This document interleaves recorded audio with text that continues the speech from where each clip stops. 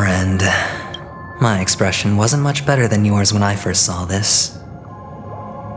Your eyes aren't deceiving you. It's her. The famous singer, Robin.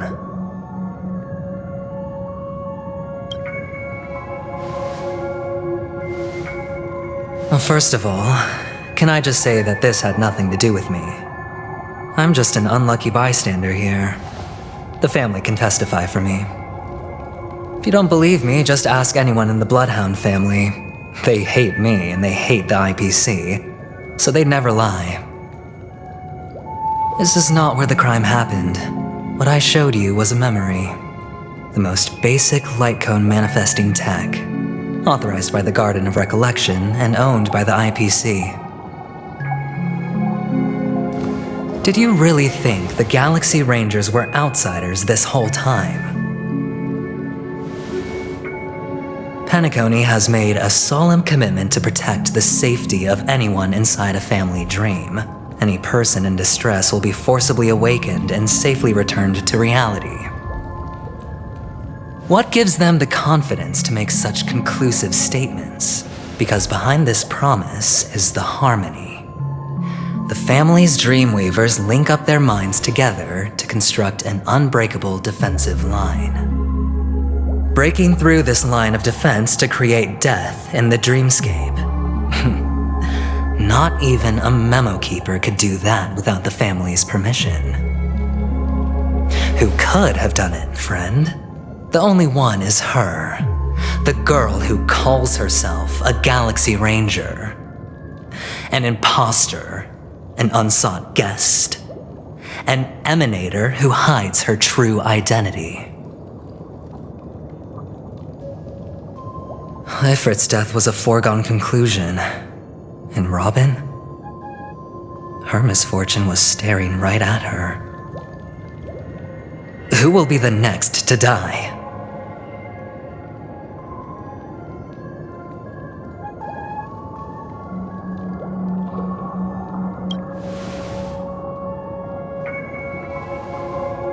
It's fine. Listen to your gut. Building trust always takes time, and I'm willing to wait. I just hope you realize that wherever that legacy is concerned, covert plans are already underway throughout Penacony. Everyone's got their own agenda. Careful you don't get stuck on the wrong side. If I were you, I'd keep my distance from Acheron. After all, any schemes out in the open are always going to be better than a monster in the shadows, right? Who's to say there isn't an even deeper conspiracy lurking beneath the surface? Memo Keeper, I think our little deal is finished. Aventurine is telling the truth. This memory is a real one, and there's no sign of any distortion grafting on. The IPC is not the Garden, and there are real limits to what they can actually do. But you know all this. Friend, let's not beat around the bush here. The thing is, I want to reach out personally to team up with the Astral Express. I told you I'm just not interested in scrambling for the legacy. I just came to Penacony for work. I'm here to retrieve some lost property for the IPC, if you catch my drift. I'm talking ownership of this frontier prison. This has all become a bad debt thanks to the cancer of all worlds. The IPC has tried sitting down for negotiations time and again, but the family wouldn't even take our calls. You have no idea how difficult these people are to deal with.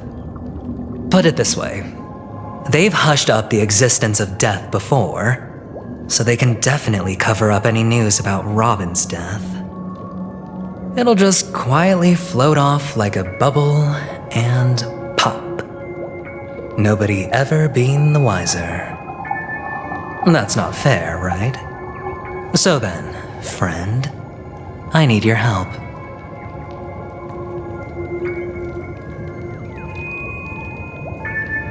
I have but only one goal. The family's front door is like a high wall, And to tear the whole thing down, I'll have to dig out a few chunks first. Once I find a weak point, the IPC will have plenty of means. Now we have our chance. So long as we can get to the truth behind her death, we can have justice for Robin, while also gaining a valuable bargaining chip for bringing the family to the table. Truly a once-in-a-blue-moon opportunity. I've been investigating and making lots of friends all over Penacony precisely for this very moment. This tragic news would be extremely bad for the family, so they'll be doing everything they can to stop it leaking, especially to the IPC. But I trust that there are still a few factions that remain exceptions, and that's why I need you all. The reputation of the Astral Express precedes you, and the Harmony will give you the fairest of appraisals. You get to find out really what happened and seek justice, and I get to put it toward completing my mission for the IPC. It's what you call a win-win situation.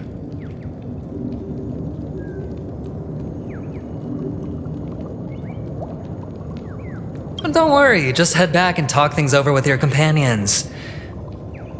That navigator is really smart. She must understand the value of this deal. Look, here's my contact details.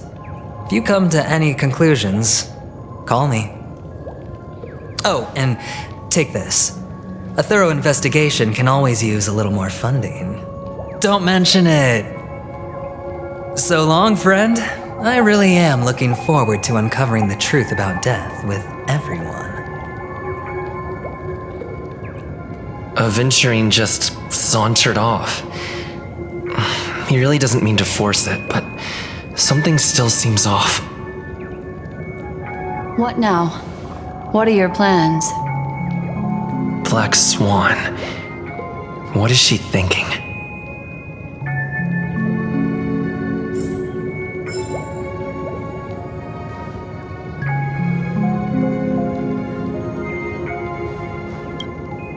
On the surface, this doesn't look like a bad deal for you. But Aventurine is a shrewd merchant whose scheme won't just be as simple as it appears to be.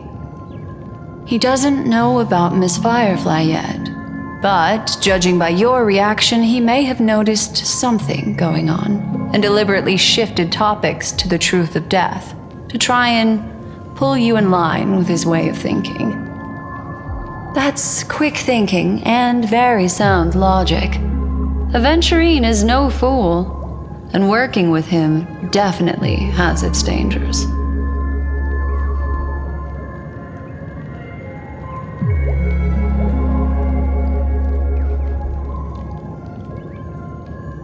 Insofar as things are presently concerned, yes. But what about the long term? Anyway, be careful out there. There's more than one way to blaze a trail. In a dark forest beset by wolves, ensuring your own escape to safety should be your primary concern. As for the other questions, I'm not sure the two cases were committed by the same culprit, but that massive wound looked like its winged blade. We've all witnessed it in action before. Plus, it seems unlikely that there would be two lethal entities loose in the dreamscape. Sorry, I can't answer that question. That ranger is shrouded in mystery. I'm afraid no one is capable of providing an answer. But without a doubt, she is the most special guest at this banquet. It's like Aventurine said just then. It's best to keep your distance from her. Two victims appearing one after the other in a very short time span, in and of itself, that's very unusual. Two possibilities. The collapse of Penacony's dreamscape has started speeding up, making death extremely agitated and weakening the family's protections. Or everything has been planned out and executed by someone. If someone has chosen these victims deliberately, first a smuggler, then a family celebrity, then this murderer's motives are worth thoroughly chewing over. It's all happened so quickly, I can only make conjecture. After leaving here, go have a chat with your companions. I hope you can clarify the source of this confusion.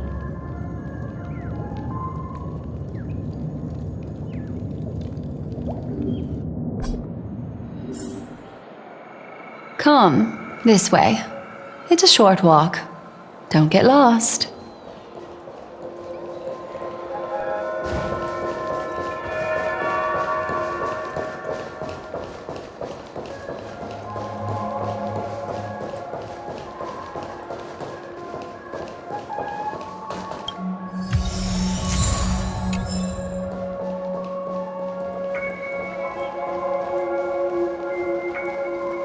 This way. This is where we part ways. All of this is like a nightmare. Unfortunately, the remembrance doesn't lie. What we just saw is the reality that happened, and it won't fade from our minds just because we wake up. But follow your heart and don't be afraid. We all walk through this world casting shadows of different lengths, and ultimately, all we leave behind are precious memories. Hold on just a sec.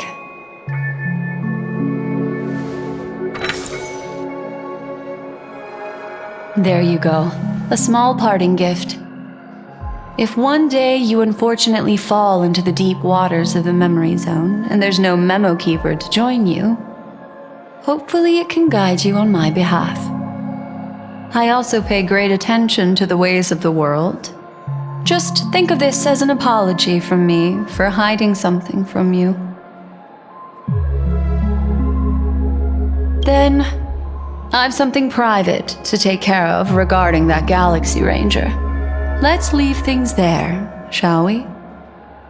What fascinating memories will you bring for me next time we meet? I sincerely look forward to them.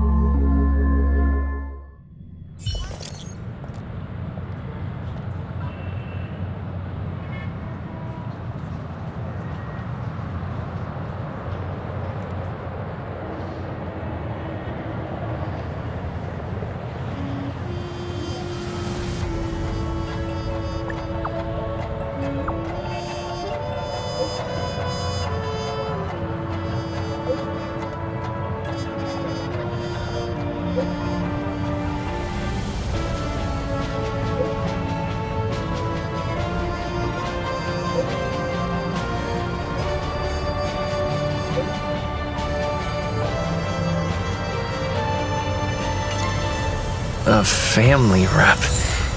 Is Himiko okay?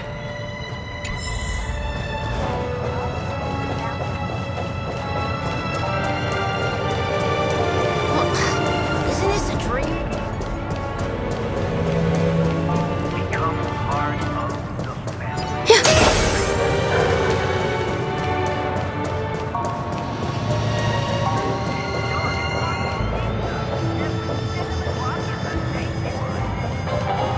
So much has happened.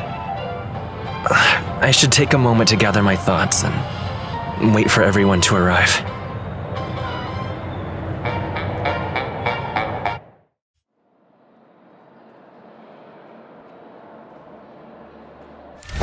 Better unsheath that blade now, Ranger.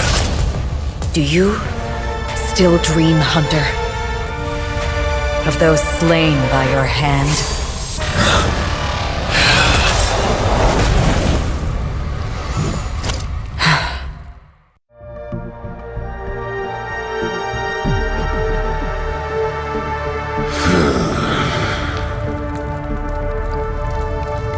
It appears the outcome has already been determined.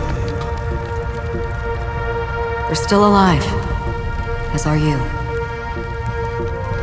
You still have room to make a choice.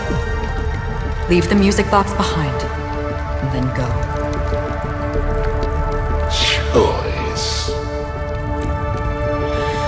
The bloody trail of the destruction leaves no room for hesitation. The Taurus Fire Demon.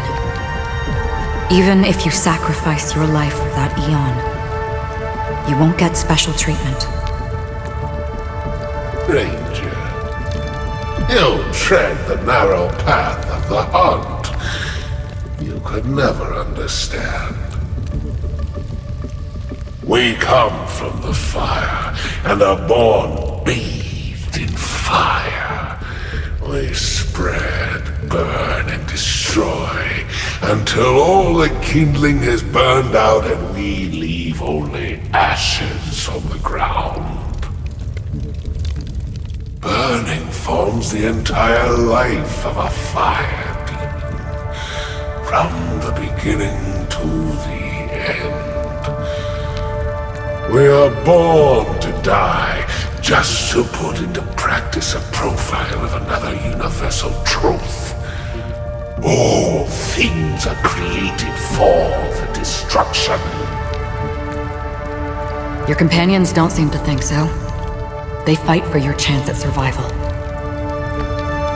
They are my children, and just as I was, they are flames that have yet to burn white hot. They're still young, and I don't blame them. But my flames are faint, and time is running out. Can you see the planet of festivities in the distance? I plan to bring Purgatory with me there, and before that, I must surpass you. Why? Because on the path they have forged, you have traveled farther than I have. Emanator.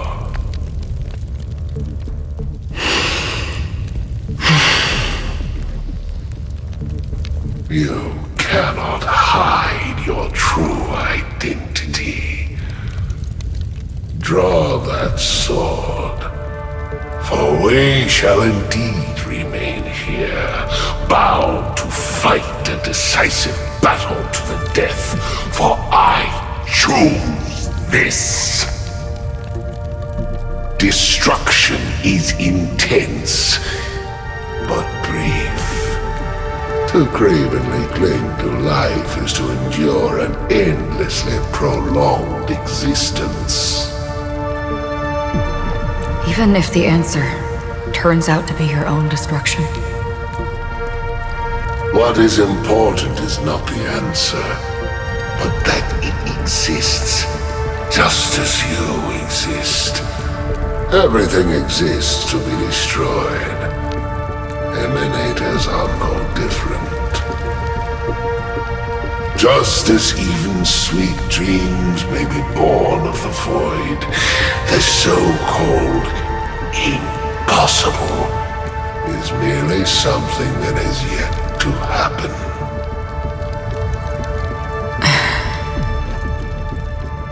All right. I accept. You shall witness the most brilliant and intense fire in existence. May this flame illuminate the farthest reaches of your bottomless dream. A bottomless dream. Yes, that's right. But you've made one small mistake. This blade remains in its scabbard not out of pity or scorn. It's a personal secret that I don't want to disclose, but perhaps out of reciprocity.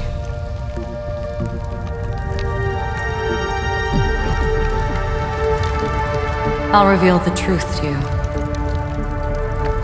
The hunt is not the path I truly follow. May death be the end of your boundless dream, guiding you back to the waking world.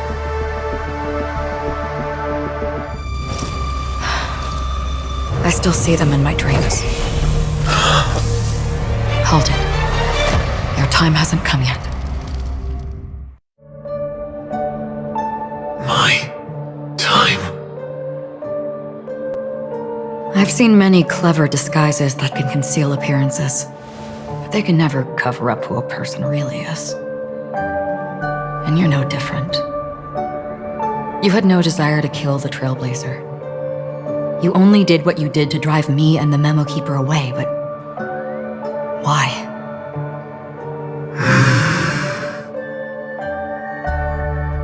Did Destiny's slave make you do it?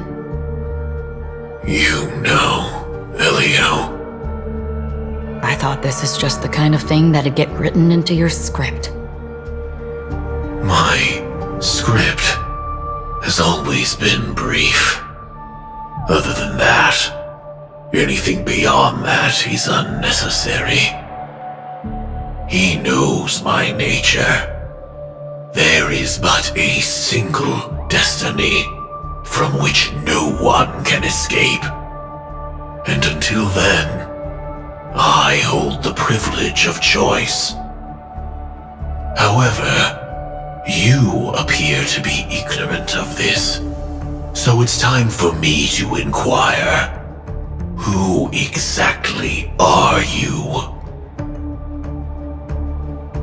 Not your enemy, perhaps. That's not what I asked. I don't deserve your curiosity. Loners wandering the cosmos always have their secrets. Take me. I'm wanted by the IPC, so it's little wonder that I know something about the Stellaron Hunters. That's all. Maybe I can help. What reason would you have for doing that? I tend to forget things. Which is why, rather than memories, I'm accustomed to using my emotions to capture what I normally wouldn't otherwise. So, I know who is inside that cold armor. How about it? Ready to take off that armor and sit down for a talk? It's not yet time. I don't need help, but I can give you a suggestion that would make things better for you and me. If your goal is the Watchmaker's legacy, then go look into the family.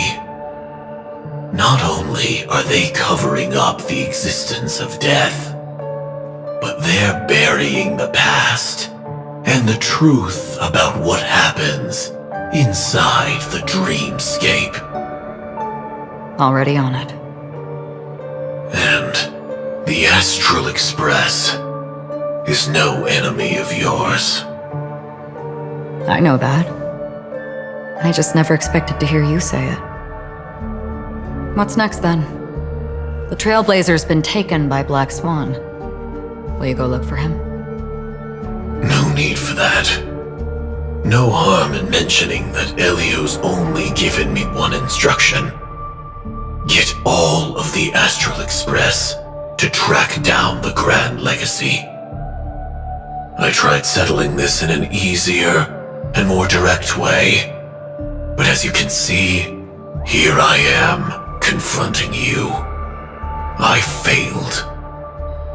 Can't ever go against the script. The so-called impossible is merely something that has yet to happen. That's it. Before we split, can I ask you one more thing? Is there anything else in your script about me? I'd like to know what kind of footnote I get to leave in that future foreseen by destiny. Unfortunately, not a thing came up. I knew it.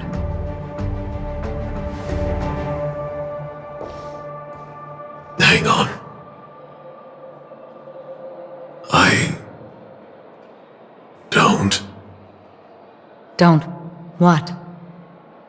Your first question was, Do you still have dreams about everyone who died because of you? I don't. Never have. I was born without the ability to dream. I live for this cold, harsh reality, for a little light, and to burn, to keep on burning, until I turn to ash. So, I really envy you.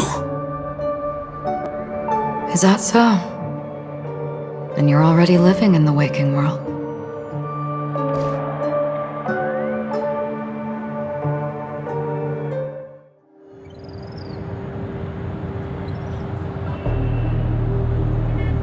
We heard about Miss Firefly from Black Swan, but we never expected Miss Robin to... I'm sorry that I couldn't be with you then. Reality cruises on in serenity, while undercurrents bubble up from the dreamscape. Just like that memo keeper said. Stay strong, everyone. We can still do what we can for them. Starting with finding the murderer. Let's recap everything then. The Trailblazer just reminded me of something. March, do you remember what that family rep who negotiated with us said? Indeed, we trust that the Nameless has nothing to do with this, and we also beg each of you to help assist the family in verifying the identity of the deceased. That's how it was put, in reference to Miss Firefly. Looking back, he seemed a little evasive at the time, and he also failed to mention anything about the earlier murder, too. The family's planning on covering up all news about Miss Robin's death. If news gets out, Penacony's going to turn into a bloodbath. But the murder that followed closely after was obviously beyond their anticipation. The family had to try and turn things to their advantage by bringing in reinforcements from outside. The Charmony Festival is nearly here. They must be snowed under. It may also be that Miss Firefly's murder had so many witnesses that it couldn't be covered up. So they went with the flow and let more people on the scene to control the situation. After all, the nature of the two murders is fundamentally different. The family's first protective measure should be against malicious actors among the guests, such as that IPC envoy. Indeed, he was particularly concerned about that Galaxy Ranger. Are we missing the forest for the trees here? I always felt that Aventurine's reasons for accusing Miss Acheron were highly subtle. Can we believe him? At this point, I'm afraid the only ones we can trust are ourselves. Look, let's try to gather intel first and then list all the possible outcomes we can. Then we go through them, eliminating contradictions one by one. The fewer facts remaining, the closer we are to the truth. I've still got this sense of foreboding. It's like we're stuck in a whirlpool, spinning around that legacy even after everything that's happened.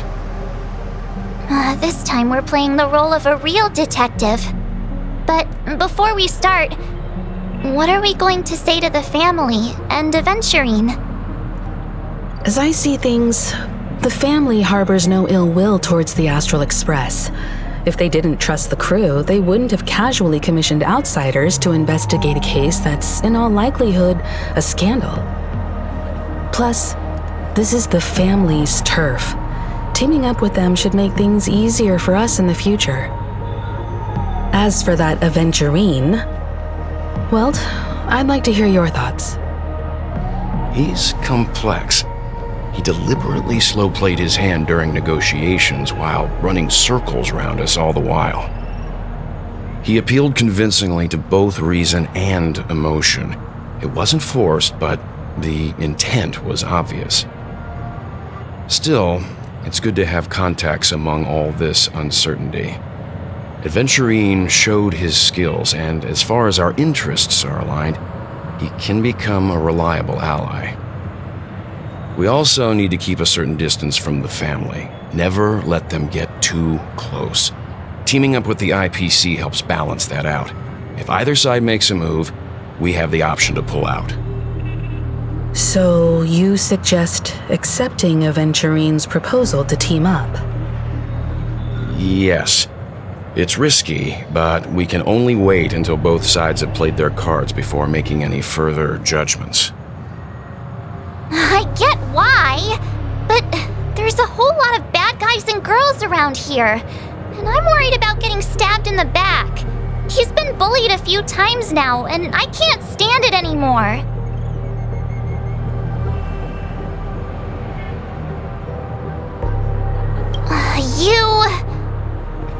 No, I can't accept this.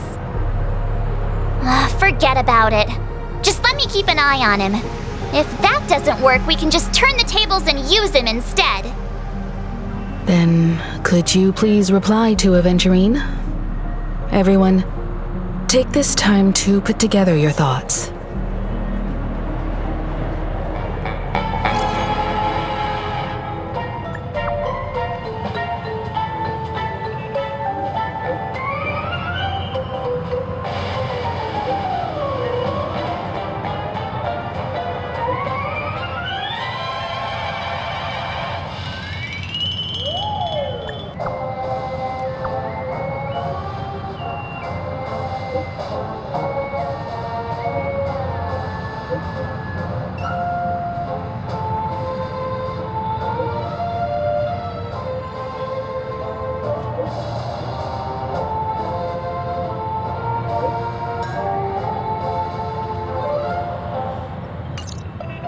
Looks like Aventurine is happy with this outcome. Let's tell everyone about it. Aventurine's goal is to try and recapture Penacony for IPC. To do this, he'll have to bring down the family in its entirety to create a big enough chance. The existence of death will be covered up by the family. So how does he plan on taking them down? It's gotta be something important enough that everyone will notice. But it also can't be anything too out in the open. An attack on the hotel guests? Unlikely.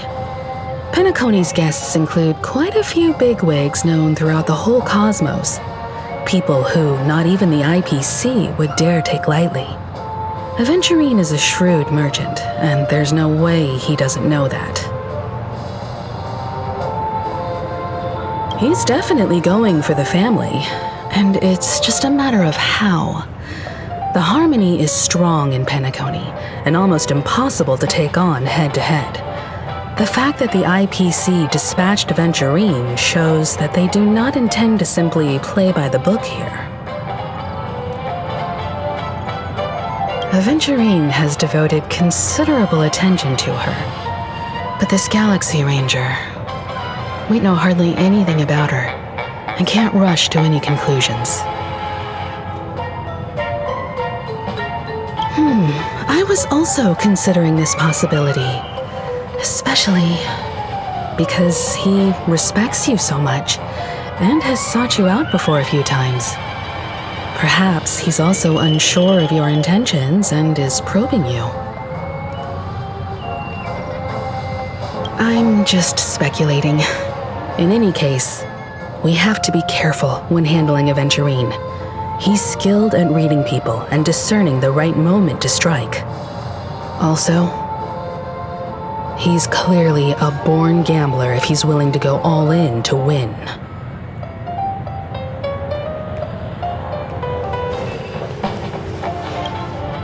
Aventurine said something that concerns me. He accused that Galaxy Ranger of killing Robin without any evidence whatsoever.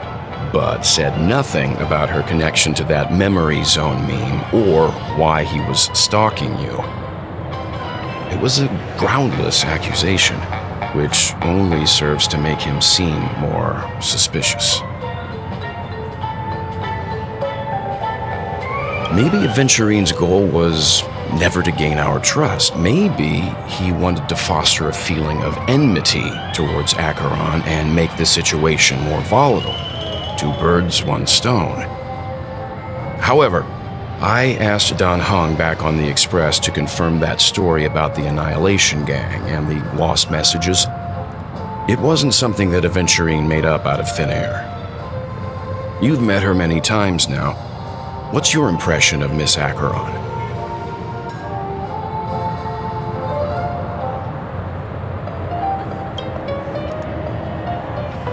That fits the stereotype of a Galaxy Ranger to a T.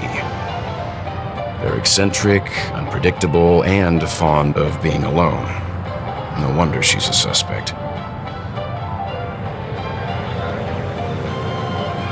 I really love hockey. I hope it's not too soon to bring it up, but I feel like Miss Robin isn't actually dead, but that she's still alive and well. Somewhere. That everything's just some horrible prank. Because aren't we supposed to be inside a dream? How could someone die in a beautiful dreamscape like this? Shouldn't only good things happen here? Whenever I see the Grand Theater, I just can't stop all these thoughts from flooding my head.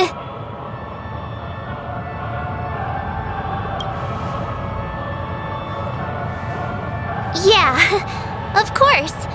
At times like this, we're so lucky to have our crew. The family and the IPC. Everyone has their own plans going on. Everyone's still having a great time out there on the streets. Nobody knows what's happened. It's all so unreal. As if Firefly, Miss Robin, and us were all outsiders from another world. Aw, what a mess. I really want a nice cool drink of soda to help me calm down. But then I'd be just like everyone else out on the streets.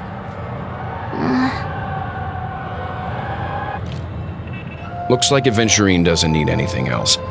Let's turn our attention to the family's assignment for now. Himiko, what do you think?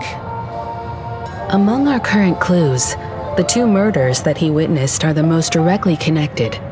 I suggest starting here. One thing I'm curious about is, if a person dies in a dream, what happens to them in real life? Seeing as we're at the family's behest, why not pop back out to reality and verify Miss Firefly's situation back at the hotel? Perhaps we could also make a few inquiries about her while out there. How about we split off into 2 groups? There are still some things worth focusing on inside the dreamscape. I'll investigate those, and we can link up again later. Worth focusing on? Oh. No problem. I'll leave it to you then. Huh? Aw, I thought I'd finally get to see Himiko and Mr. Yang go out on a mission together.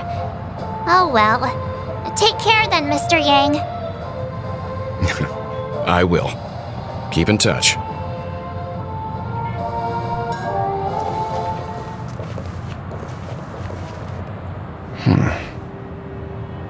Honored guest, could you come out for a second?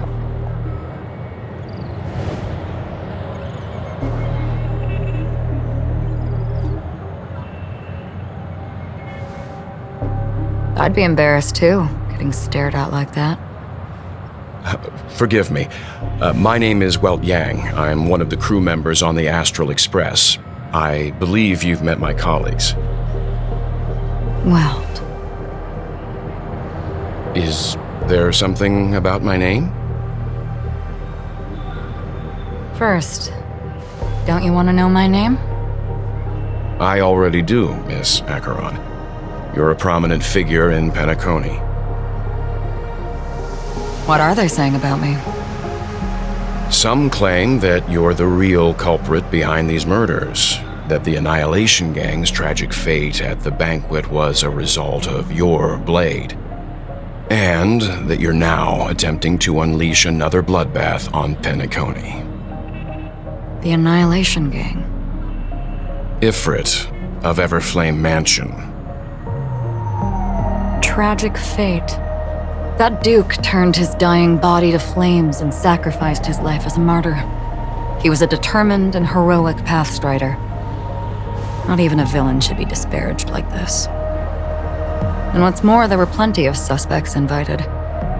Do they really think that a blade is more dangerous than that black hole you're wielding? Keen intuition. Not even the family managed to point out the truth behind this cane.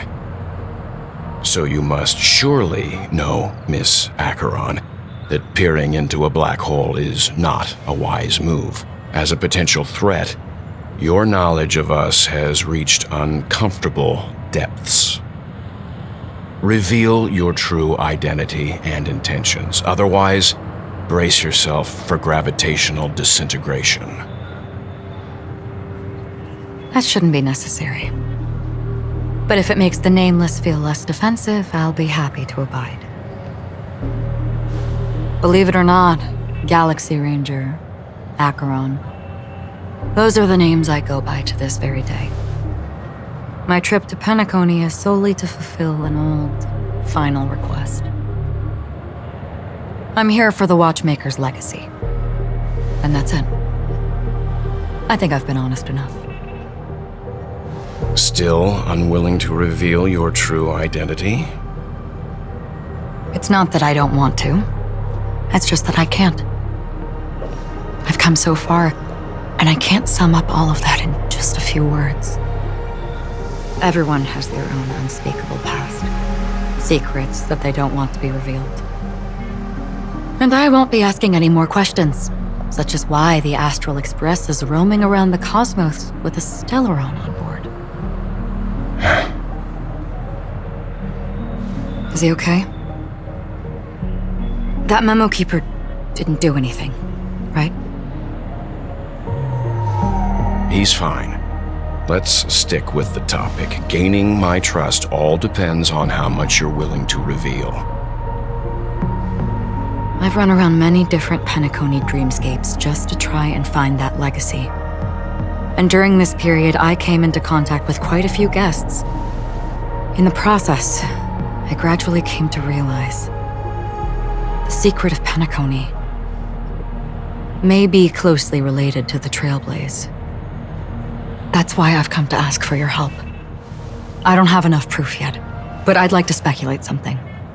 The source of all tragedy lies within the family. If you could trust me, we could find the proof to support this claim together. Mr. Yang, I think you've come to the same conclusion, haven't you? Let's leave it at that. For now, I'll choose to believe that you bear no hostility. Share your findings with me and me alone. I don't want vague conjecture to interfere with other people's judgments before we find solid proof. By the way, would you like something to drink? Before we go, how about 2 cups of Wake the Heck Up? No, 4 cups. Because the conversation coming up will last forever.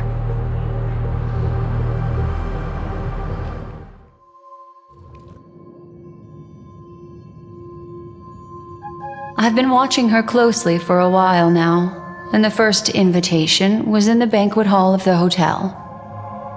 She just sat in one corner, keeping silent, chugging down a couple cups of Wake the Heck Up. I told her it's a pungent, bitter beverage, not the taste of sweet dreams. only for people allergic to Soulglad. And she said, Really? But I don't taste any difference at all between them.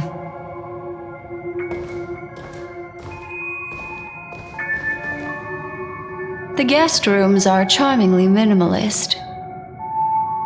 An aesthetic you share, Miss Acheron. It's a cinch, this music box. The invitation received by the Annihilation Gang. There are latent memories that linger on it yet. You see, memories of you are not yours alone. They travel in other people, other things. I know much, and I can predict even more. With some help, the dead can be made to speak. The Annihilation Gang, that band of desperados who all disappeared after meeting you. What exactly happened to them? Well, let me reveal all.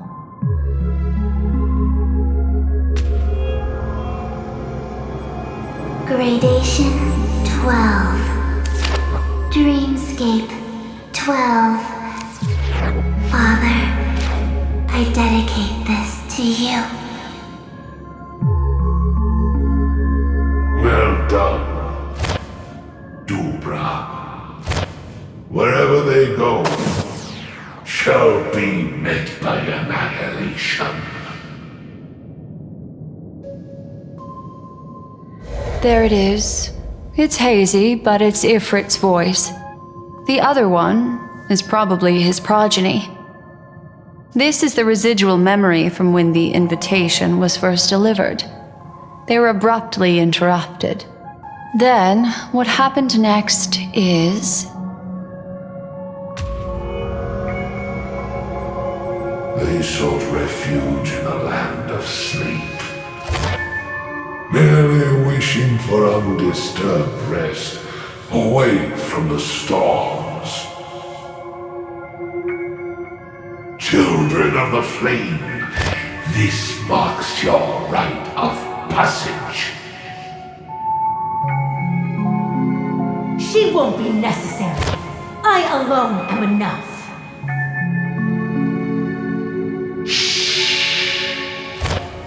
When have those, on the path of destruction, feared death? The Everflame Mansion has set out on a journey. Those poor people, they have no idea what lies in wait ahead of them.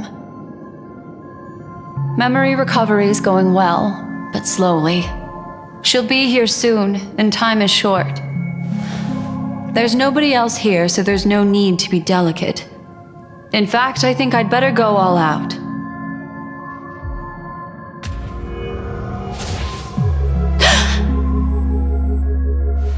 What happened?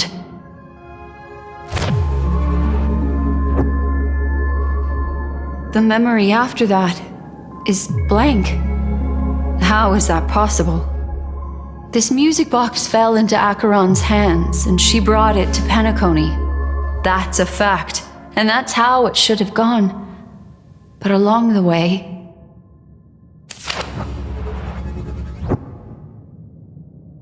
it's like it's been erased. Who's done this?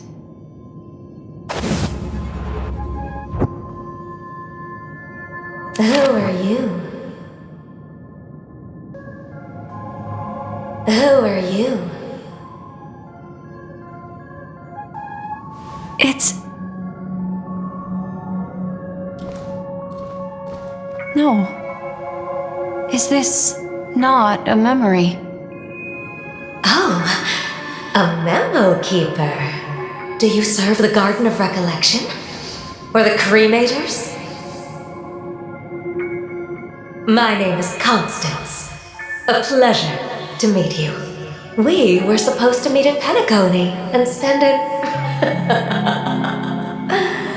unforgettable time together.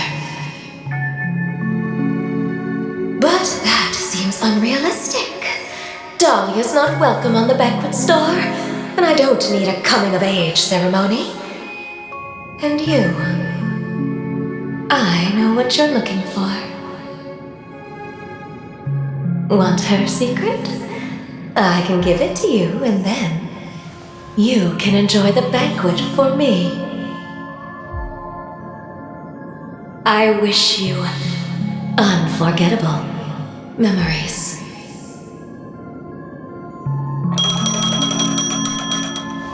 Oh. A phone. Wanna listen in?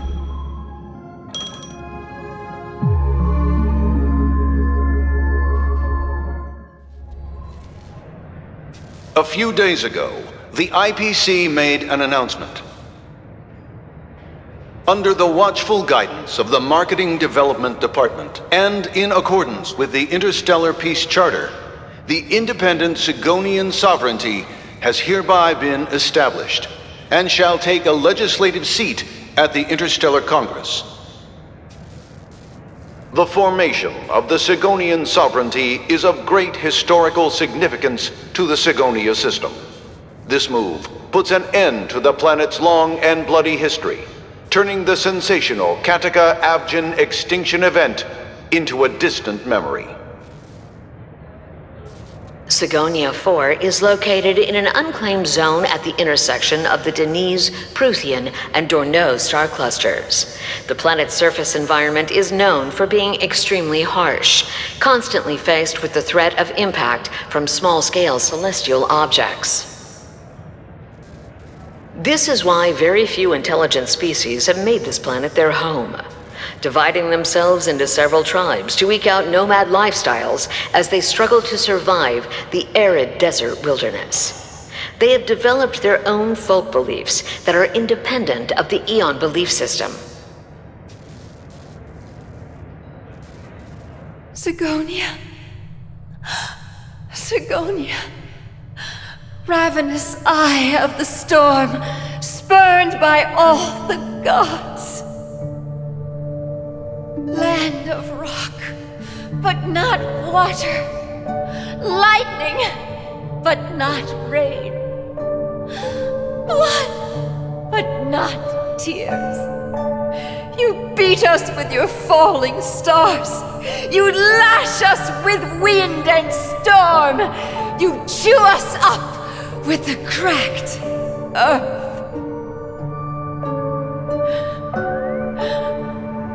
You promised us a land of honey, yet yoked us beneath a sword of bitterness. Oh, Gaiathra Triclops, if thou can hear me, please open up thy 3 eyes and gaze upon this child. When you took his father, my child was still sleeping in my belly. And where my husband went, I too soon must go. I don't ask for a peaceful death, just for you to tell me, does the baby swaddled sweetly asleep?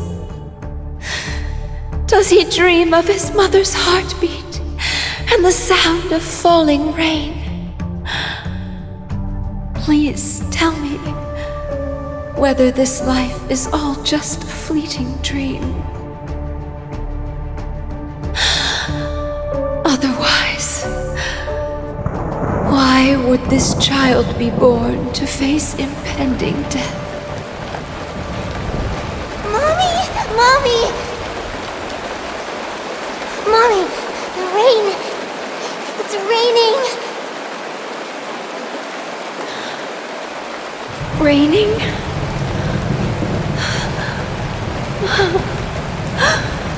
Raining!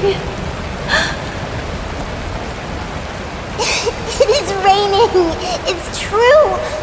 Those Outworlders weren't lying to us. They really did summon the rain. Mommy, we can leave here. We can go back home.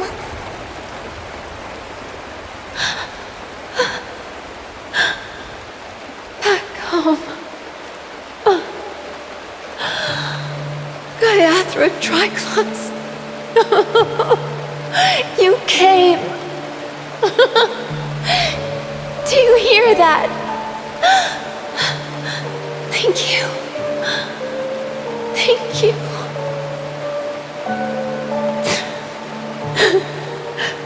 Darling, listen.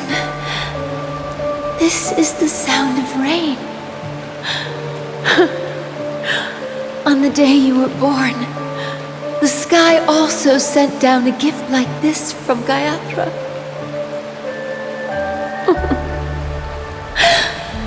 Such a lucky child. Such a blessed child. Just like your name. A gift from them to Avgen. My boy.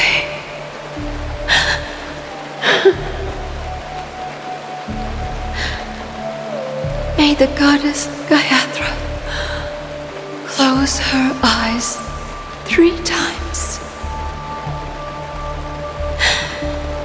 Keep your blood eternally pulsing. Let your journey be forever peaceful. And your schemes forever concealed.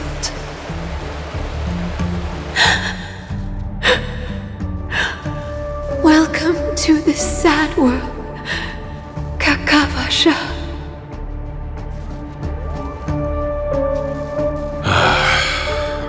Time to wake up, gambler.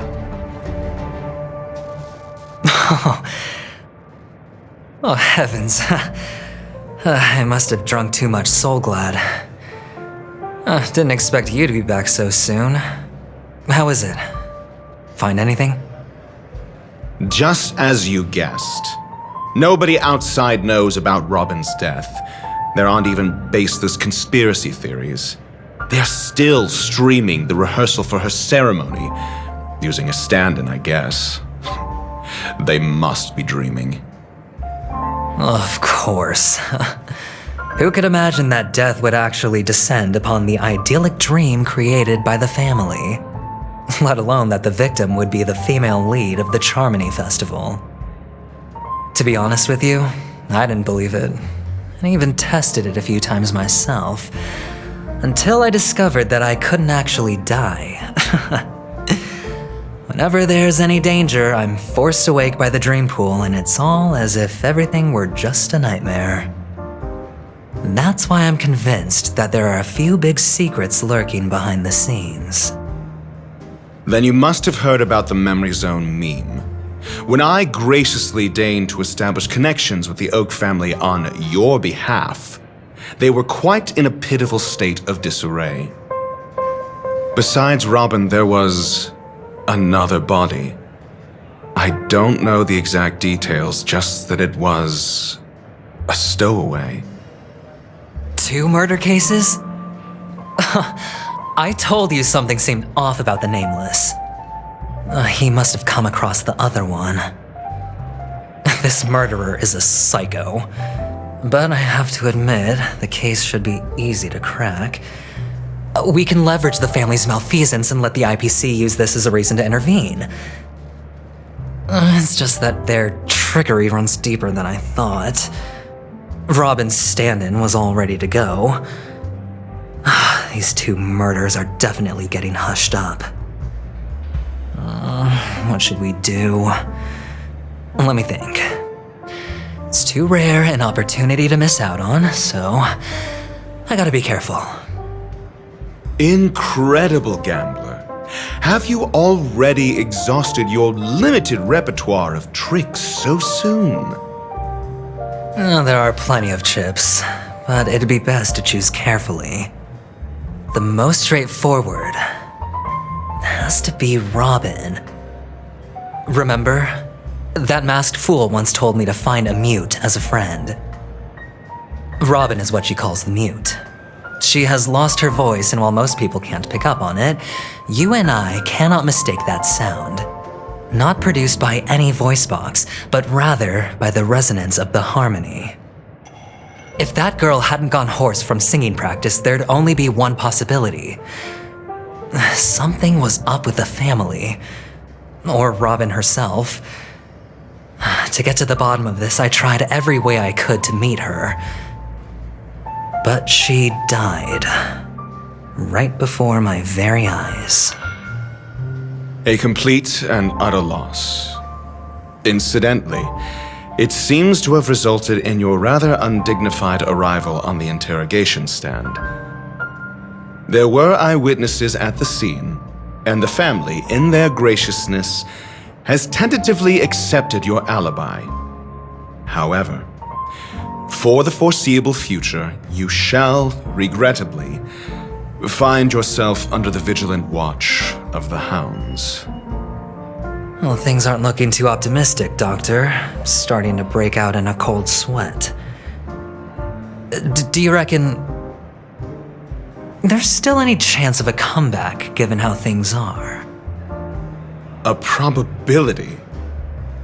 Yes, it exists, but it verges on the infinitesimal. To phrase it in a manner more befitting the vernacular of Penacony, you're dreaming. But if you simply can't control yourself and want to try your hand, then there just so happens to be a suitable candidate. That man wants to see you again. Who? Sunday. Is this a public hearing or a private trial? If it were the former, it would hardly befit my stature to stoop to the role of a mere messenger. Fine. Oh, that's great. It's all great. You see, the dead can't talk, but the living can. Ratio, I'm convinced now that there must be something wrong inside the family. Oh, just you wait and see. That man's sister has died. He can't sit on his hands. Well, without any further ado, let's set off. Lead the way. The show is about to begin. We're here.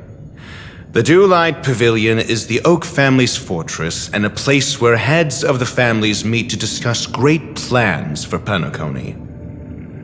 Fortress? I like this metaphor.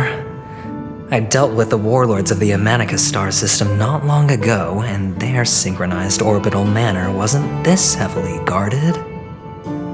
This mansion nominally belongs to Sunday, and is very befitting of its owner. Without his express invitation, the likes of ordinary guests would never grace these grounds in their lifetimes. Look around while you still have this moment of freedom. Hey, Doc, whose side are you on anyway? Who's to say I won't sell you out? We'll see. When we meet the authoritarian master of the Oak family, I'll pry an answer out of him. Follow me and I'll bring you to his parlor. Hold your tongue and let me deal with the members of the family.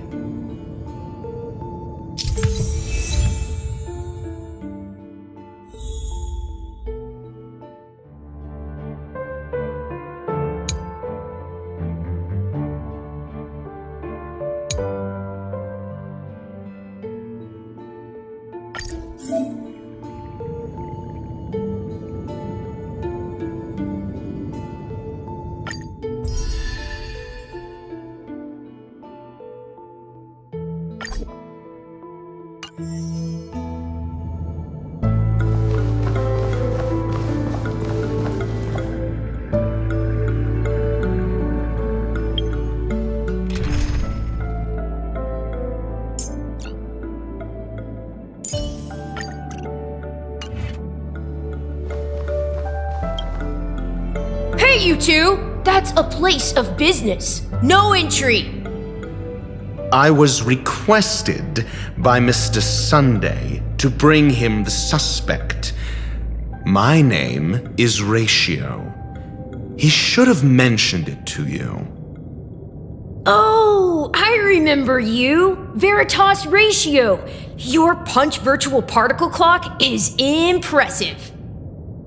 Excuse me? The one on your head. Of course, it's nothing compared to my full pocket dimensional annihilating power armor of the Mobile Knights. Right, and as I mentioned, that fantasy raiment of yours doesn't exist. That's because you can't see it. Like I say, only family can see the glory of the Mobile Knights. Enough. Get going. Don't keep Mr. Sunday waiting.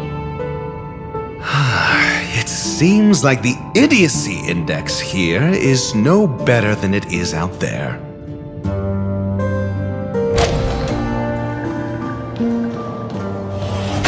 A dead end? The door is shut tight. Looks like we're on our own. I mean, there isn't a door. How did you get in before? For security reasons, the family built the administrative site deep in the dreamscape, with the mechanisms hidden in these nightingale statues. The direction of the statues can be controlled. On the previous occasion, an attendant named Kona had gone to the side room to verify something before setting the statues in the correct positions. Well, maybe we should do the same. Let's go and take a look. Of course, we can also use brute force.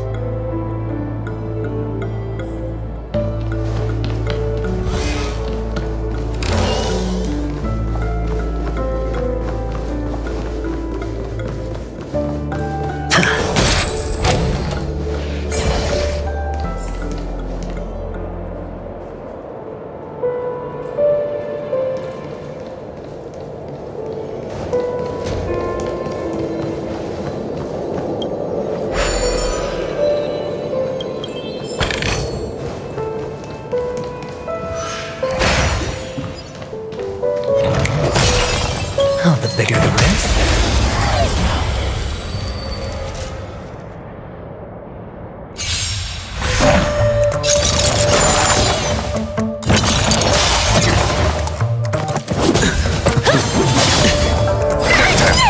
Existence is unity. All will be swept away by the wind.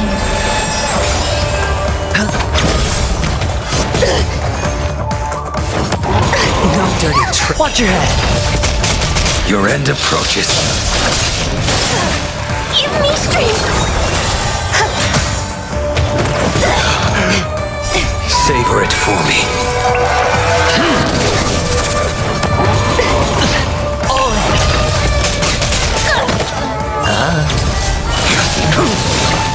Failed to send you.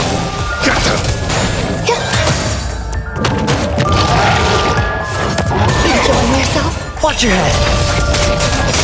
Bust. Or maybe I'll take it off. Protect me! Protect me! These are devils. I'll crush them all. All will be swept away by the wind. Savor it for me. Eternal.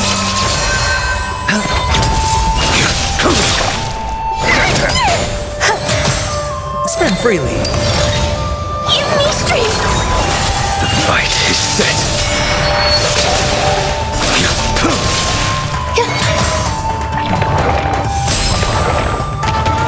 Stay away!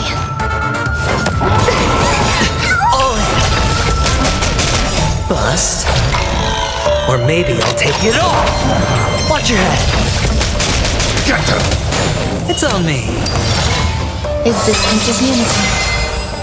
All will be swept away by the wind. Protect me! Protect me! These are devils. I'll crush them all. Savor it for me. You dare attack me? Bust. Or maybe I'll take it off.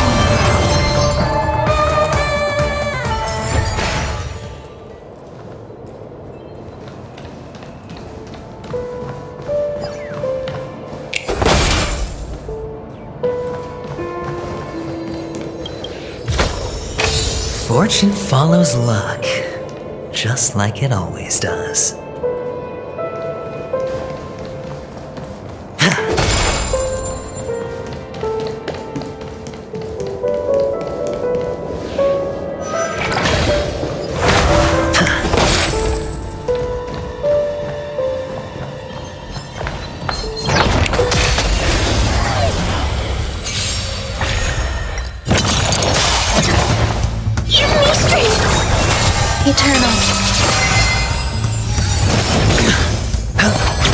Your end approaches.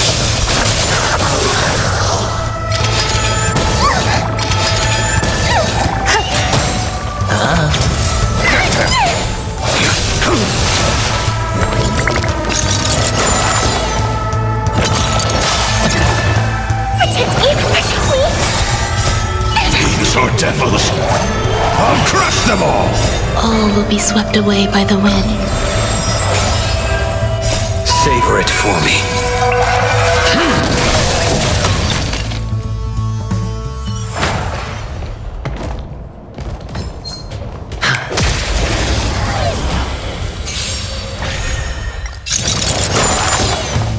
Give me strength! Existence is unity. Stay away! The fight is set.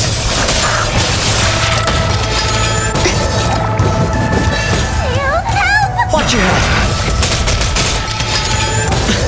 Got them.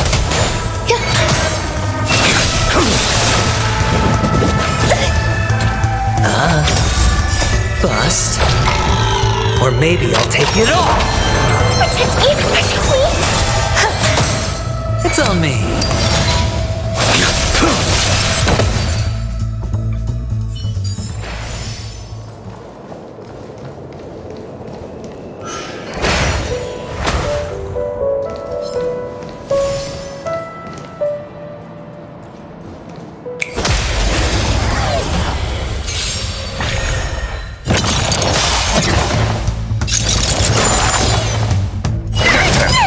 Eternal. All will be swept away by the wind. Your end approaches. Savor it for me.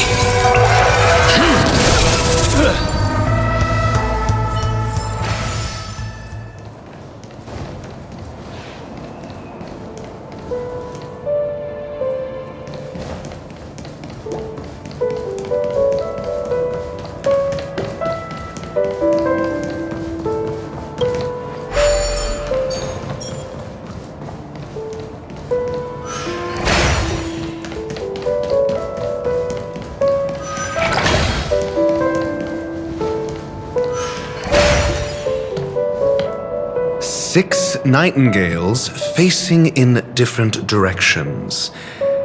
An obvious hint. But are these nightingales?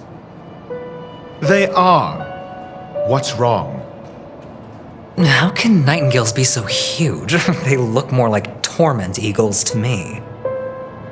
There are no eagles in the 5 families, only nightingales. Why am I wasting time with you on this?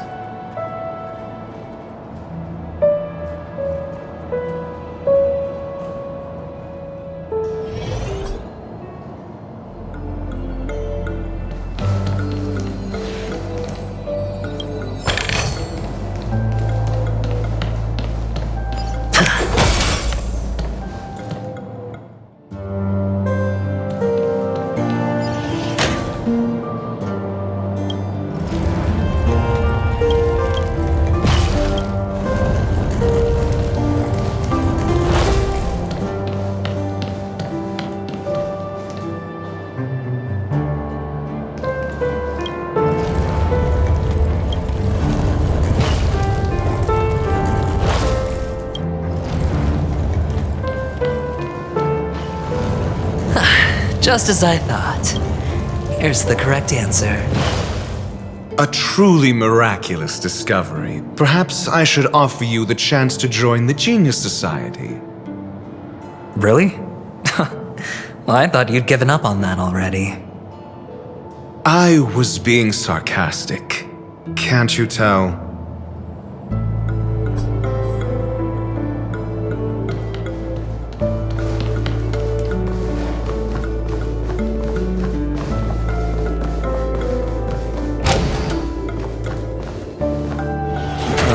Impressive. So much for Mr. Sunday's reserved, virtuous image. Do you need me to remind you? We're in a dreamscape. No matter how grand the mansion looks, it'll not affect Penacony. Stop wasting your time nitpicking the family here. Yeah, you're right. The only way to destroy the family is death.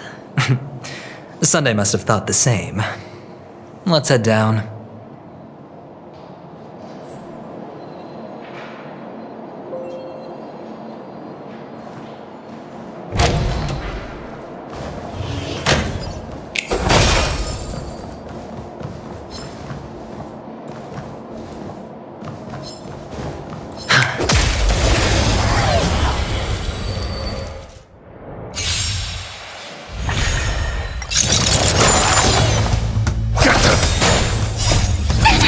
Devils! I'll crush them all! Existence is unity.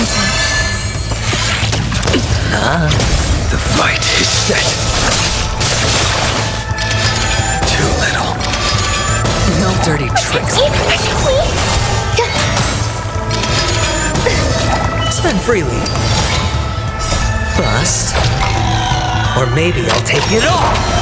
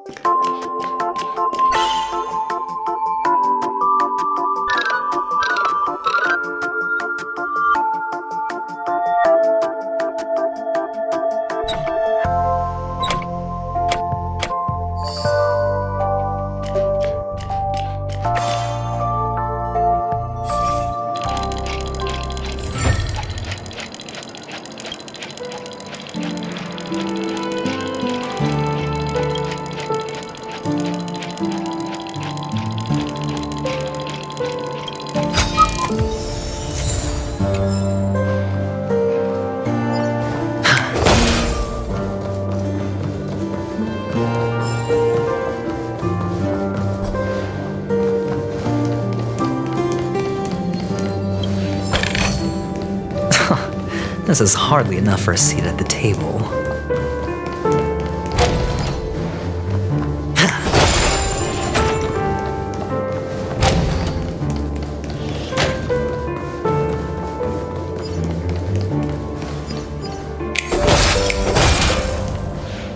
Hold on.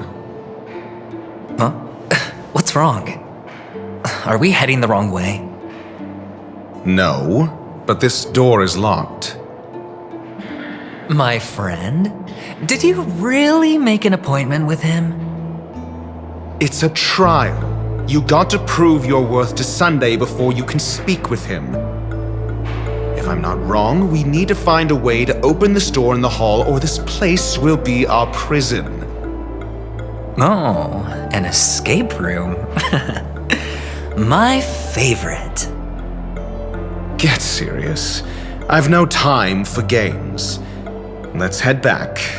The hint is probably in that prominent sandpit. Wow. That's an enormous sandpit. I'd love to build a tall building for myself. Once I have enough savings.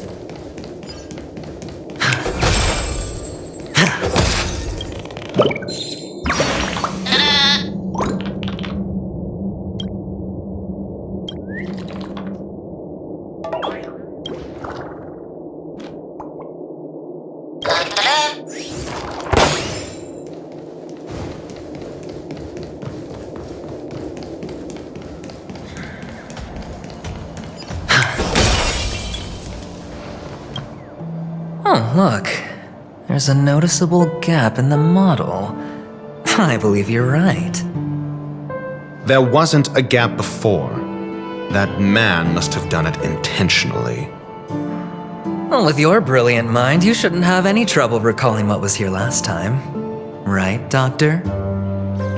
Of course. Let's look around. When I see it, I will know it. Fine. Why do I feel that we're pursuing a degree in burglary now?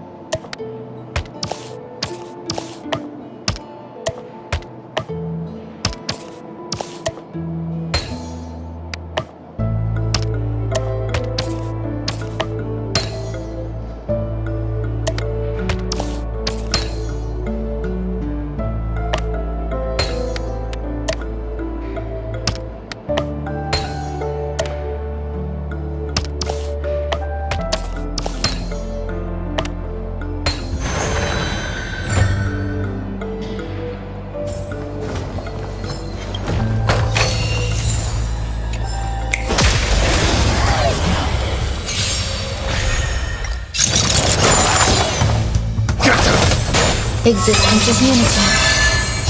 All will be swept away by the wind. Your end approaches. Savor it for me.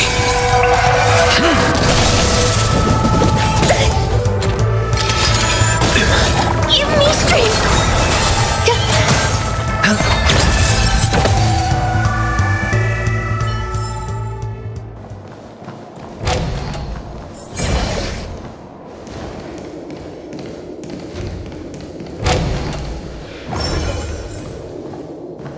Found it. This is it.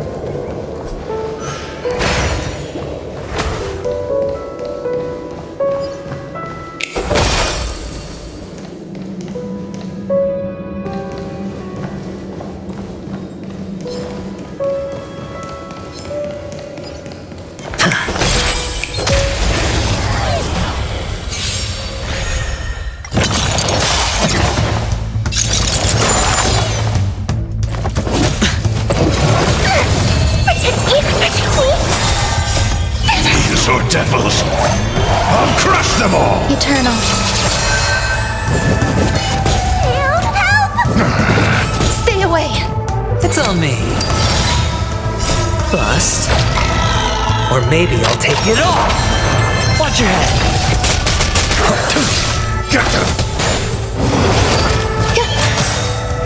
All will be swept away by the wind. The fight is set.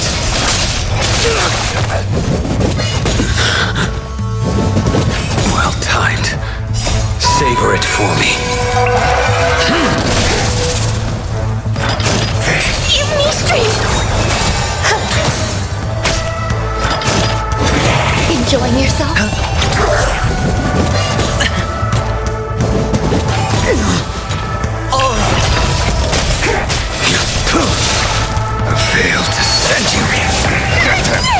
Existence is unity. Spend freely. Well timed. Get them! Fiends or devils! I'll crush them all! Bust. Or maybe I'll take it all! Watch your head! Savor it for me. All will be swept away by the wind. It's on me. Protect me! Protect me!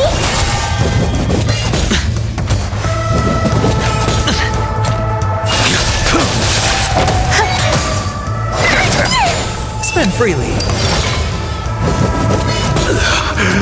Eternal. Your end approaches. Fail to send you. Give me strength! Bust. Or maybe I'll take it all! All in.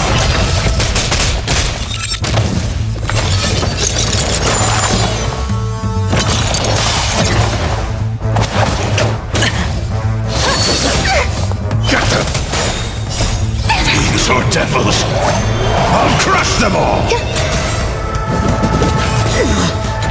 Watch your head! Savor it for me. No dirty tricks. It's on me. Protect me! Protect me!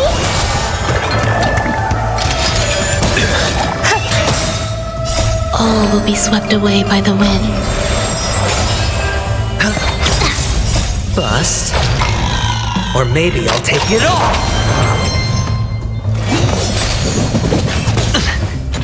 All in.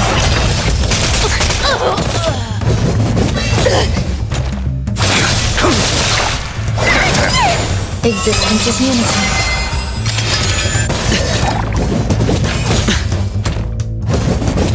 No dirty tricks. Watch your head. Spend freely. Give me strength!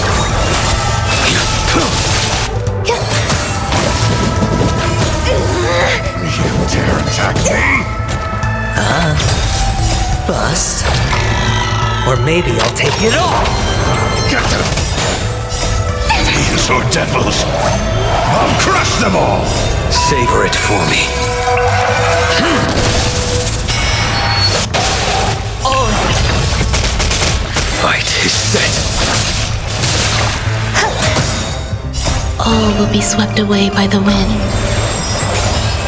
Protect me! Protect me! It's on me. Well timed. Eternal.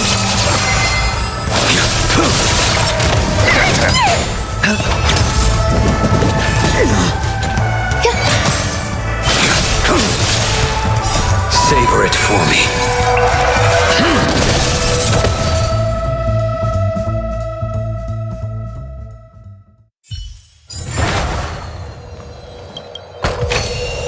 A reward with no risk? I'll take it.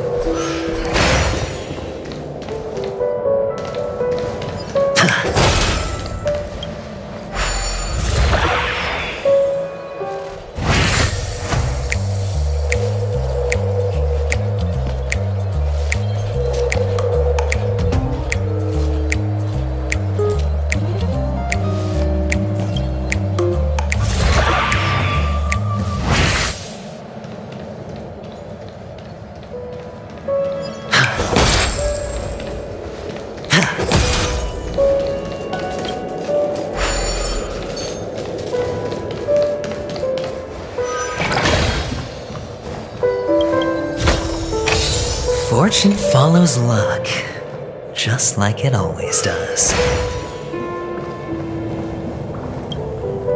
Oh, and the nameplate reads Gulliver's Arch. Well, I'm amazed you can remember something this tiny. You know, this reminds me of a tunnel I once saw that could shrink people who passed through it. If I were you, I would shut my mouth. It's wise to remain silent when you should.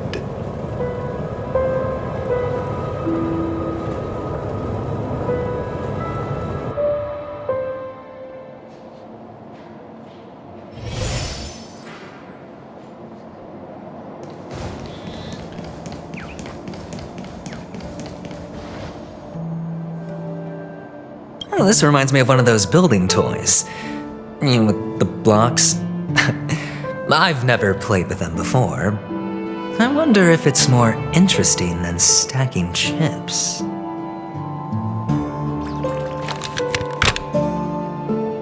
Oh, look. The gap is closed. And it fits perfectly. So, what's next?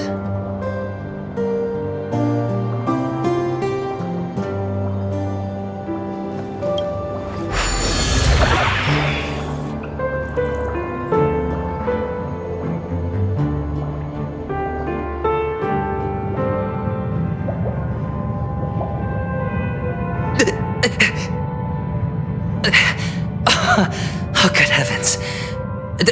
Did I drink? Am I still in a dream? Indeed. Oh, Doctor, you're huge. It's me! Down here! In the sand pit! Oh, actually, I think we could make this work for us. Just find a way to slip me into Sunday's collar, and I'll infiltrate the family just like that.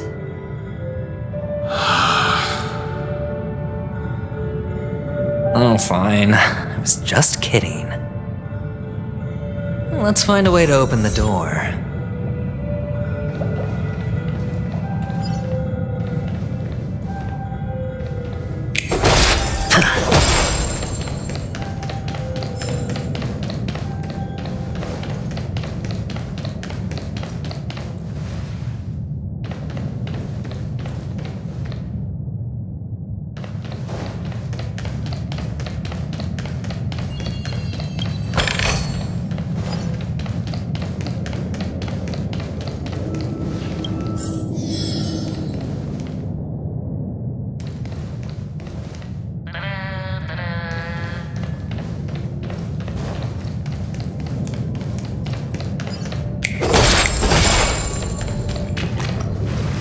Hello! Welcome to the Golden Hour base model. I am an Oak Soldier. I will be here to guide you through the tour of the base model. Happy to be of service. And tell me about the tour. Hello! Welcome to the Golden Hour base model. I am an Oak Soldier. I will be here to guide you through the tour of the base model.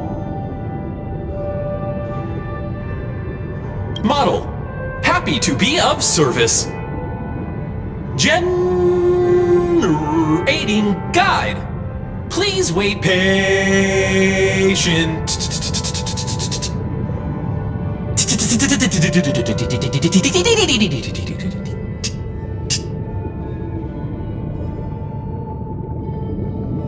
Found the nearest check-in spot.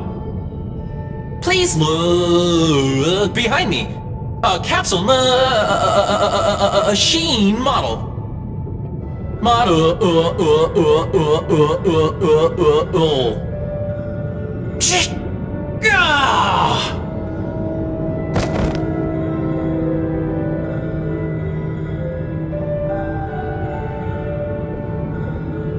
I saw nothing.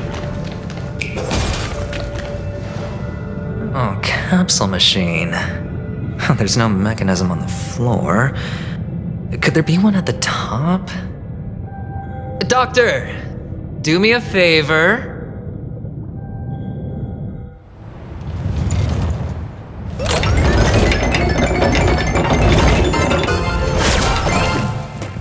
So, I was right. These models have interiors that look exactly like the real buildings. The only difference is that no one lives in them. Funny that Sunday puts a miniature that makes him seem like a giant by comparison, right where he can see it first thing in the morning. Insecure much?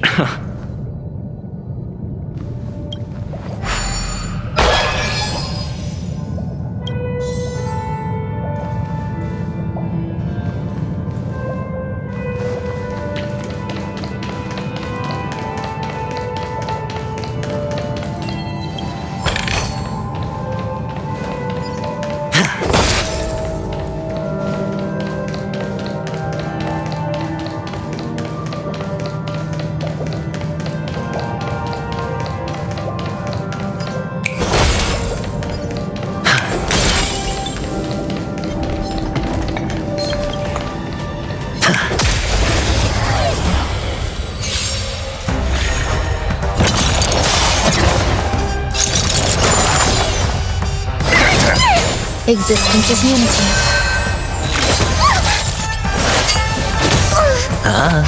The fight is set. Give me strength! Fiends or devils, I'll crush them all! All will be swept away by the wind. Bust. Or maybe I'll take it all!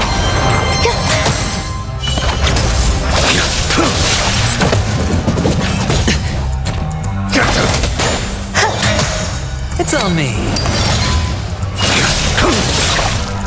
Savor it for me.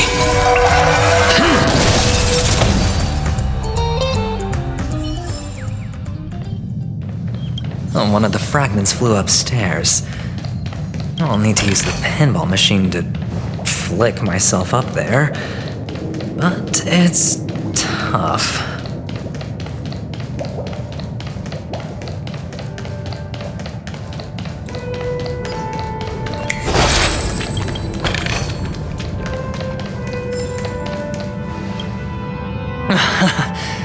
Oh, great.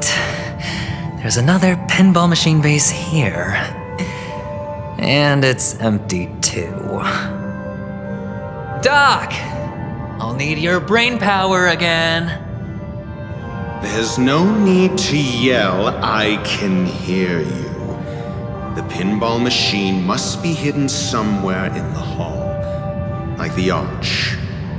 Wait here, and I'll be back in a minute.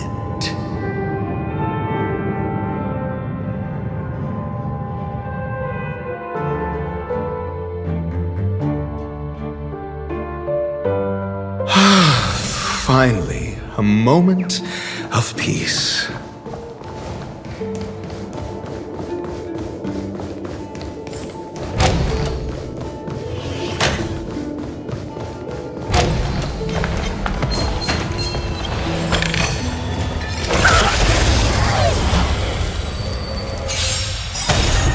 At the defense.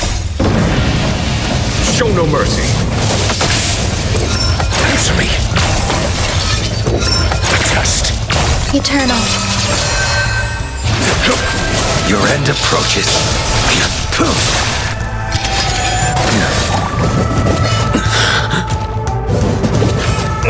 Trifling.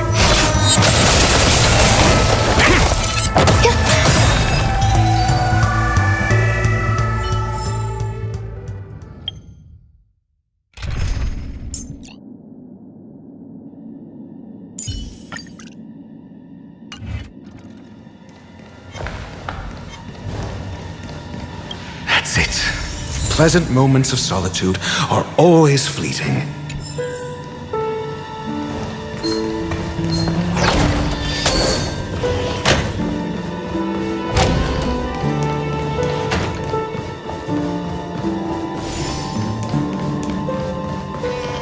Oh, you're back. Just place it here. Thank you.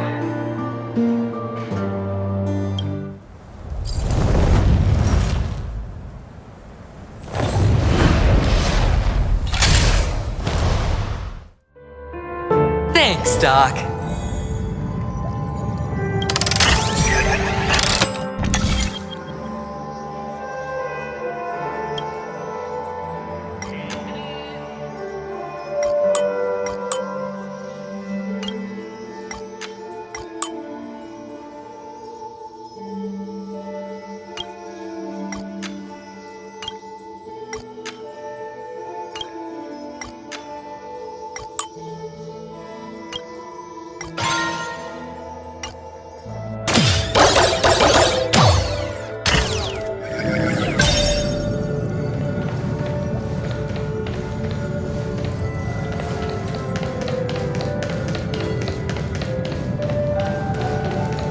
Horatio, you should come in here and take a look.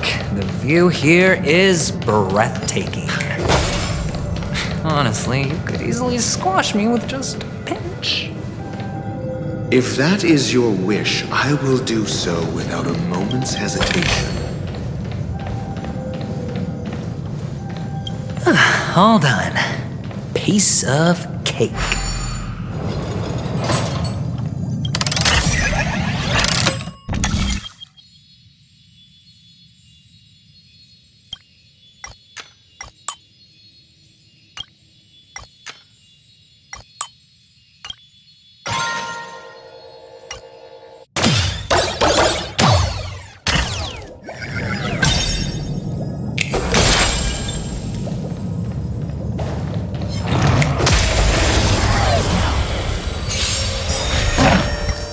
All will be swept away by the wind.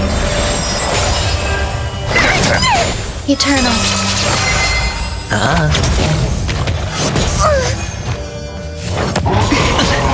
Your end approaches.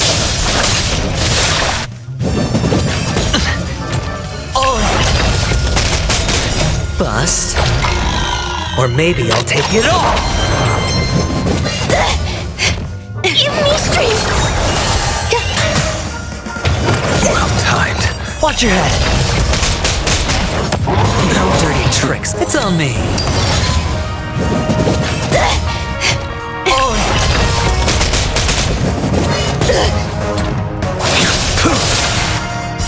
Savor it for me. These are devils. I'll crush them all. All will be swept away by the wind.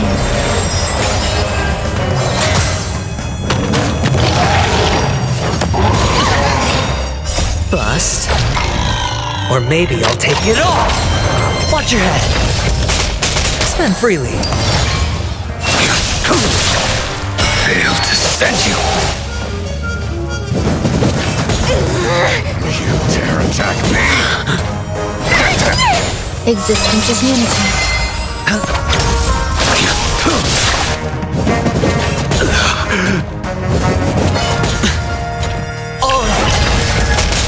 Get them! It's on me.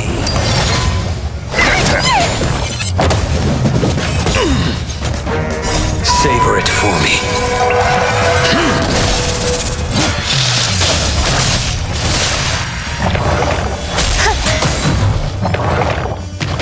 Well timed.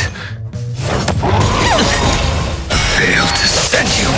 Watch your head! All will be swept away by the wind. Bust. Or maybe I'll take it all! Protect me! Protect me! These are devils. I'll crush them all. Eternal. Get them.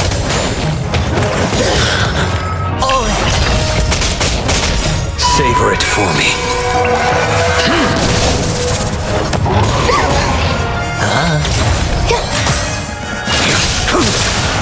Give me strength! It's on me. Bust. Or maybe I'll take it all! Watch your head!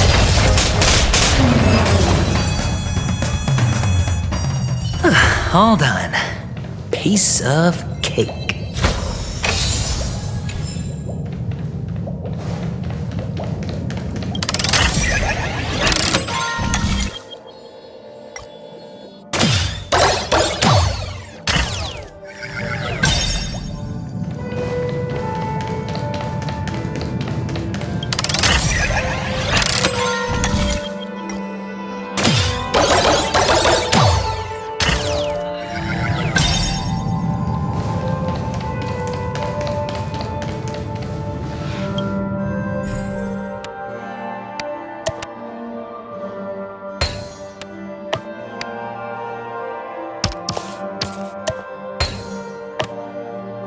And the joyous tour of Toy City has come to an end. Makes me feel sad. Penacony isn't all bad, right? I'll use this interesting experience as a talking point at the poker table.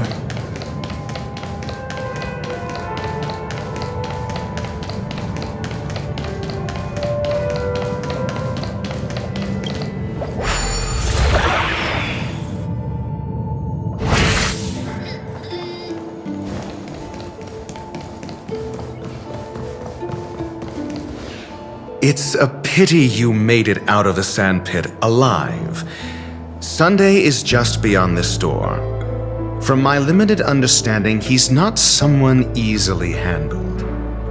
Are you prepared? Yeah, only I believe he's the one who should be prepared to face me. Tell me about your plan. I don't have a plan. I'll just play it by ear. There are only two kinds of bargaining chips when dealing with people: benefit or fear. Looks like sincerity isn't in your dictionary. Am I not sincere enough? There's no need to emphasize it. We've got to make good use of death. That man's sister is dead. He won't be able to turn a blind eye, and that's fear. And I'll help him find the murderer. He can't do it due to his status and position, but I can. And that's benefit. On what basis do you believe he's incapable, necessitating the delegation to someone from a rival faction, the IPC? Simple. Because that murderer could very well be a traitor hiding inside the family. Do you mean the Galaxy Ranger whom you accused previously? That was just an excuse, good doctor. There's something wrong with that woman. We need someone who can keep her in check. It's better to minimize the variables outside our control while we execute our plans. Moreover, I need to know her identity. If I'm lucky. She could be an important pawn. And it's good to have more helpful friends when dealing with this matter. But honestly, the murder case is likely unrelated to her. I believe my standpoint. There's a rat in the family.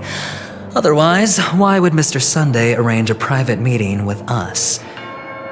This isn't an interrogation, but a secret negotiation. We'll see.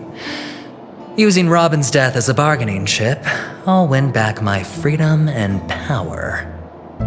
In the end, I'll ruin this beautiful dream and create the grandest death. If the chance of winning is just beyond this door, even if that chance is close to zero, well, you can't win if you don't play, right? Ah, the charming audacity. To think that you, of all people, might emerge victorious, dear gambler.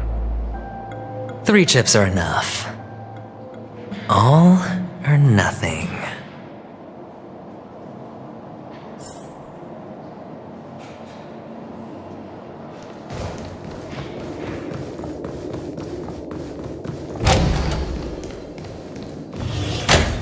It seems my puzzles are too effortless for you, IPC Ambassador. I appreciate your words. And I see you put a lot of effort into welcoming me, Mr. Sunday. However, this is no way to greet a guest. Well, this isn't an invitation, but a summoning. Before we speak, I need to test your character. I imagine this knowledgeable doctor friend of yours has been of great help, yes? Certainly. You ought to know this better than I do. He's already faithfully fulfilled his duties, hasn't he?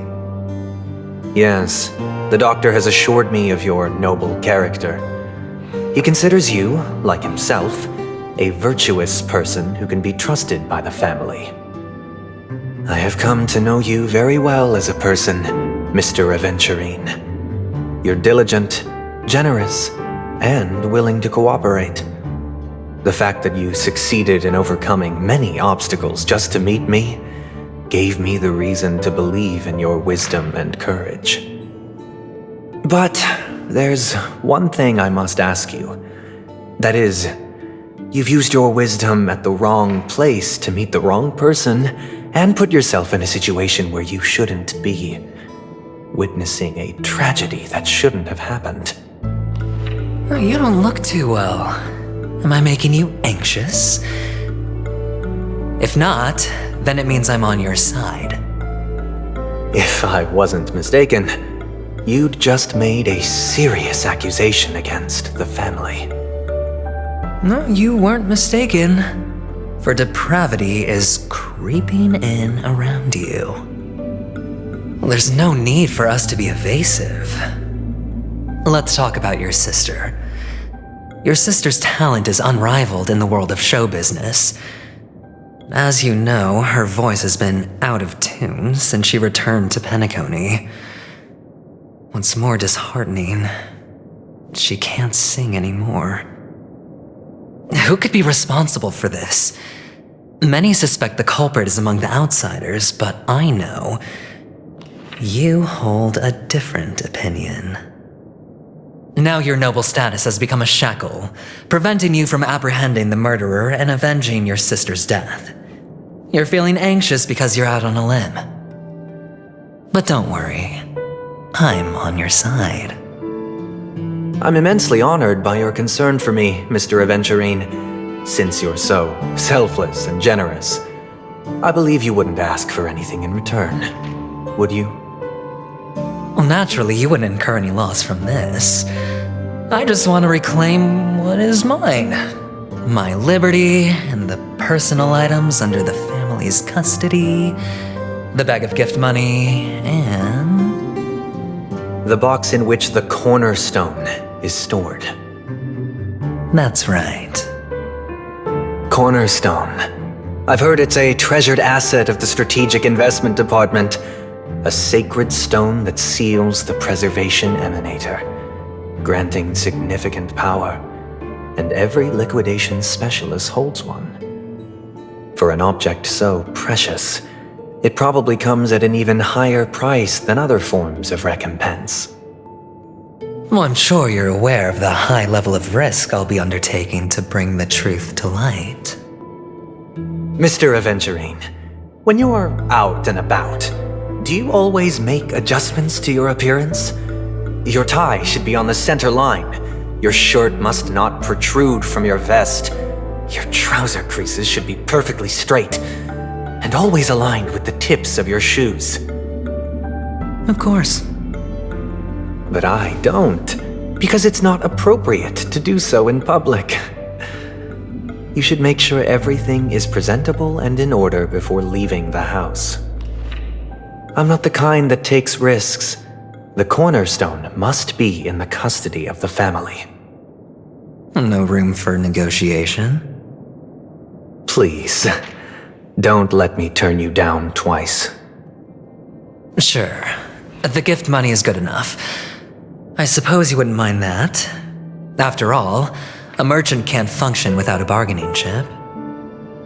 You compromised quicker than I thought. Unfortunately, it's a gambler that needs a bargaining chip, not a merchant. I can give you your gift money, but before that, I want you to tell me.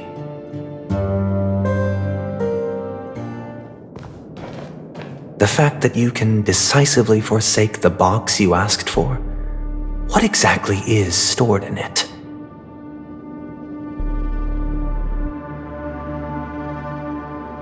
Oh, triple-faced soul, please sear his tongue and palms with a hot iron, so that he will not be able to fabricate lies and make false vows.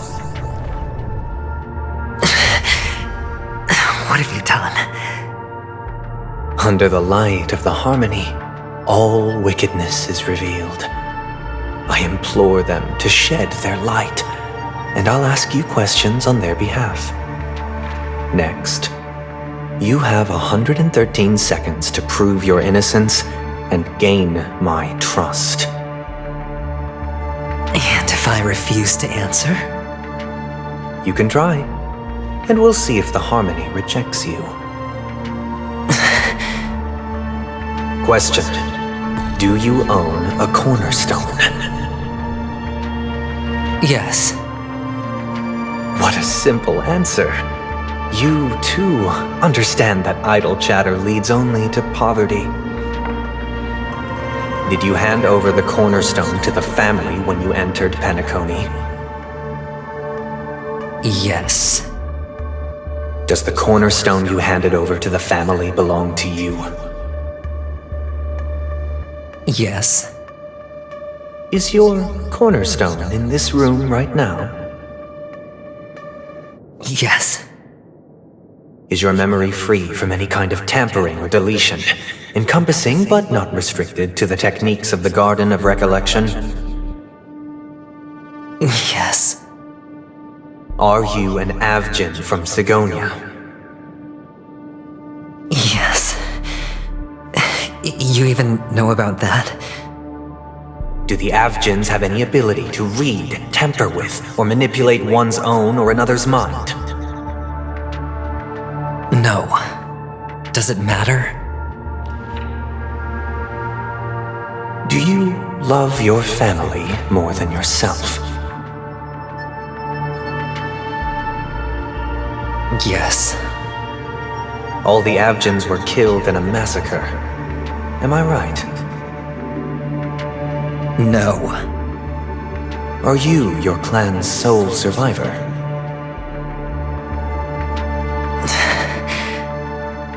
Perhaps. Do you hate and wish to destroy this world with your own hands?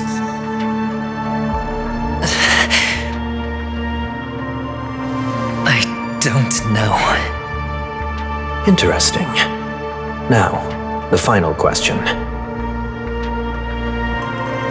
Can you swear that at this very moment, the Aventurine stone is safe and sound in this box?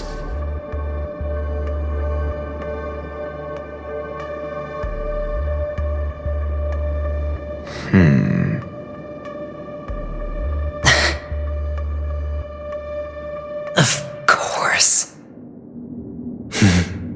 Looks like we can get an answer. Open it, Mr. Aventurine. It's your last chance to defend your honor.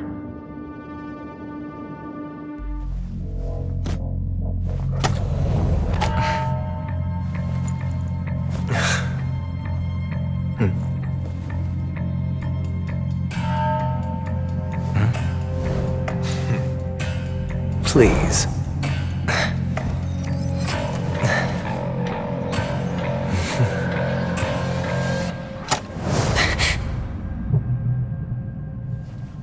Are these what you're looking for?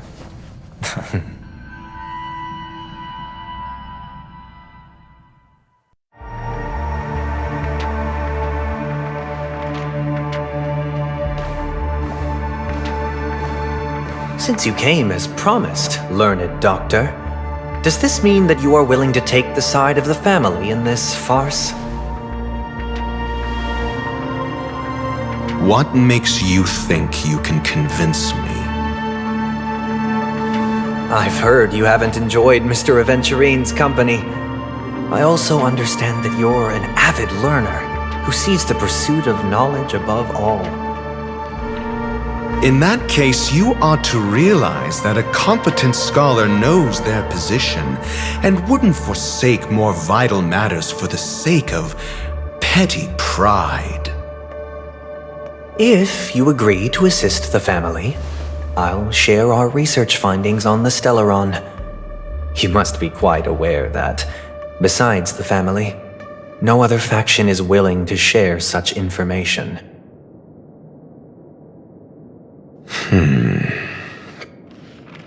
Cut to the chase. What do you need from me? I need Mr. Aventurine's comprehensive plan. Haven't you confiscated his cornerstone? You can't expect a featherless bird to take flight. But I've also heard the 10 elites in the Strategic Investment Department have united, progressing together in the interests of the IPC. You'll have to speak more clearly than that. The cornerstone, which Mr. Aventurine surrendered. Was it really his? You question whether he would entrust you with someone else's cornerstone. The 10 Stonehearts aren't as united as you think. Cornerstones are significantly more precious to them than their very own lives. But you know that he's a crazed gambler. The more vocal he is about it, the more cautious I must be. I never imagined someone would share his way of thinking. Honestly, you should see a shrink. Bring it. The box containing the cornerstone is unique, and only IPC senior staff and related members can access it. But I happen to be among them.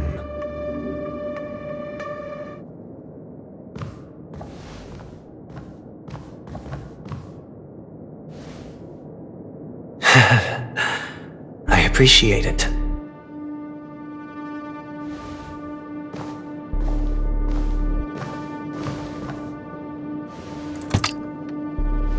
Unfortunately, your guess is correct.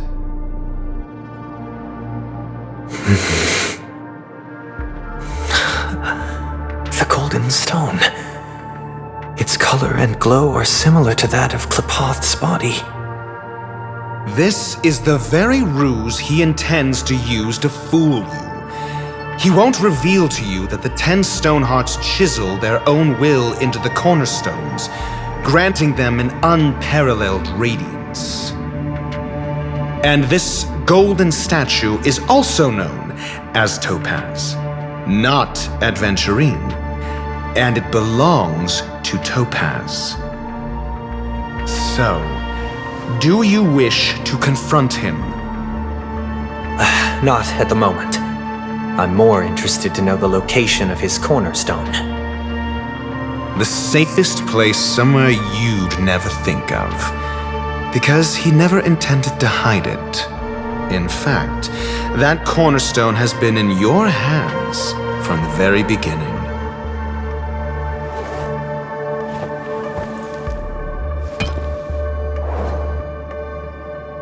I see.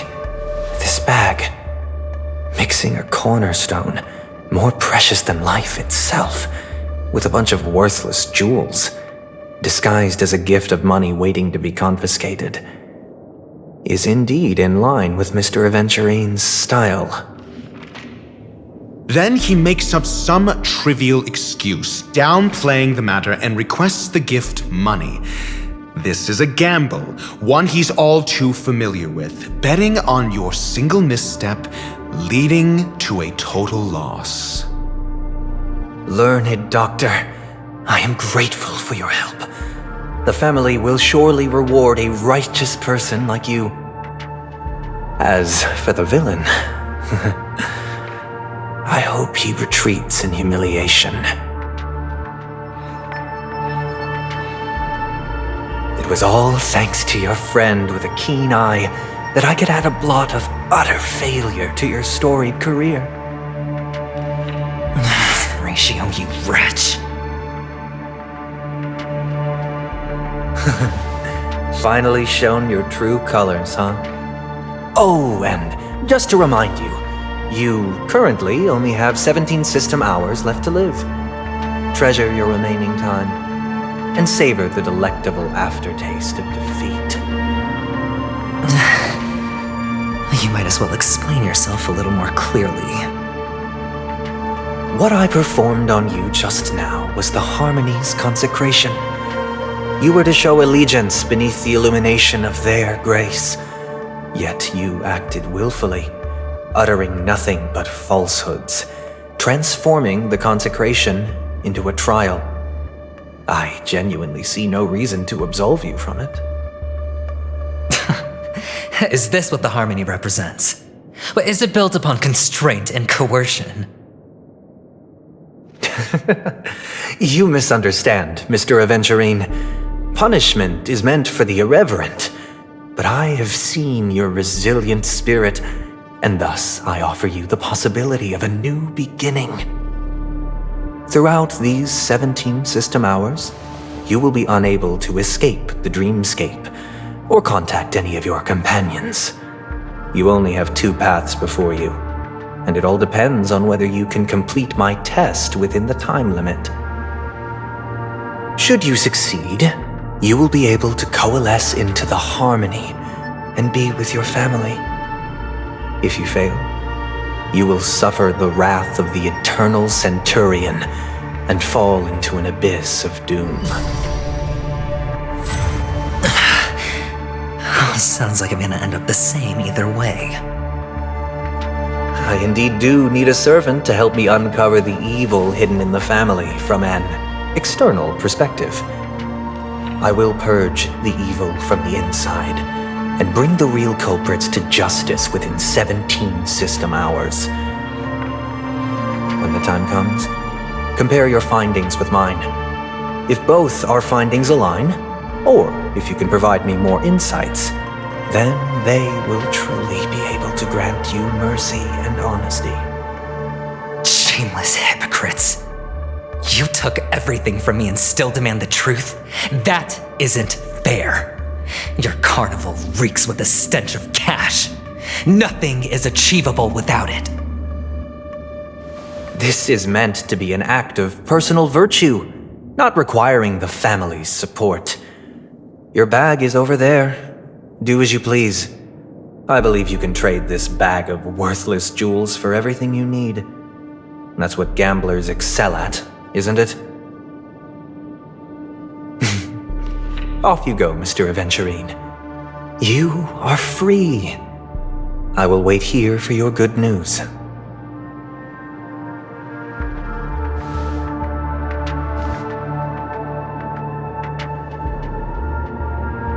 This meeting isn't an interrogation or a negotiation. It's an outright execution. Why would I do that, Mr. Aventurine? I'm just wondering what a passerby who stumbled upon a scene of a murder could have found out. That's all. By the way, before you go, I have a personal question. What is it now? Do you truly wish to bring about the destruction of this world?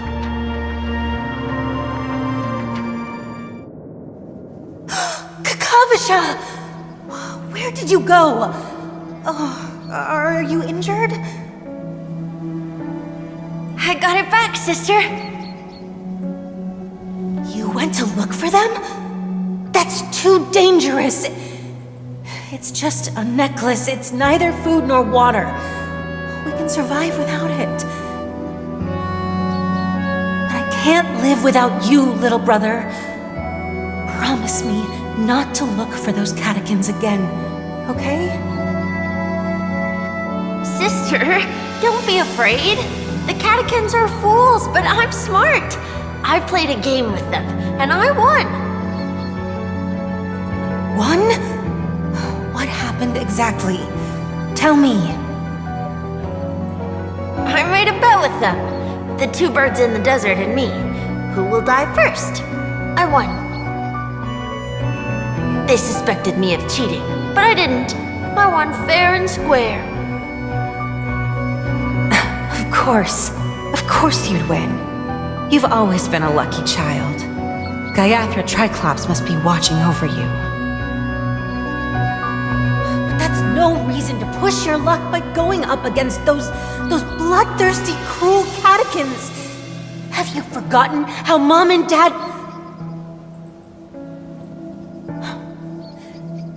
Look, this is just a necklace. But Kakavasha, you are my only family.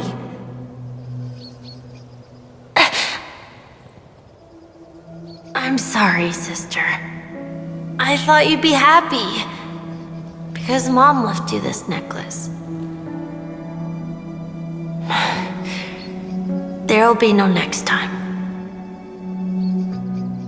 It is important. But not as important as you, my dearest brother. I don't blame you, but you must remember what Mom said. Pain and poverty are the trials of Gaiathra Triclops. She has also granted us a chance. And that's your good luck, Kakavasha. Your good luck is the most precious wealth we, all Avgin, have. You're a child blessed by Gaiathra Triclops and can lead the clan to happiness.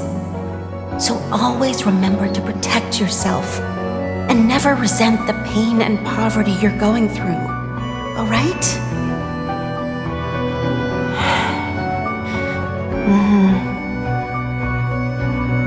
Listen to me and swear to Gaiathra Triclops. Okay. We'll swear to Gaiathra Triclops to protect this wealth. But sister, if Gaiathra Triclops was really watching over us,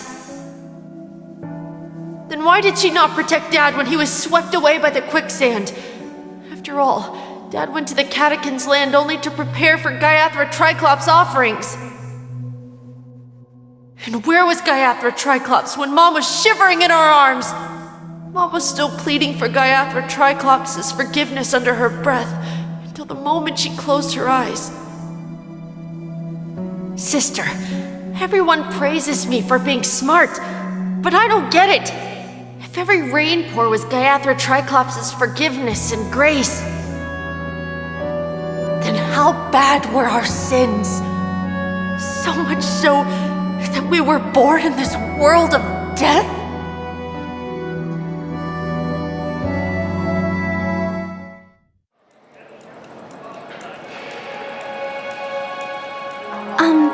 Excuse me. I can't seem to find any information on this artist in the Iris family archives.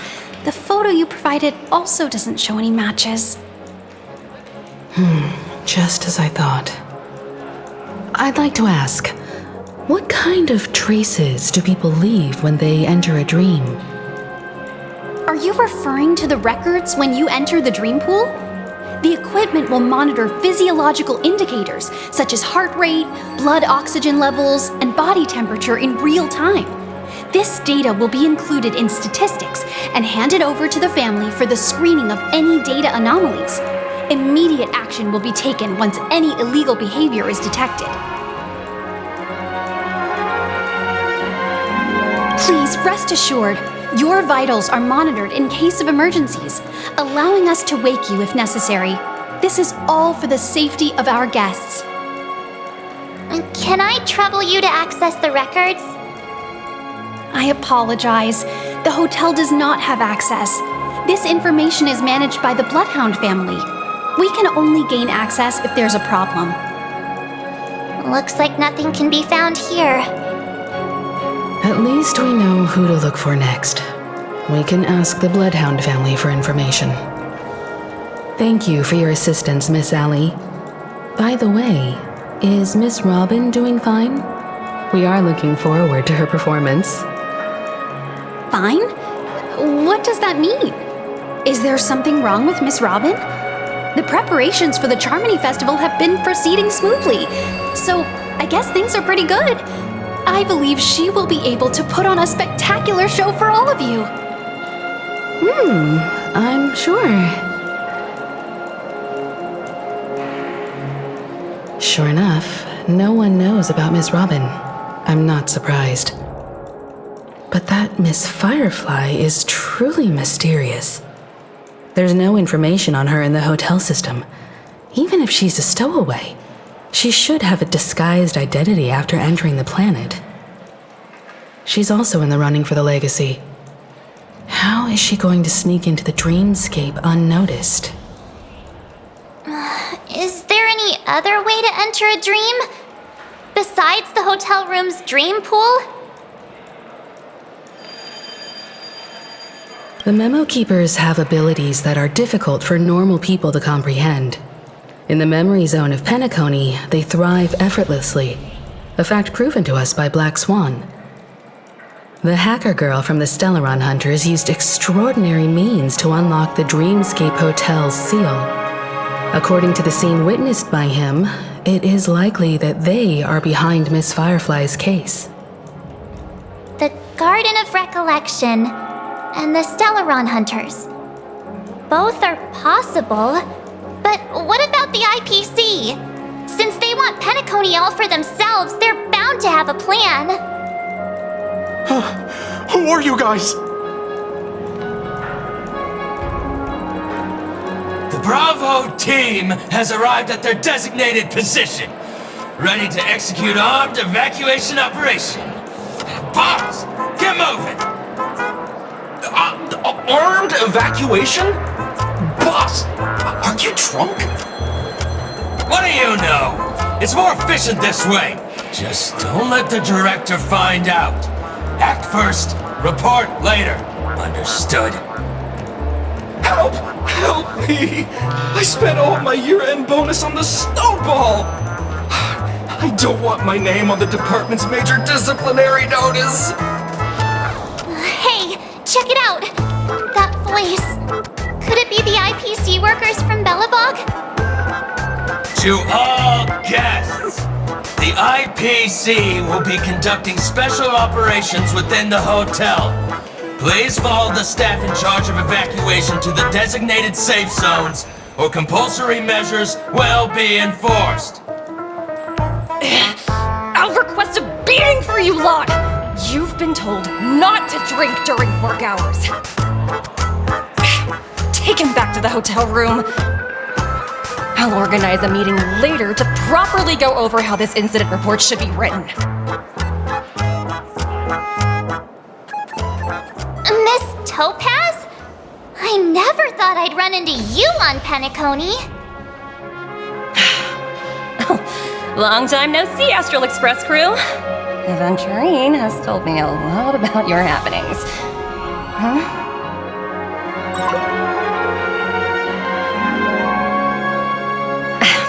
It's fine. Do as they ask and try to avoid any conflicts with the family. Report to me before taking any action. Yes, all right. As you see, the IPC isn't very popular here on Penacony. Cordiality from the family is a mere facade. The former frontier prison has turned around and cuffed its shackles on the IPC staff now. Only Aventurine, who carries an invitation, is allowed to attend the banquet. An entourage like us, we can only sit around in the reality hotel, unauthorized to even enter dreams. No wonder Aventurine's scrambling to partner up with someone. The IPC can't back him up in the dreamscape. His situation isn't optimistic, I hear. You're all helping to investigate some dirt on the family, are you not? Let me know if you need anything outside the dreamscape. The IPC always treats its partners well. Thank you, Miss Topaz. We're on our way to the Hounds to verify some intel. Perhaps you've had dealings with them? Yep. They're tailing us right now. Why not go and talk to them? It'll take the spotlight off me. Being constantly stared at is really uncomfortable.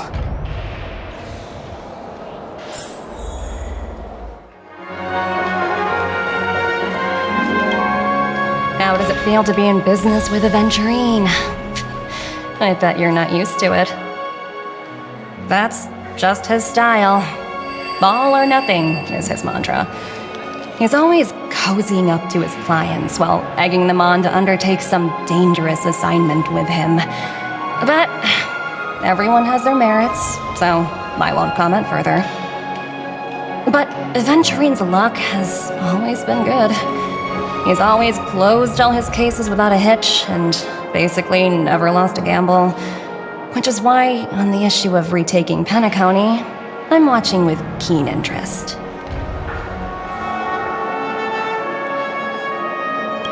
Of course. It's business after all. What's important is where you're seated at the table. As for the two cases, apologies, but I don't have much info on them either. All I can do is ask you to keep digging for more details.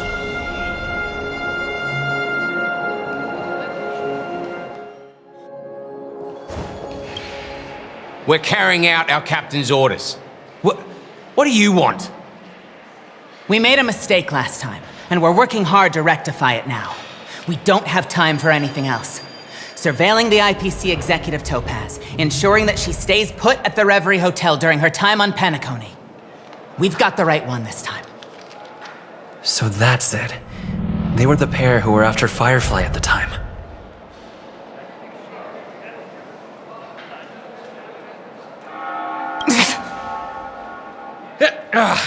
It's you again.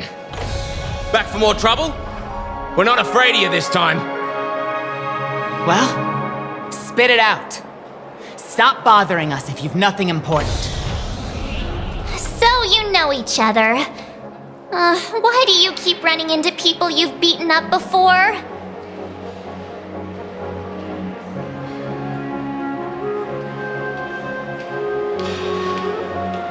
That's right. We're investigating a murder for the family. Can we speak to your captain about the case? Well... Hey! The security officer instructed everyone to shut their traps before he returned from Dream's Edge. What murder? You'd better stop spouting nonsense. Yeah, that's right. We have nothing to report. Please leave. Looks like they're not going to cooperate, but they did at least tell us that the captain is at Dream's Edge. Why don't we just look for the security officer then? It's probably Gallagher, the one he mentioned, right?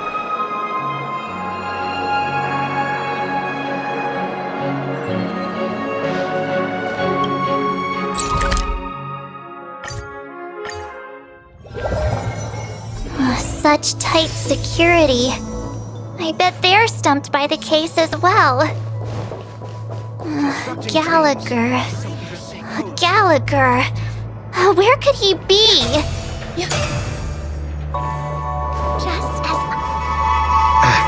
Apologies. The Bloodhound family is running an investigation up ahead. No unauthorized personnel allowed. Hold on a minute. I think I've seen you before. The gray-haired one. How much trouble have you stirred up exactly on Penacony?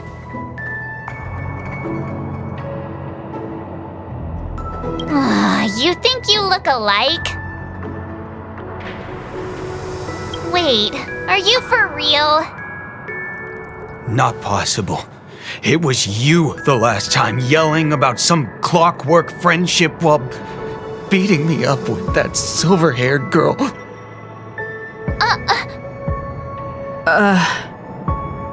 I'm not letting you get by this time. Please leave, or I'll have to get on my knees and beg you.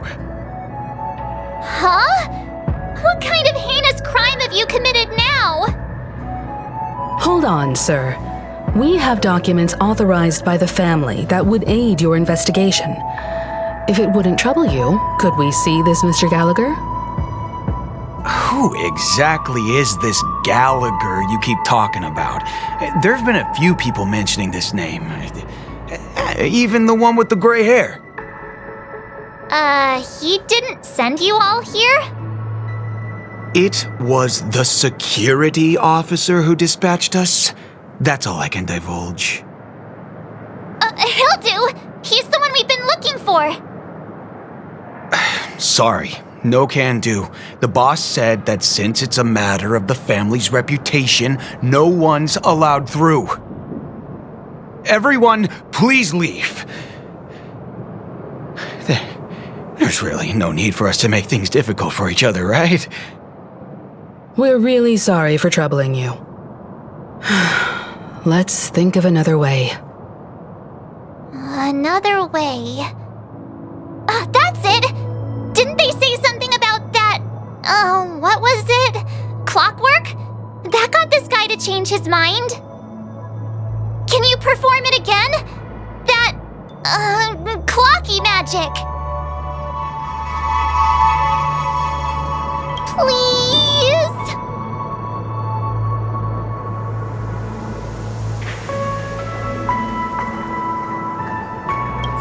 Sorry, no can do.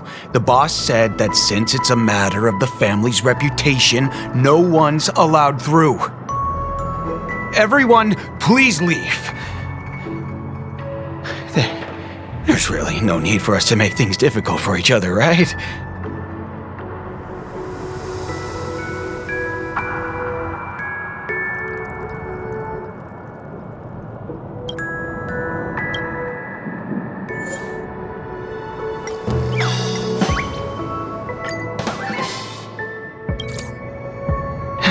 Let me see what time it is now. Whoa! It's this time already! What? time to clock out. And no one's gonna stop me.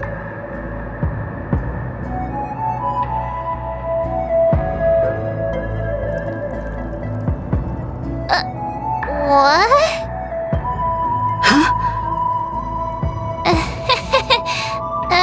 This clockwork trick of yours, it's kinda dangerous. At least he won't be getting in our way again. Let's go find that Gallagher and ask him the intricacies of the case. I was wondering what all the commotion was. Huh. Oh, it's you guys. Welcome. Since you made it here, what can I do for you? Hello, Mr. Gallagher, sir. Judging from your tone, it sounds like you were expecting us. Miss Himiko, you're too polite. There's no need to call me sir. Mr. Gallagher, you even know my name. Of course I do. You folks are from the legendary Astral Express and honorable guests of the Watchmaker. I had an encounter with this gentleman in the golden hour. I remember that little silver-haired girl was there too. I'm sorry for what happened to that kid.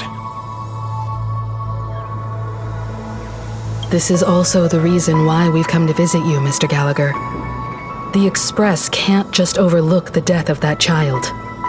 So we've decided to help the family get to the bottom of it, in the hopes of getting justice for her. The Nameless involved with the family. What an unpredictable twist of fate. Why? What's wrong with the family? It's nothing. On Penacony, everyone loves the family. No matter how much one resists the beautiful dream, when the time comes, they too will find it hard to let go. Who wants to leave a warm nest? Just idiots, little kids, and inebriated fools. Mr. Gallagher seems to be getting at something. But you got it wrong. I'm not. You want to discuss the case? Sure, come with me. This is not a good place to talk. Let's go elsewhere.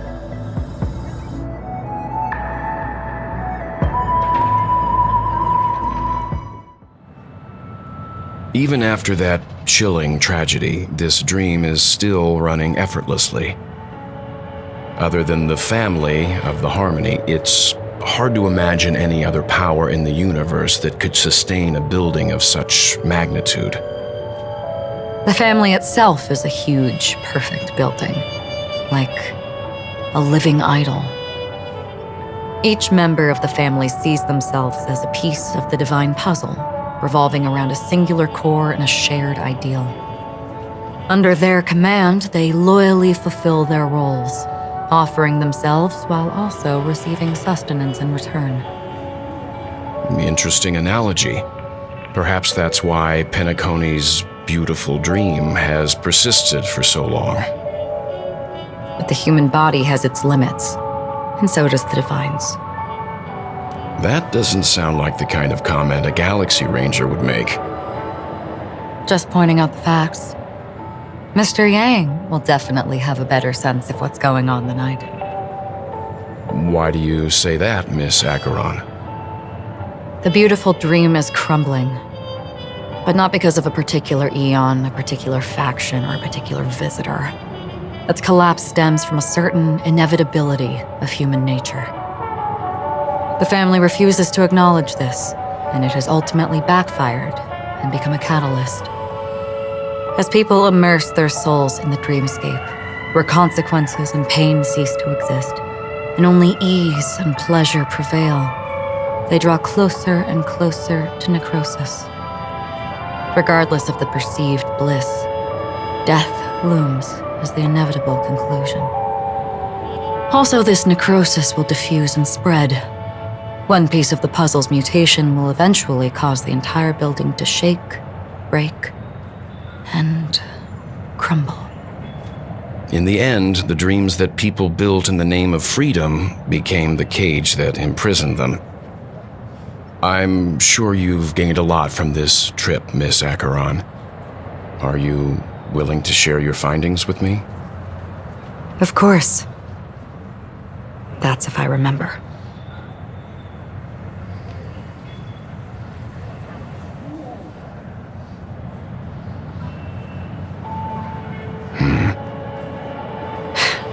Don't mind me, it's just a habit.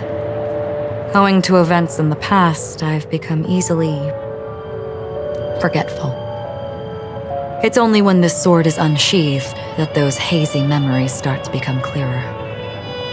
Take your time. That should do it. I vividly remember everything that occurred on Penacony. Ask away.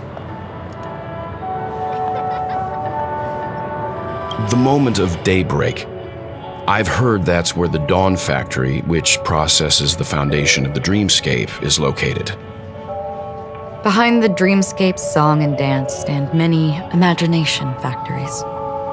Workers create all kinds of whimsical works day in and day out in their dreams. Then they return to reality and sleep on a narrow bed in a room. A far cry from luxury.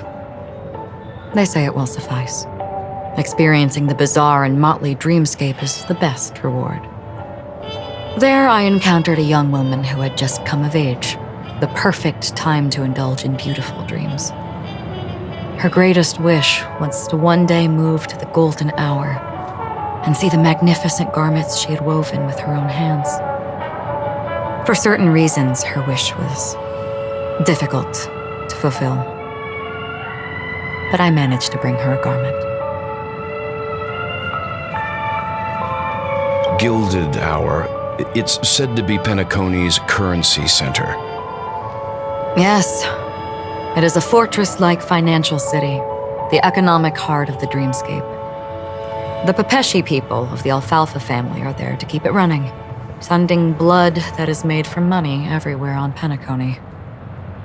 Everyone there is exquisitely dressed and always in a hurry. The greatest wish of the local Pepeshi people is for their future generations to work in the Gilded Hour. I've never met anyone who is willing to talk.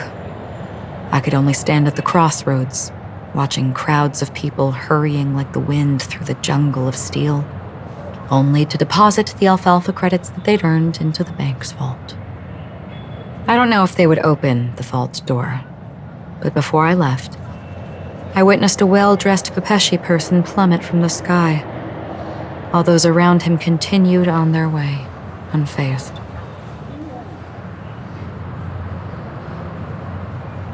I hear the Blue Hour is very romantic. Do you have any tales to share? Perhaps Mr. Yang has heard.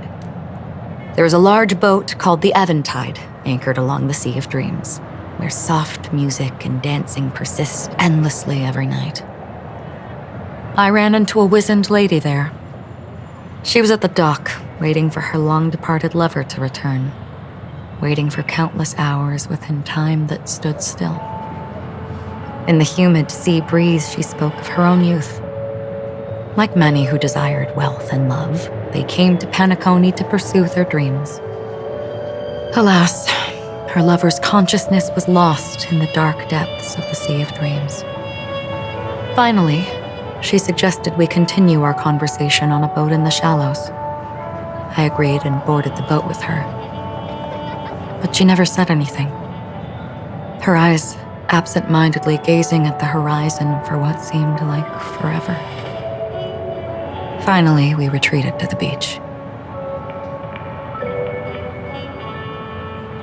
The dreamscape of chic, luxury, and consumerism, the moment of dusk.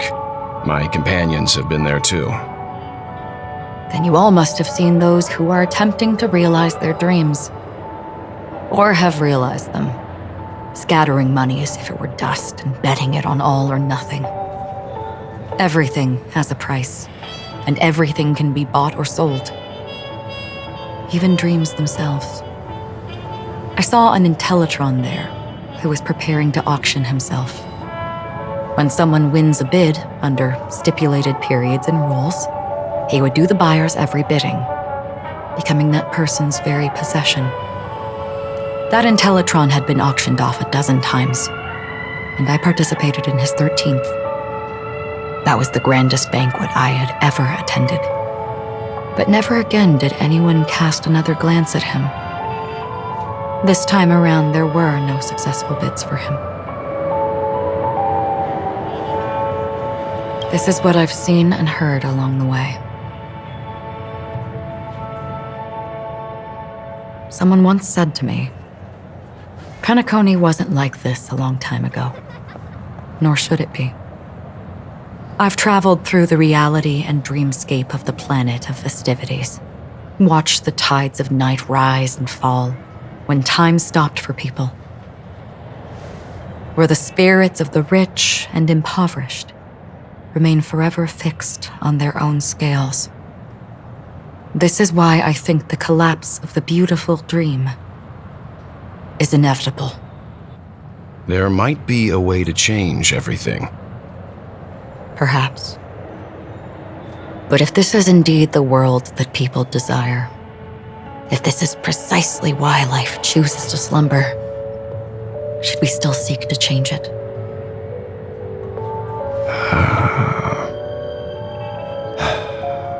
Miss Acheron, now it's my turn to share a story with you. There was a man from my homeland who, at a time when the world was grappling with deep, unhealable pain, made a choice. He wove together the dreams of everyone in the world, linking people's dreamscapes, and shouldered this burden himself. From this, he created a giant, a spiritual atom. And since that moment, the giant stood between heaven and earth, becoming the pillar of the world's existence. As a price, those who found it hard to move forward, who could not advance, forever lost their future. They slumbered in a dream, devoid of disaster and pain, living out their days peacefully in the man's created utopia. And it is because of the wishes of those people who wished not to awaken that this spiritual atom became unbreakable. And yet, you stand here right now, which also means that man failed. Because people must always move towards the future. Even if human weaknesses make them pause when they truly cannot move forward, humanity will eventually seek a way to save itself. And that man, he was never a failure. Like everyone in that world, he etched the possibilities of human nature into his heart. He was the sun chaser of legend, soaring towards the sky and embracing his final victory with his fall. He ascended to heights uncharted, only to come face to face with the sun, a place not visited by anyone before.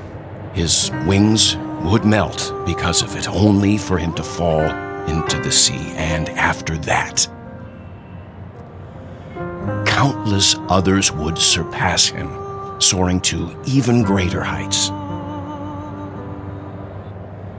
A fitting metaphor for the Nameless's trailblazing spirit.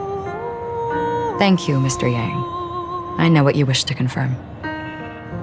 The universe has innumerable similar, yet different worlds. In these worlds, there are innumerable people who look alike, yet don't. I too have embarked on journeys, encountering old friends with familiar faces on different worlds, witnessing their destinies follow paths similar to mine. So I will tell you, even if not completely similar, the story you just told, it overlaps with my past. And within that abyssal dream, I ended that man's life. Alone.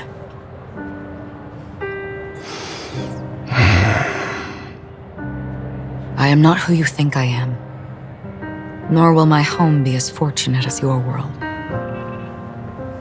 I am sorry. It's fine.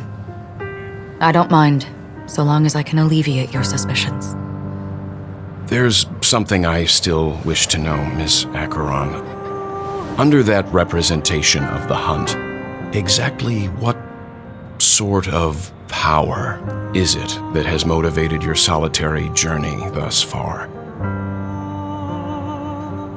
Mr. Yang, before answering that question, I wish to continue the previous topic. I like your analogy very much. Indeed, birds are born to fly. But in a distant past, their ancestors could only gaze at the sky in envy. They saw that faraway ray of light from above the heavens, piercing through the clouds and blanketing the earth. And so, time and time again, generation after generation, the birds spread their wings and took to the sky, attempting to touch its ceiling, all because the sun was there. Then, what if the last bird finally soars into the sky, only to realize that the end of the light is not the sun, but darkness? Then why, exactly, do we even walk towards the light?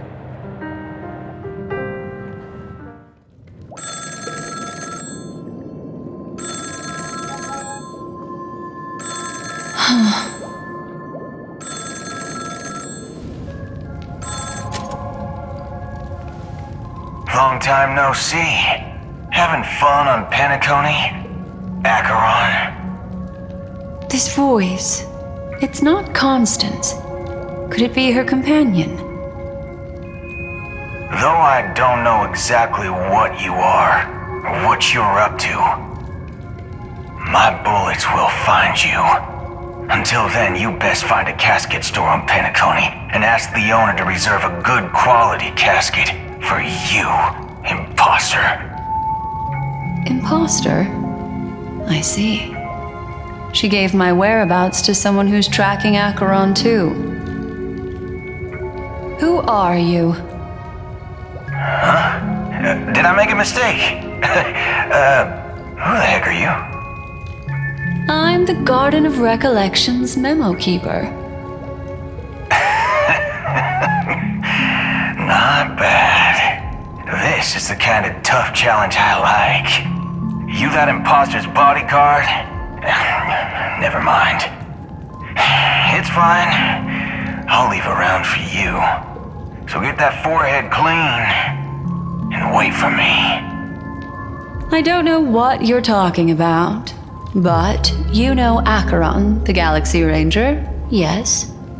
I have something to ask you. Are you asking me to write your will? Sure. Go ahead. Not quite. I only want to ask, how exactly did she become a Galaxy Ranger? She's clearly not a pathstrider of the hunt, but you are, aren't you?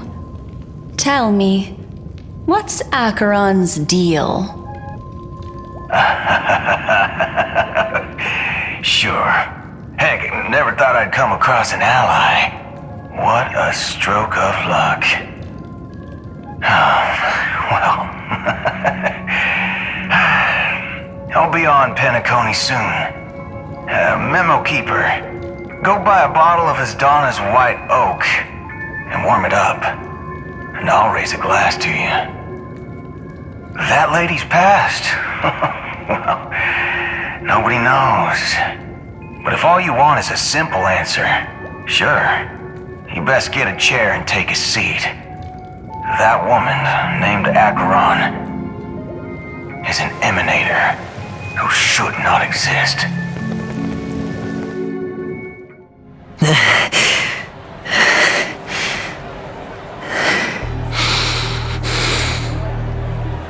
You look pale. Or is that also part of your act? I didn't think you'd have the nerve to show yourself. I thought this was exactly what you wanted. After all, I faithfully fulfilled my duties as you instructed. Just tell me if you can't hold on any longer. So, the genius of the Council of Mundanites wants to be my Undertaker now. What an honor.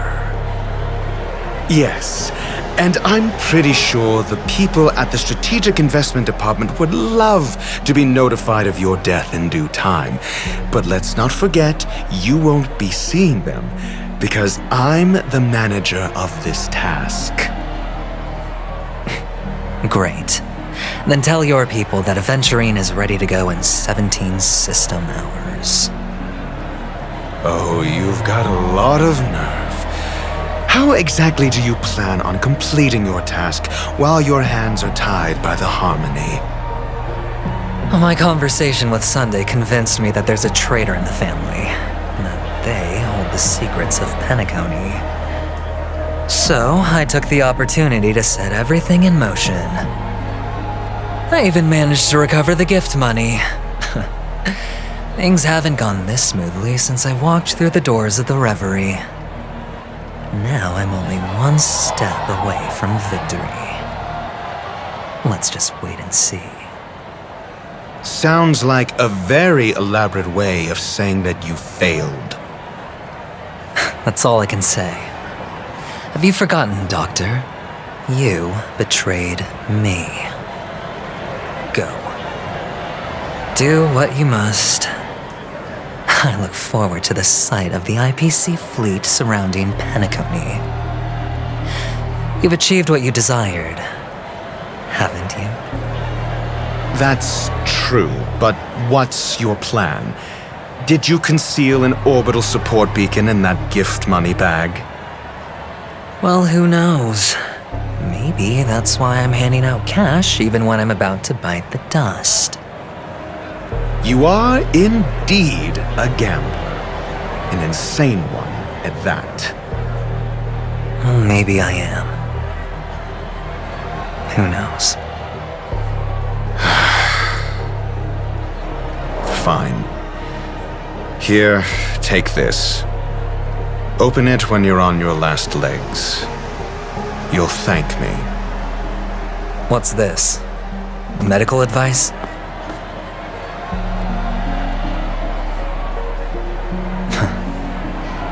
You catch on pretty fast, Doctor. Asking me to solve a case without giving a single clue. How typical of you, wing-headed scoundrel. But the way you're all on edge about that stowaway, it's just as I guessed it would be. As for now, let the rain of wealth from the IPC fall evenly on everyone.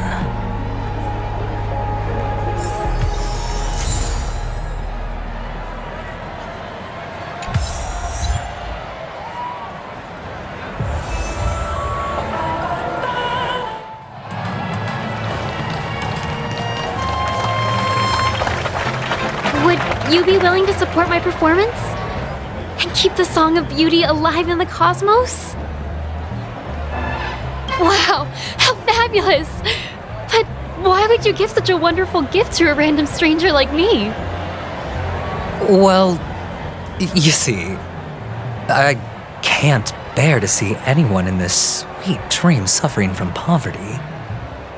That's incredibly kind of you. Thank you so much, sir. If you ever get the chance, please, feel free to come by and indulge in my singing. Sure thing. By the way, do you happen to know anything interesting about death? Death? That's a pretty scary topic, and it doesn't really match the mood of this sweet dream. Oh, you see, I'm a tabloid reporter collecting ghost stories in Penacony. As you know, the more chilling the stories, the more attention they get. Maybe you could help me out. Well, if you're up for some gossip, it's not about death, but there have been some rumors about a guest at the Reality Hotel who fell into a deep sleep and didn't wake up.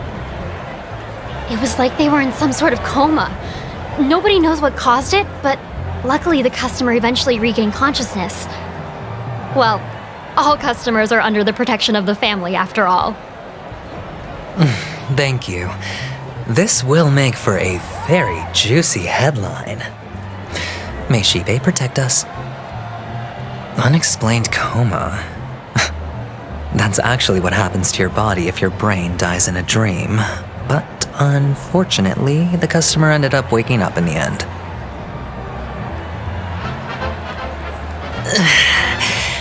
I can feel something inside my head. Is the harmony starting to kick in?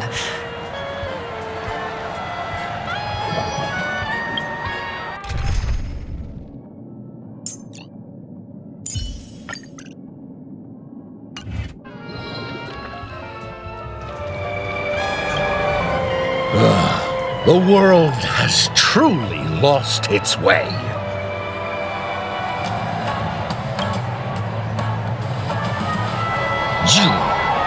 Wait, I get it now.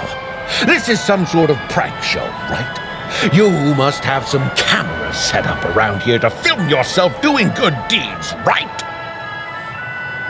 You youngsters are always looking for a quick way to get an audience. But you know what? A truly great show never comes easy. Oh, a great show will start soon, old man. But before that, I need to ask you something. Do you know where I can find death in this dream?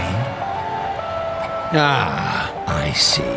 Another fearless youngster looking for death, huh? Well, let me give you a piece of advice. Don't think you're the first one who's ever thought of that idea. Death? Not even remotely innovative. I bought it from Dr. Edward. He claimed it was some exclusive fancy schmancy stuff. Now, what a disappointment. The effects were awful. First, some monster covered in eyes stabs you in the gut, and then all you see are blurry glimpses of buildings and lights. The sky was spinning so fast it almost made me puke. Is that all? Yeah, what else can you expect? Don't put too much stock in the Penacony movie industry. They even call this junk groundbreaking art. Can you believe it? What a joke. Well, I'll leave you be then. I hope you have a wonderful day. A monster covered in eyes. That sounds like the memory zone meme. But buildings and lights... I don't think those have anything to do with death. Well, that whole dream bubble was probably created using rumors and gossip.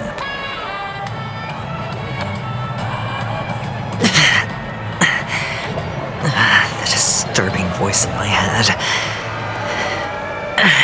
It's getting closer.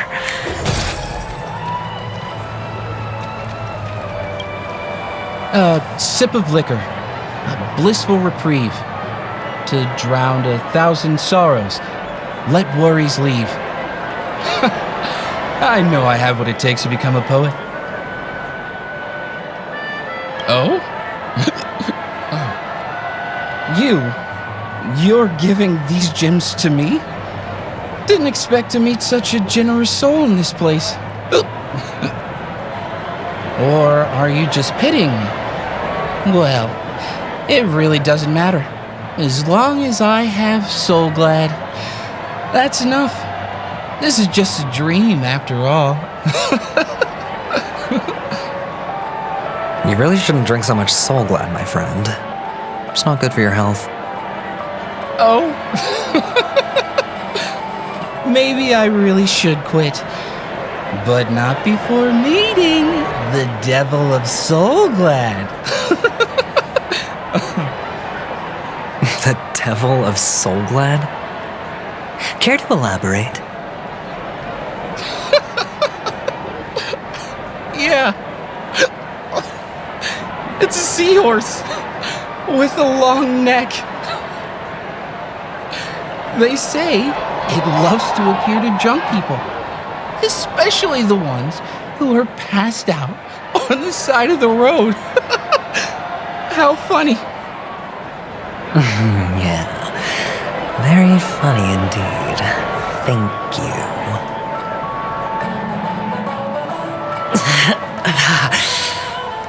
Does everyone have to go through so much torment before joining the family? Darn it. Now I just want to dig out my brain and use it as evidence.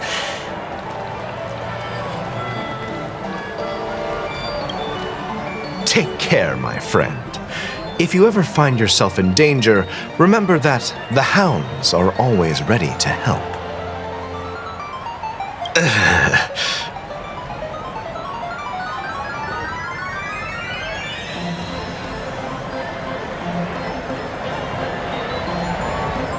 You don't look good, my friend.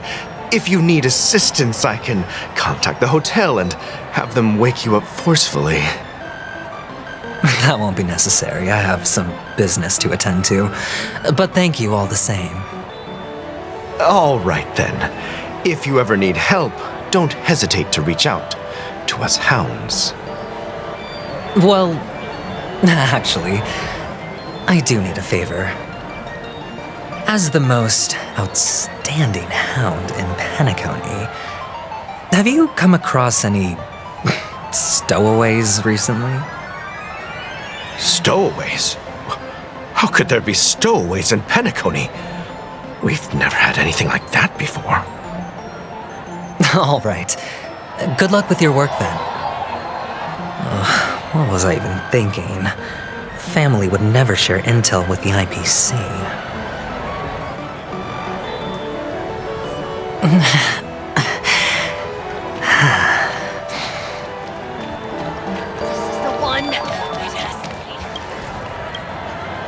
You want to talk to me? Sure, but nothing too sensitive, okay? Wealthy people have fancy ways to enjoy this dream. But to be honest, I've never seen anyone who gives out money to others like you. So, are you trying to be the prince from the tale, handing out his gold leaf garment and melting his lead heart in the fire? I'm flattered. I'm no prince, and I just thought these gems would help you speak. So, as an investigative reporter, maybe you've heard something about death? Another curious soul. I see. Well, that was actually the topic I was most into when I entered the industry. But my boss shut it down. How did your boss talk you out of it? Well, she simply said, covering baseless urban legends like that would make us look like some third-rate tabloid. I thought about it, and she had a point. Reporting on stuff like blowing out birthday candles and getting spooked by nightmare ghosts isn't exactly professional material. Guess she's got a point. Thank you for sharing.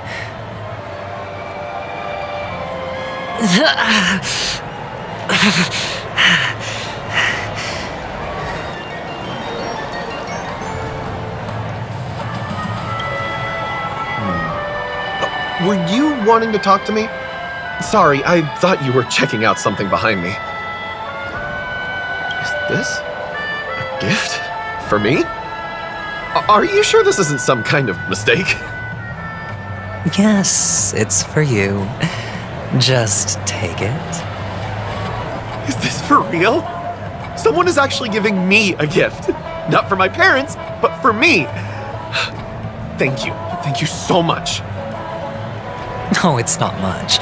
I just want to ask you something. I knew it. What's on your mind? Are you trying to ask about my father or my mother? Neither. I just wanted to know if you've ever heard about death in the dreamscape. Oh, you sound just like my father. Always warning me about danger, even in dreams. He's an Infiltrating, so his dream entry methods are different from us organics. Can't count on him to protect me if something does go haywire. Funny, right now I'm still under his protection. How ironic. Hey, stay positive. Gold will always shine one day, right? The Devil of Soulglad, Dangers in the Dream, and Nightmare Ghosts. Well, surely death is a popular topic in this sweet dream granted by the family. Well, I've collected a bunch of rumors, but no useful clues.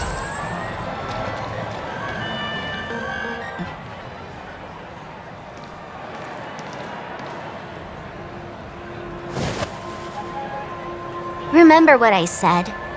You Sigonians are better off hiding in the sewers.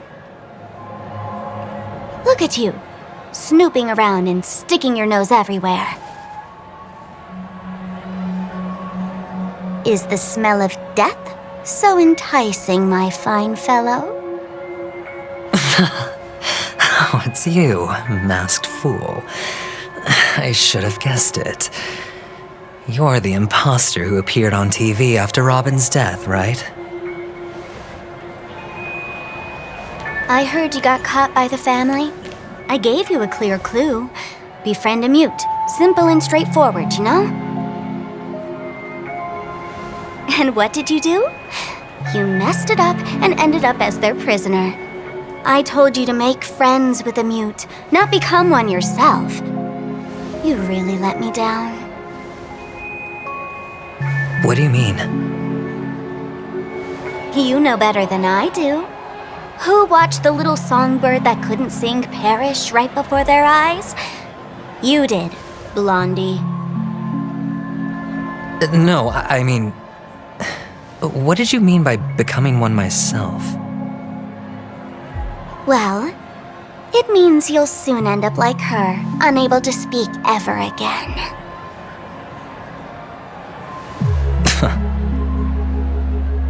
But it's a good thing if you ask me, because... Because I'm getting closer to the truth, right? Oh? Why else do you think I'm handing out cheap trinkets all over the streets, fool? All part of the act.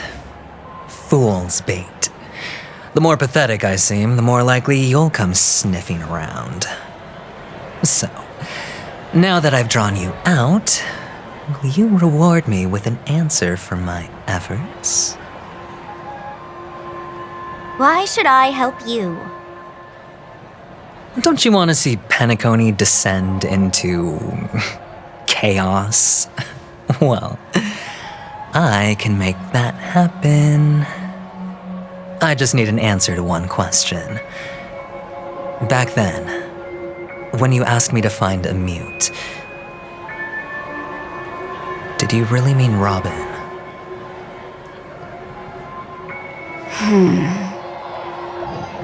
And what if I say no? Then I'll thank you. Oh, the word no has never sounded so pleasing. Well done. I admit I underestimated you, but what difference would it make? Let me tell you something. There were 2 mutes, but one is dead now, and the other, though he's still in Penacony, I'm afraid you'll never find him again.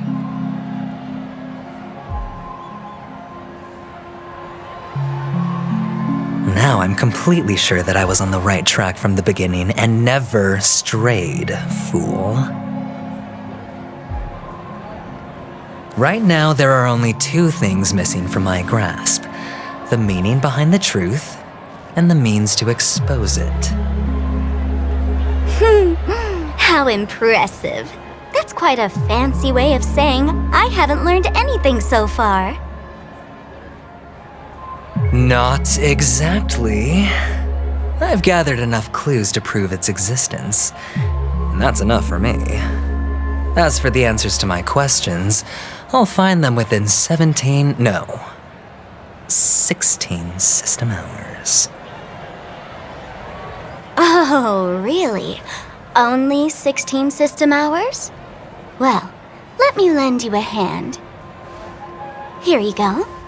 This is my precious, mutually assured distraction button, and I have one just like it. When either of us presses it, the other and the whole of Penacony will go up in smoke. If you're really so desperate for the IPC to take over Penacony, blowing up the chessboard isn't a bad idea. Start from scratch. That's where the IPC excels, right?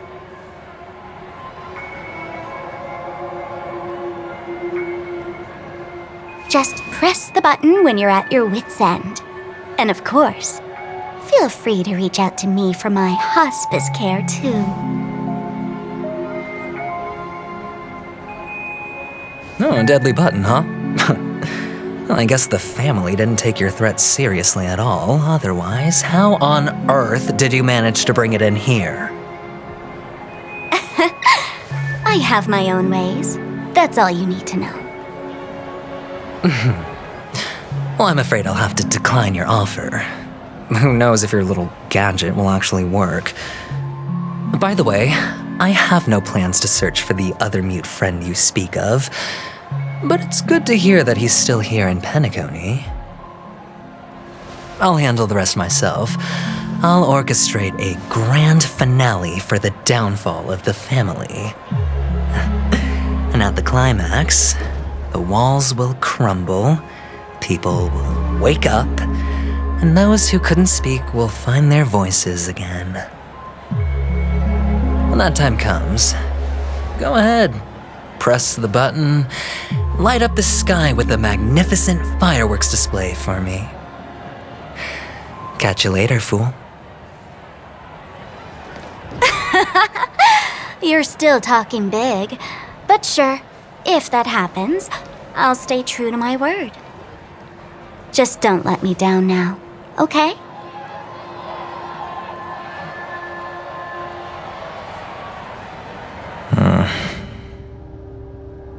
So, number 35. You're back. Like your new lucky charm? Can a commodity code really be considered a lucky charm? Silence! I didn't give you permission to speak, you Sidonian hound.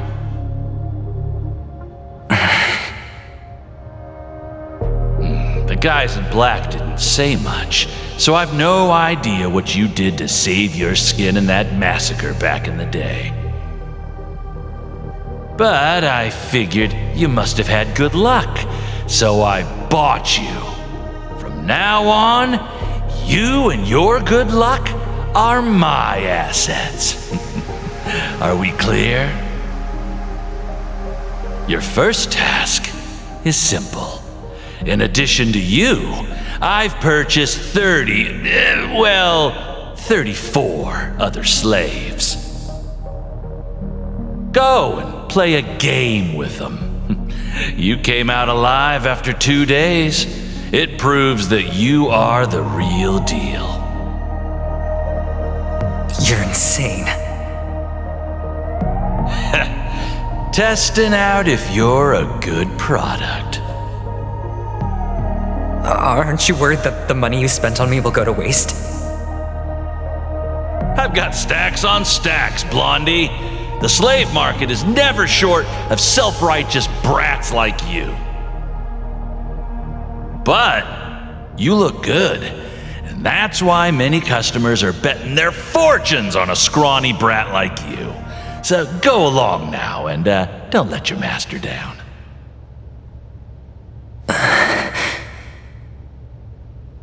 How much did you spend?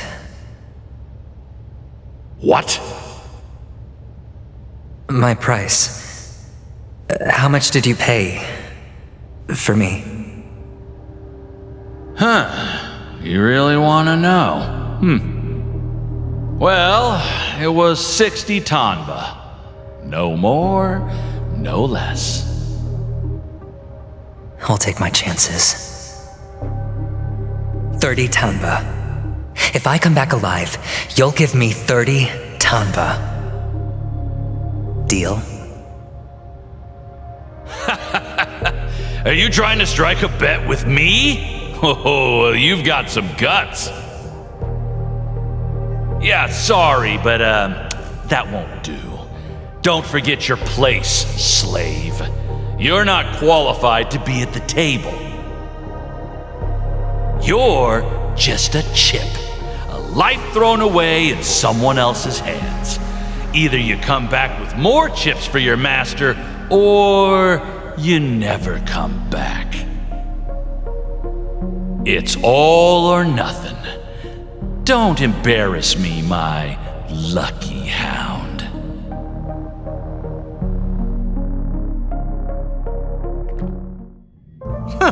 What brings you here, Gallagher? Some friends from the old days. Do you have a moment to spare, Siobhan? Oh, I have the whole day to spare.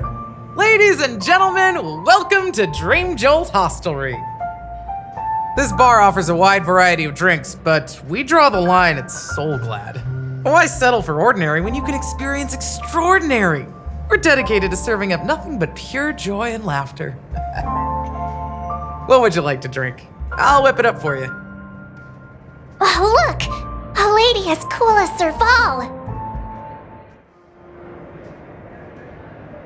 Who's Serval? Will you, introduce me to her? Huh?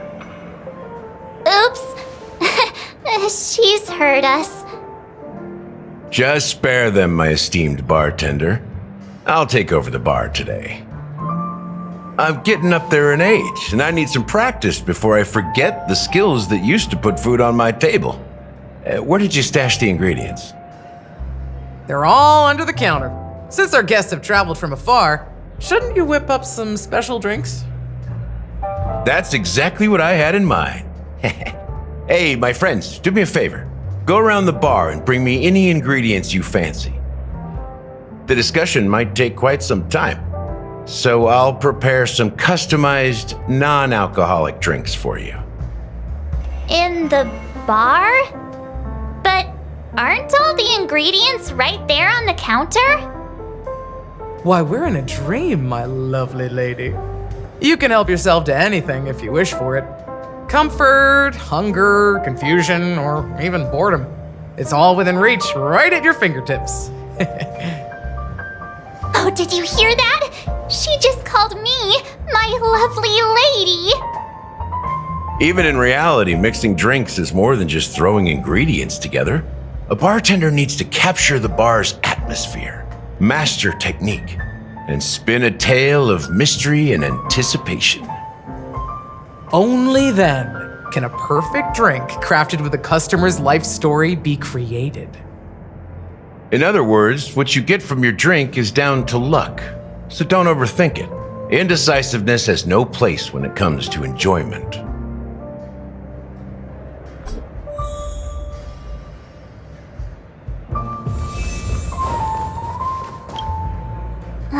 Can this be used for mixing drinks? Oh, and there's a note underneath. Exchange with your precious things. Oh, what should we exchange for it? And who should we give our stuff to?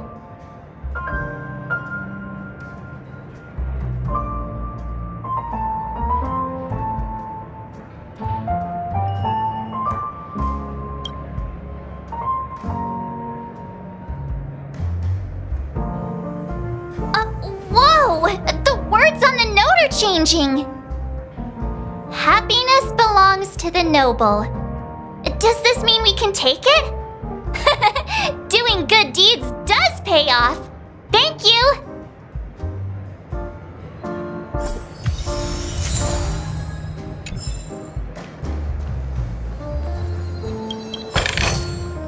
This might be of some use.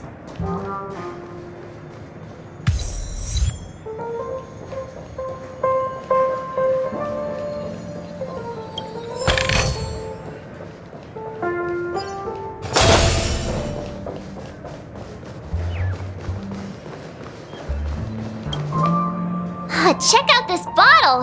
The liquid inside looks beautiful! And the label reads... Dream syrup. Thick. I don't see an expiration date, but the production date is... half an amber era ago?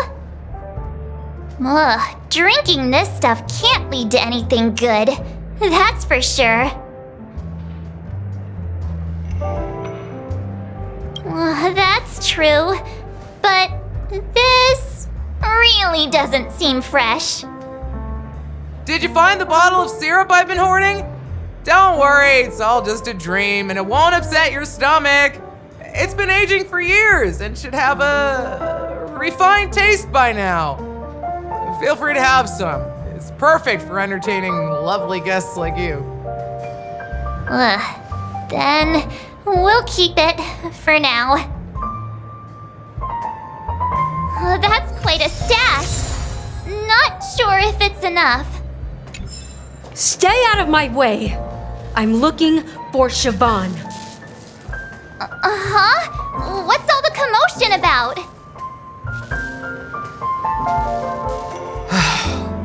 Haven't I made myself clear enough, Miss Amiki? The Dream Jolt Hostelry only welcomes guests who want to enjoy a drink to their heart's content. I'm sorry, but I'm not interested in your proposal. But you have the talent. You'll attract a huge audience. You're destined for the Iris' stage, not for this rundown shack. Come with me. We'll become the talk of Penacony, a shining light into every corner of the dreamscape. Please, Siobhan, I really need you. As you see, I'm entertaining my guests. Don't make me repeat myself. Fine. If you don't come along, I'll just sit here and not go anywhere else. Give me a sparkling drink. Sweet. With extra ice. Just... one moment. What's her deal? We can't discuss the case with other people hanging around the bar. Hey, can you do that clockwork trick of yours again?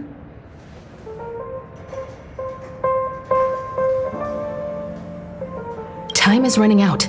We need to hurry. Yeah, I'm counting on you.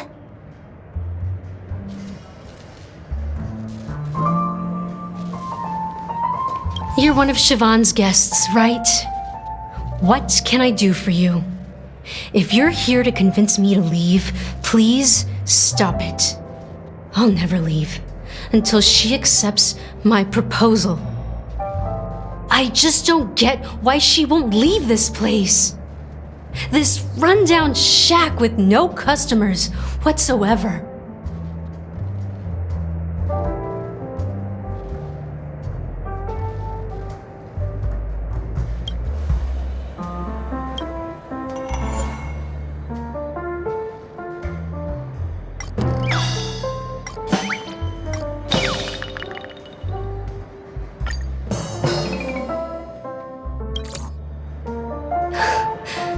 It's ridiculous, right?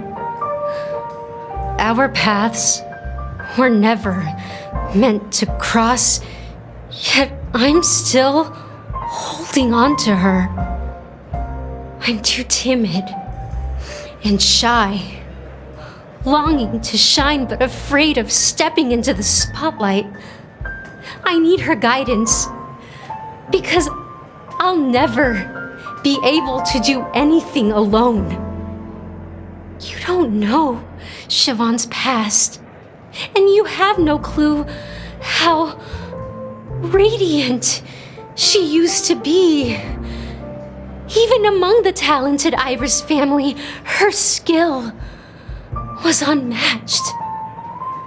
I know she probably thinks I'm just trying to ride her fame to get ahead. But all I want is for her to reclaim her place.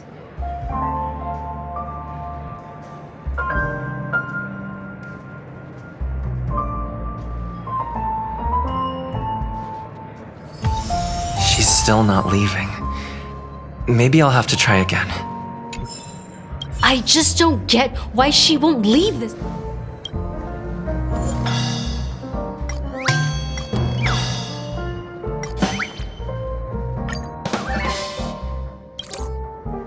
I've seen it. The moment when Siobhan and I share the stage. The crowd is going wild, applause crashing like waves, the aroma of irises fills the air. A beautiful melody playing, ribbons dancing around us, and the taste is sweeter than honey. I've seen that scene countless times in my dreams, and every time it mesmerizes me. That's why I have to bring her back to that world, no matter what it takes. Want to raise a glass, my attentive listener? Let's consider it a toast to my far-fetched dream.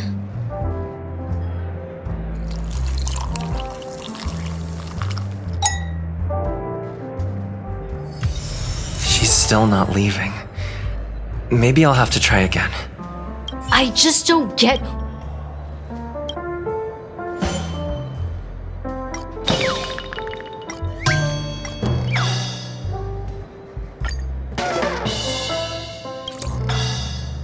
Those darn Irish jerks! They're the ones who forced Siobhan into hiding here, running this pesky bar. It's all their dirty scheming. I get it now. She's not leaving because she doesn't want to run into them again. I can help clear the way for her. I can do her a favor.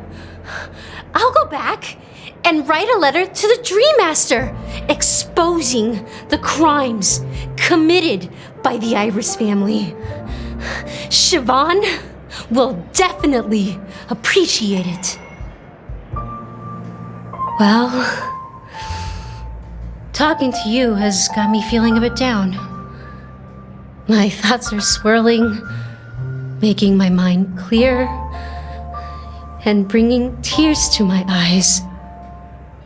Maybe I should find a place to reflect on what Siobhan truly means to me. Here's the payment for the drinks. Please, pass it on to her. I'm leaving now.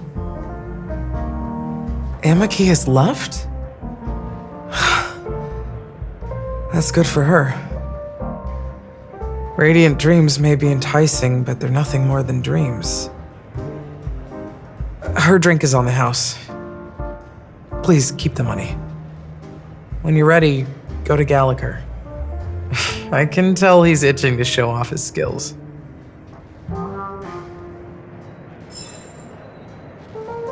That being said, mixing a drink is way simpler than you'd imagine. Just pick your favorite ingredients, toss them in a glass, mix it up, and it's done. So go ahead, explore the bar, and bring me any ingredients you prefer. Nice work. Let me take a look. You found some interesting ingredients there. Now take your pick. Each drink has its own unique flavor, and the base ingredient sets the tone for the initial taste and the lingering aftertaste. So, which one would you like to use as the base?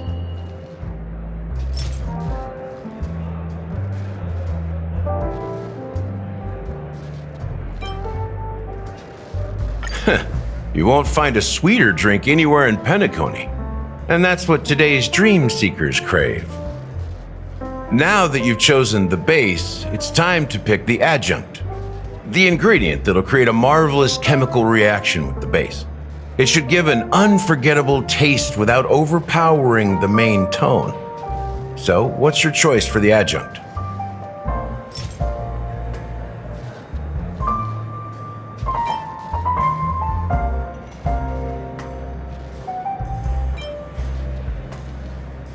bright future. A taste that's been a long time coming. I'll never forget the flavor that danced on my tongue as Mikhail whisked me through the dreamscape wilderness. Those were haunting times. Too beautiful to be real. Mikhail. Almost there. Let's pick a decoration. Which style do you prefer? Anything you need, I've got it.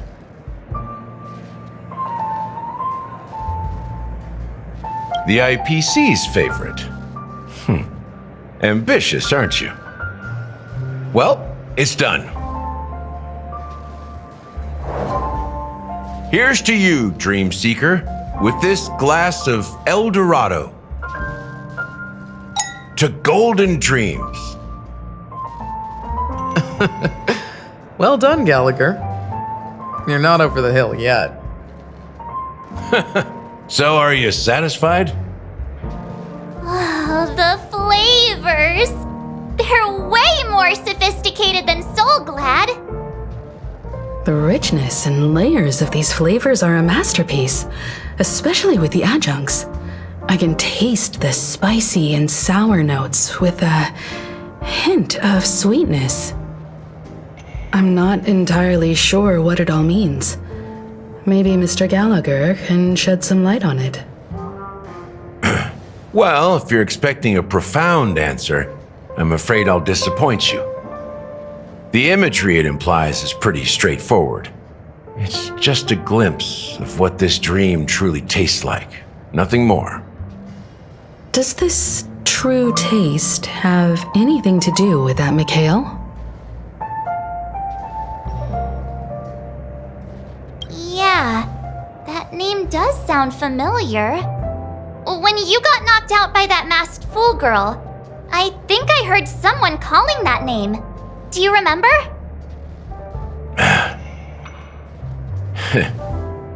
I was right about you.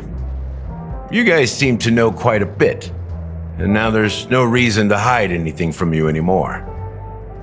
Let's dig deeper into the case, and of course, I'll tell you a story about Mikhail. All right, let's start with what we know based on the clues the family has. It seems that Firefly isn't a local or an invited guest. In other words, she's a stowaway. She managed to fool me at first. My age must be getting the best of me. But here on the planet of festivities, stowaways are a common sight. You're bound to run into one sooner or later. After the incident, the hounds wasted no time searching for that girl in both the dreamscape and reality. But here's the thing. We only received bad news, and the trickiest kind at that. She simply vanished, leaving no trace in the dreamscape or reality, as if she had never come to Penacony at all. Huh? Does that mean...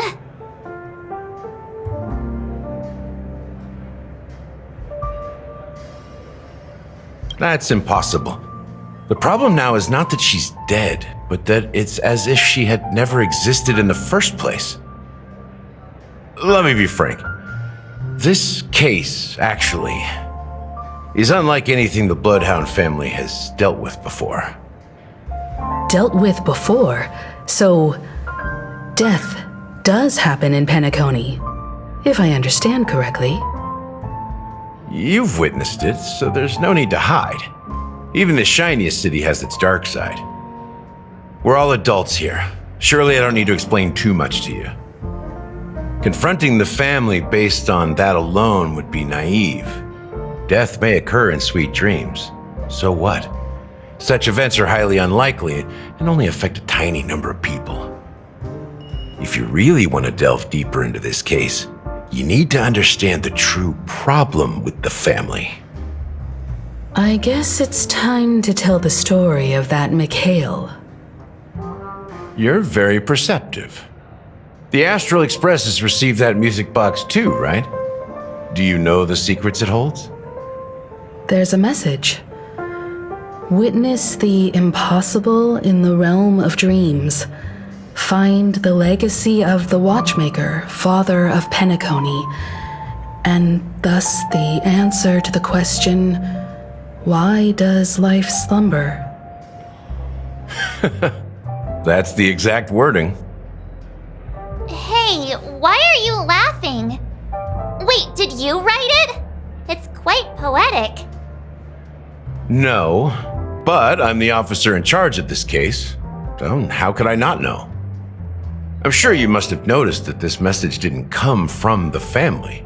You might have even guessed that the relationship between the family and the Watchmaker isn't as close as it seems. That's just our speculation. Actually, it's hard to believe that the father of Penacony and its actual managers are at odds. Now I can assure you that your speculation is absolutely correct.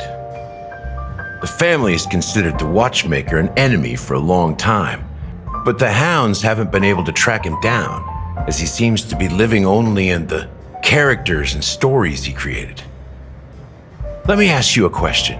Have you ever wondered why the family allowed the Watchmaker to send out such a ridiculous message to the outside world, inviting you here and causing chaos?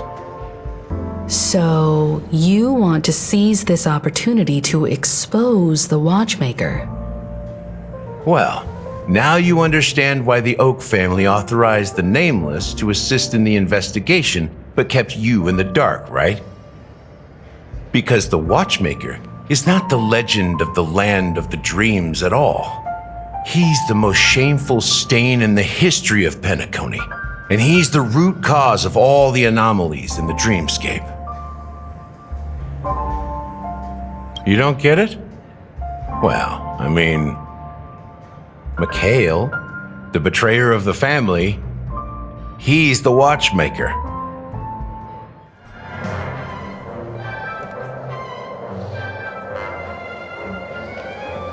Here we are, Clock Studios theme park, the most popular entertainment center in Penacony. Wait, aren't we supposed to be discussing the Watchmaker? I would have expected you to take us to maybe a library or an archive room of sorts, but an amusement park? The culture of a city reflects its history in the most authentic way. To you, it's a fun place, but to me, it's a prison for the planet's past. You know that Penacony used to be the IPC's prison planet, right? All the prisoners were brought here, helping the Garden of Recollection salvage the leaking memoria from the macro void. The prolonged exposure to high concentrations of memoria caused a unique phenomenon. The dreams of countless prisoners intersected and overlapped, and people started meeting each other in their dreams, living lives that were almost identical to reality. But everything has a price, and sweet dreams are no exception. In the end, the dream world was unable to alleviate the suffering of prisoners in reality. One of the prisoners broke free from the IPC shackles and fought for freedom. He is Hanu, the great leader of Dreamville, the great peacemaker, and the faithful companion of the underdogs.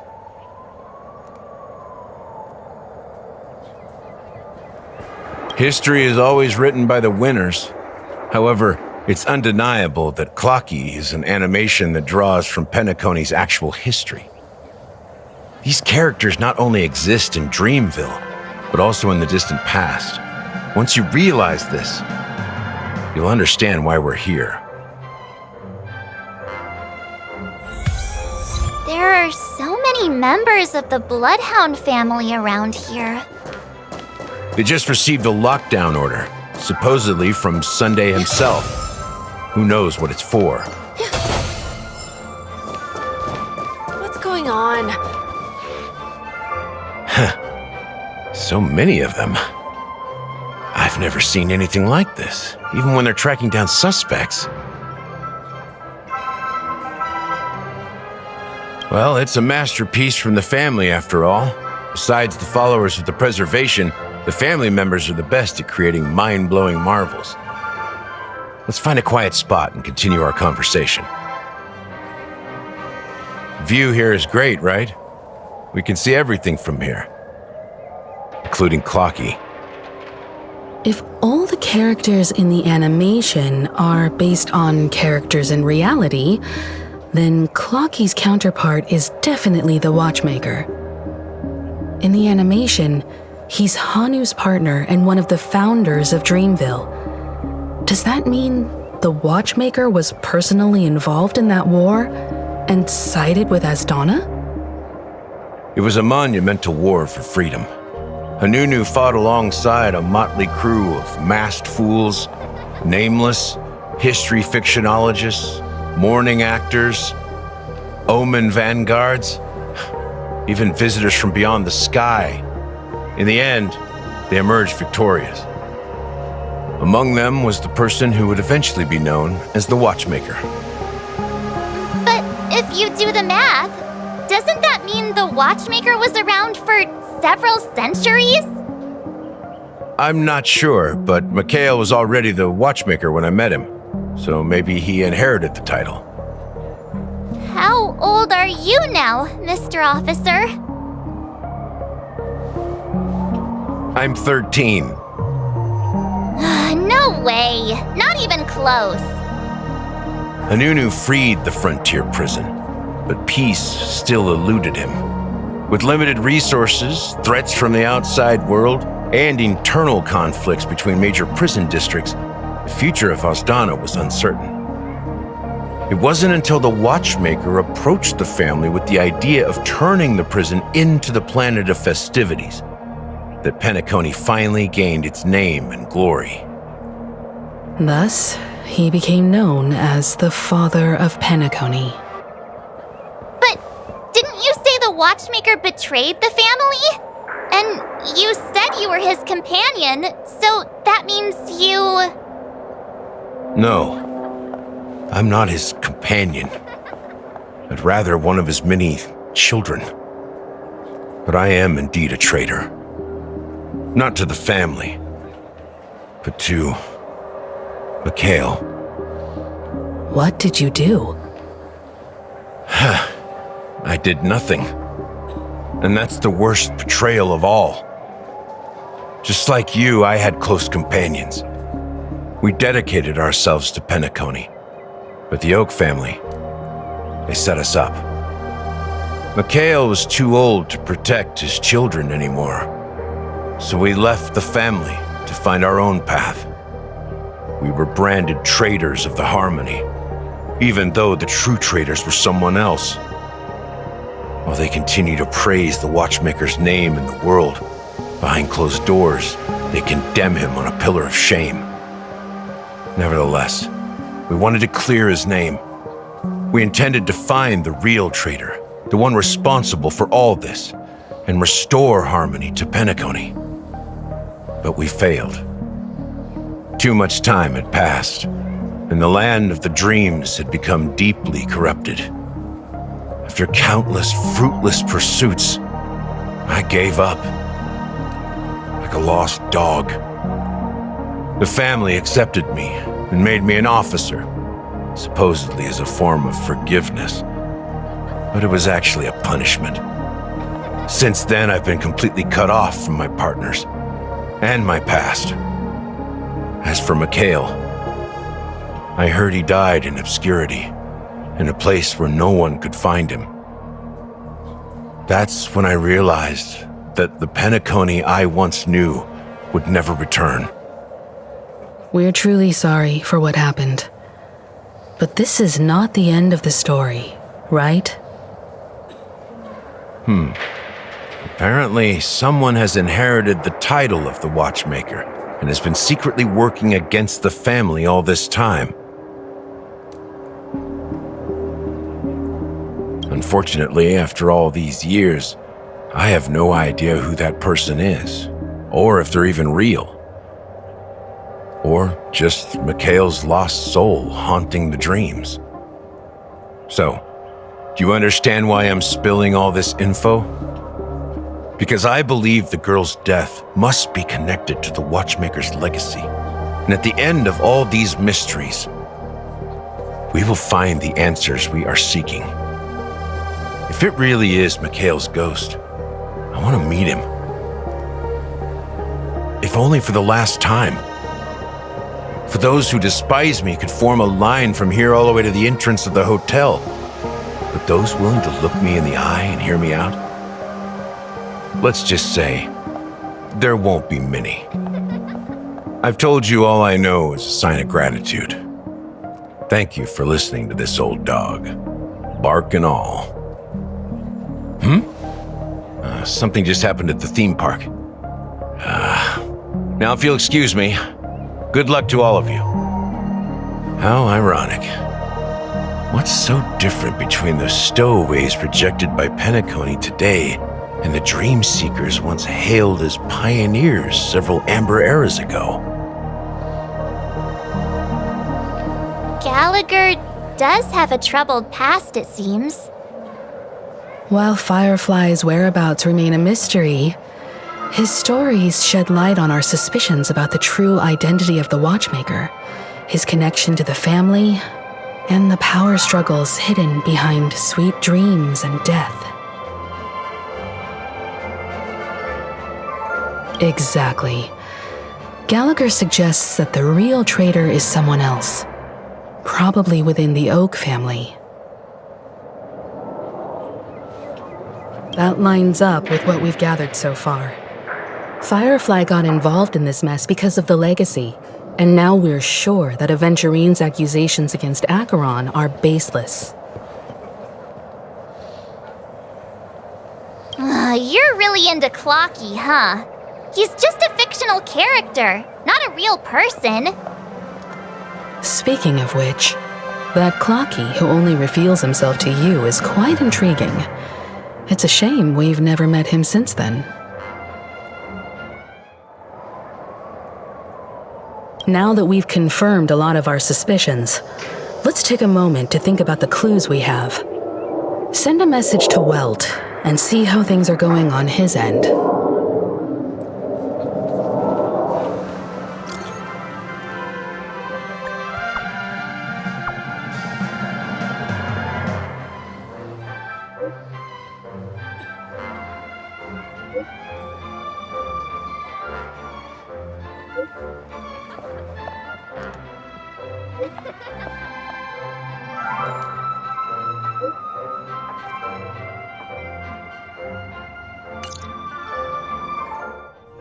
Are your companions worried about you? They're just checking up on me. Let's get in and get out. Seems they've made some progress. Looks like we're about to enter the depths of Dewlight Pavilion.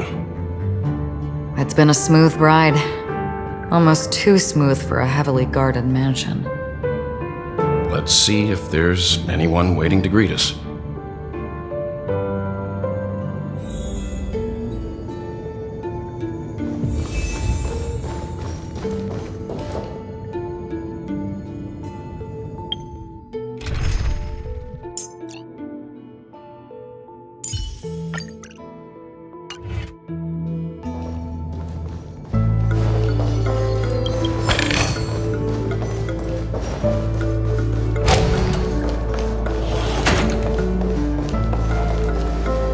Something feels off. A grand mansion like this and not a butler or servant in sight. Could it be due to the disruption caused by the emergency? Well, this door is open. Looks like we'll have to investigate ourselves. Let's proceed with caution. Just one moment.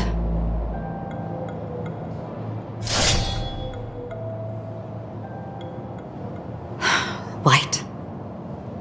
I've made myself less noticeable.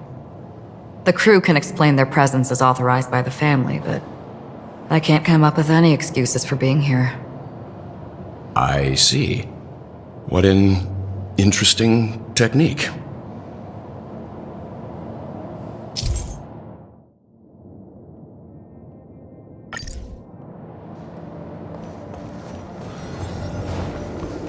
Stream forth the gleam of old nights.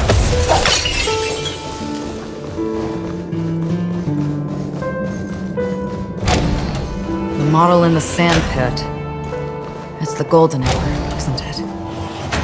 Maybe the footprints here are different from the rest. Two sets of them. Looks like outsiders might have passed through here not long ago.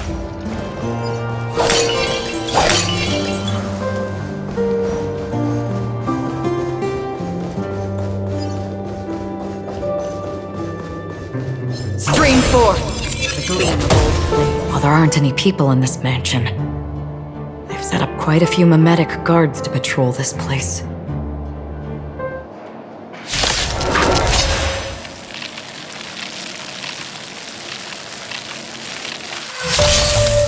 Destined for oblivion. I weep for the departed. It too shall fall. Eternal. All will be swept away by the wind. The fight is set.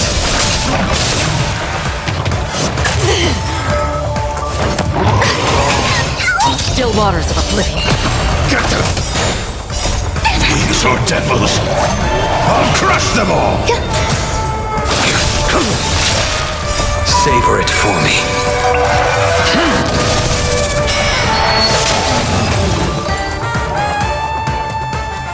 Look, it dropped something. A note. Looks like instructions from the butler for the other servants. Seems like the mansion's entire workforce were assigned other tasks before Robin's death. It must have been a big project to require that much manpower. The Charmony Festival, perhaps. But no matter what their main priorities are, there should always be someone left at the mansion, right? So you're saying someone deliberately cleared the place out? Yeah, but I don't know why.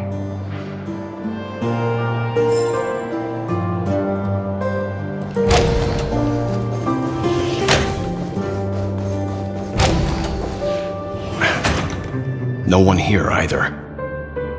Since no one's around to entertain us, let's make ourselves at home. Stay close to me so that my white can cover you too.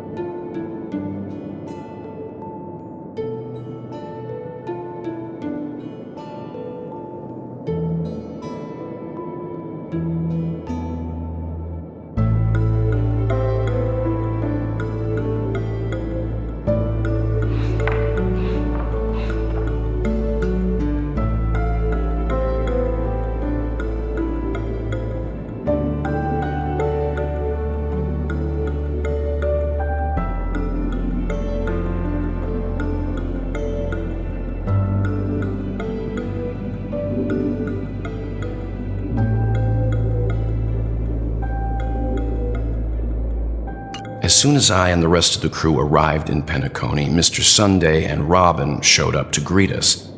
I remember hearing something unusual in her voice, and now it seems I was right. Robin believed it was because the harmony had been tampered with somehow.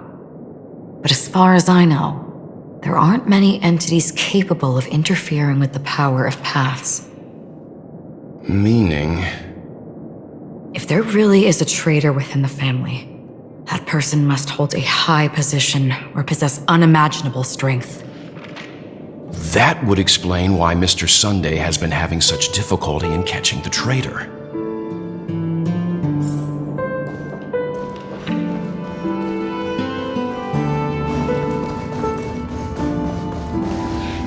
Stream forth the gleam of old blades.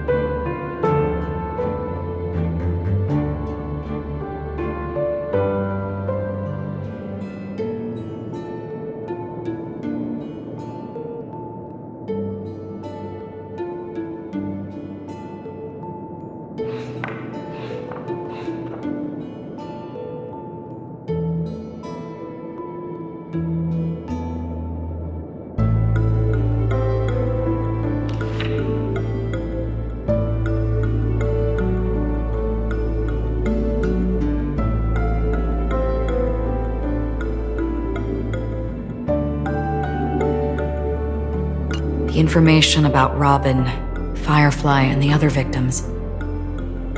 I don't see any commonalities among them. Looks like the rumors were right. Death does seem to be targeting random victims. And based on Sunday's notes, he's no stranger to death. He's just surprised that it has resurfaced. This light cone is securely guarded. It must hold some important memories. According to Robin's interview, despite having performed on so many grand stages, her favorite performance was a pretend show she put on with her brother when they were just kids. I wonder how their relationship is now. Growing up brings gains, but also losses.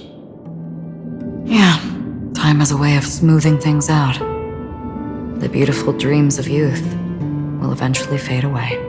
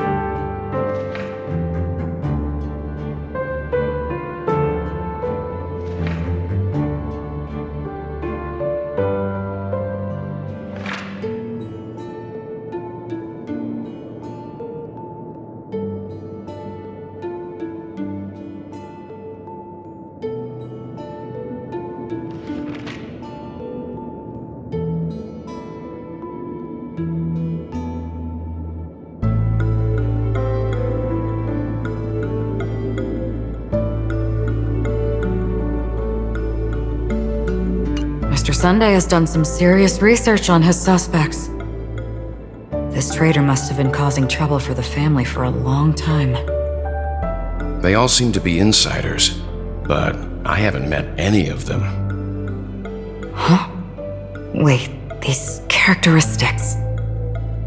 What is it? No, nothing. Maybe I'm just overthinking things. However, if this traitor really exists, could they be responsible for Firefly and Robin's deaths? Perhaps that's why Sunday is taking this matter so seriously.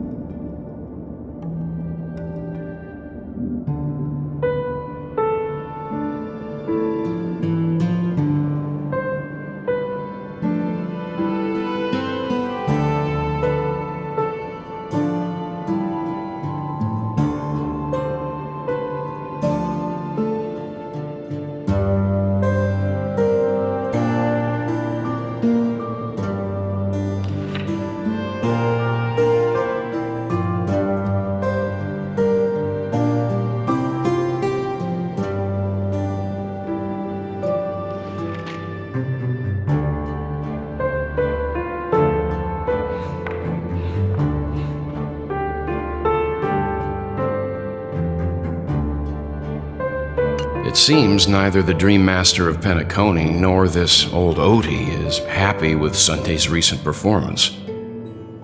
They don't seem to care much about death. Instead, they're more concerned about the Charmony Festival and the Watchmaker. Maybe the other family heads don't think death is a big deal. One thing's for sure. There's a lot of internal conflict within the family, and everybody has their own agenda. That's all for now. Nothing more noteworthy.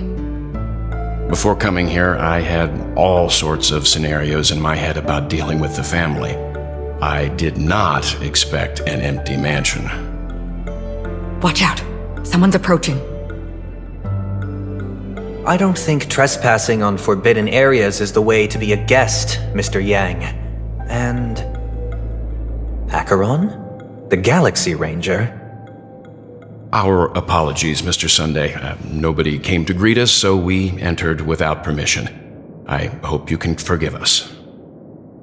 But even if there's no one to greet you, you should wait for the host.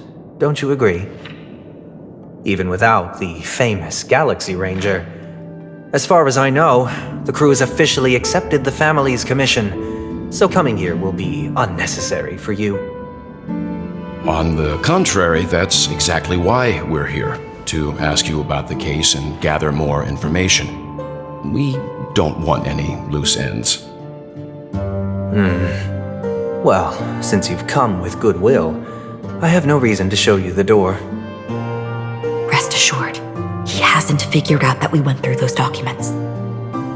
While the truth remains a mystery, I'm getting close to it. I assure you that the traitor will soon pay the price. Let's hope justice will prevail soon. I have a question for you, if you don't mind. How did the family come to the conclusion that the murderer was within the family? With all due respect, it's in the IPC's interest to wreak havoc before the Charmony Festival, and the family has every reason to suspect the IPC's involvement. Well, other family heads share the same suspicions as you, but in my opinion, the true murderer would never have drawn as much attention as that ambassador did. Not to mention, I personally shackled him a while ago. However, I'll give you a suggestion regarding your suspicions, Mr. Yang.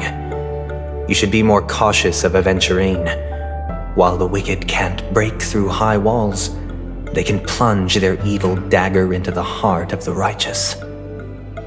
He's a businessman, not some philanthropist. But right now, he's out there handing out his wealth on the streets. And he went to the Clock Studios theme park all by himself. Who knows what kind of scheme he's cooking up? While the family is dedicated to keeping our guests safe, it might be wise for you to stay alert. You never know what unexpected troubles could arise. According to a Pierpoint hotline tip, there was a major breakthrough in the shocking Ejhazio Aventurine case. The suspect has been arrested.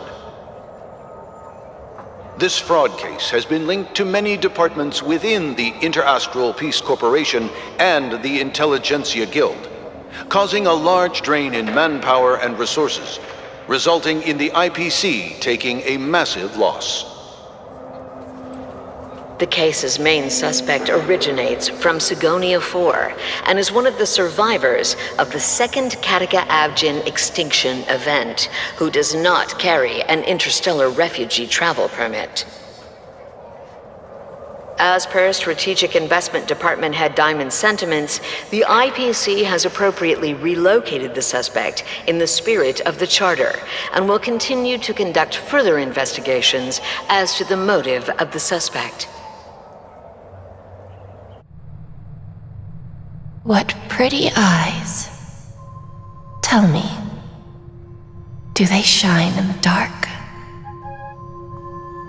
Well, if they did, I'd sell them in a heartbeat. You don't know how many people long for your eyes to be closed forever. As a servant, you should not resist your master.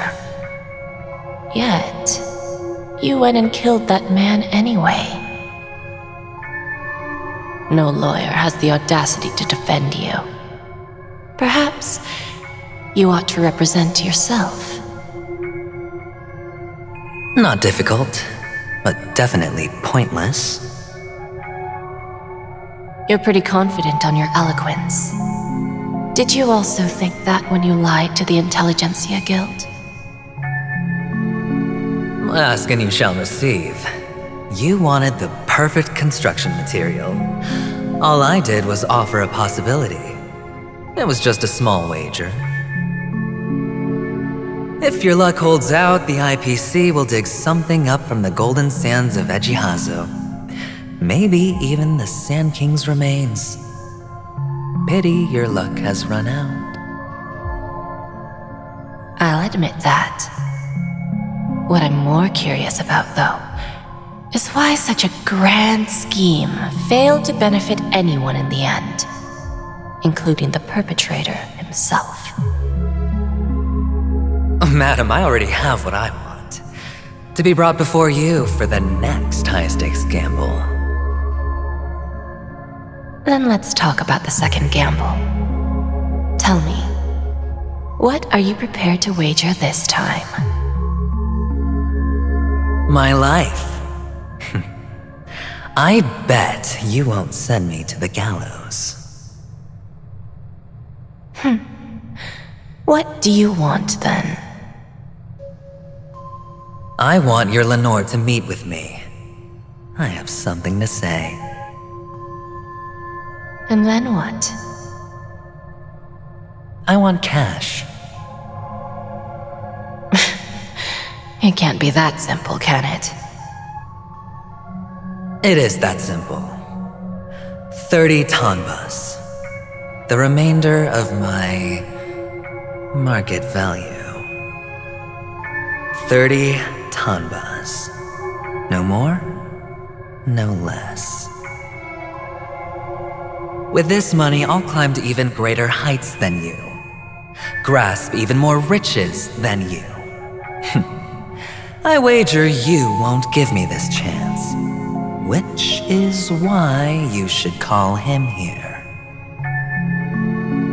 Interesting. A pity Diamond won't see you. No one gets to see him. From here on out, I am Diamond's representative, and I will decide on his behalf. You're wrong. 30 tanbas. He'll give you that. And much more than that. Wealth, status, power. The IPC will give you whatever you want, even what you don't want. Kakavasha. A good name, but unfortunately destined to be buried in the dirt. You, though, you deserve to live, to create even more wealth for us. Go, pick the clothes you like, then choose your desired identity. And then, use them well, child. May your plans never suffer failure. Life is like a long-term investment. Those who choose correctly, do the correct things, reach the correct outcomes, and show the world their value. People can't always make the right choices in their lives. But luck has always been on my side. I've never lost. Is it because Gayathra blesses me? Well, if that's the case, she must also be looking upon me right now. My success is inevitable. But what then? Even if I overcome this difficult trial, what would come next? What awaits me after this glorious gamble? An even more glorious one? Will I return triumphant with unending riches after countless successes, or will I encounter failure, never to return?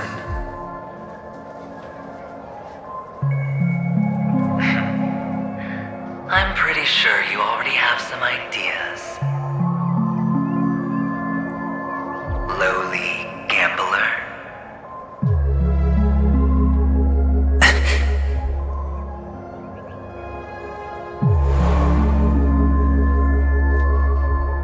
What? What? What?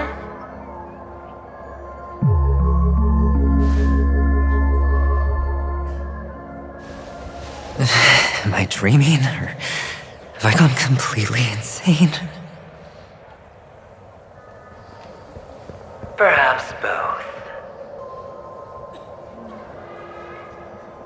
Forgotten me already?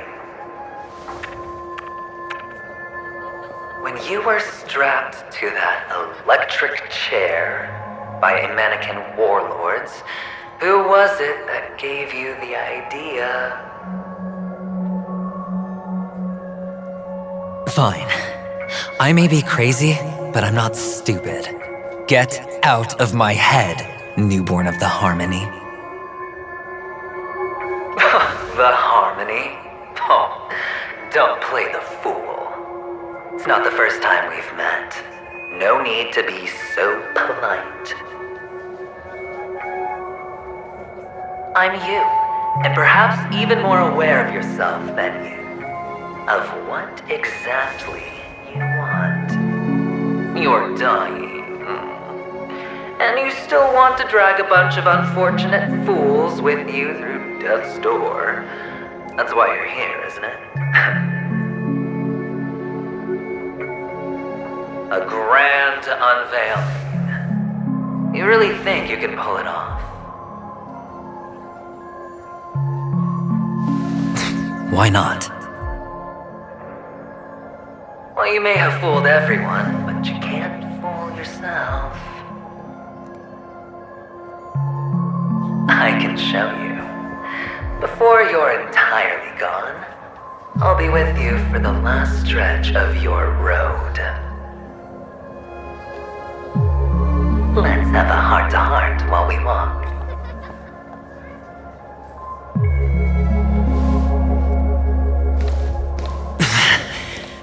What exactly are you?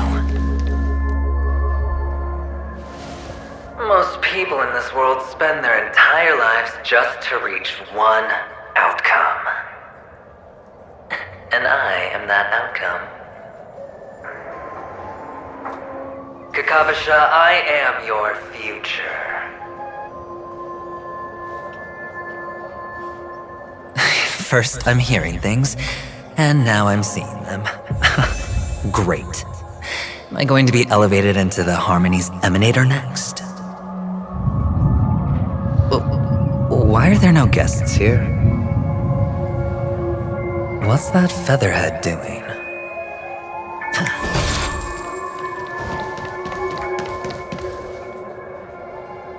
Just a Pepeshi? No. A child?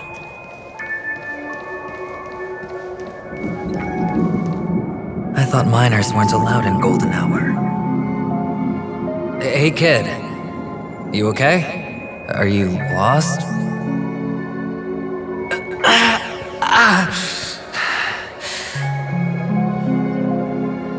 What's wrong, mister?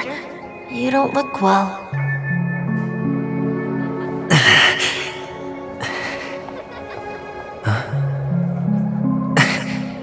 Your eyes. Impossible. Who are you? They're pretty, aren't they? Sis said they're a gift from Mama Funga. Colorful eyes are said to bring good luck. Mister, you have pretty eyes too. Beautiful. Are you alone? Where are your parents? They're in that amusement park. Papa and Mama went in first. I'm just about to go look for them. I have to go. Goodbye, mister. Hope you have a good time, too. Those eyes. And Mama Funga. No, it can't. There aren't any Avgens left.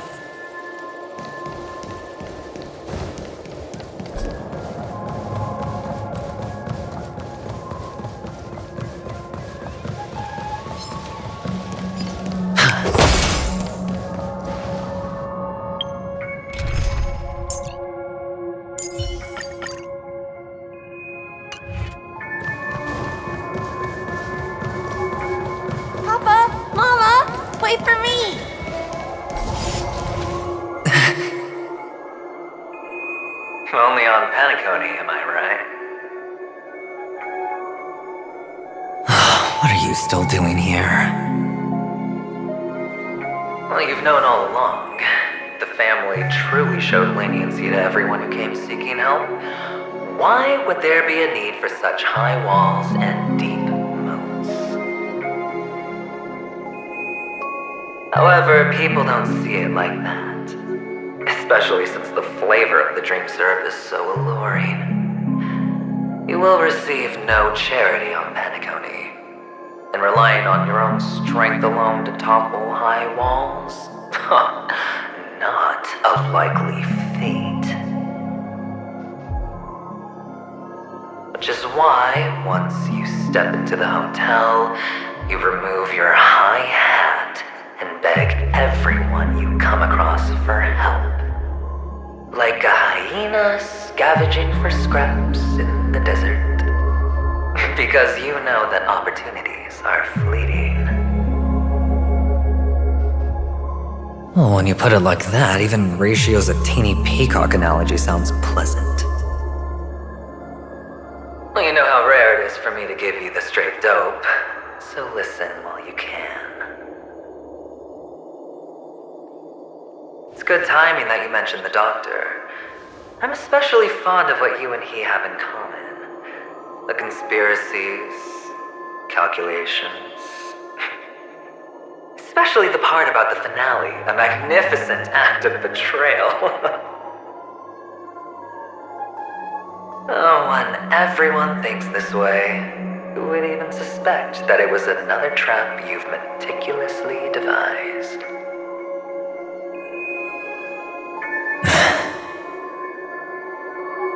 Go on. Tell me I'm right. You know who you really are, Mr. Cavalier Gambler. Uptight, overcautious, massive inferiority complex. You've won so much, and you're still so afraid of losing.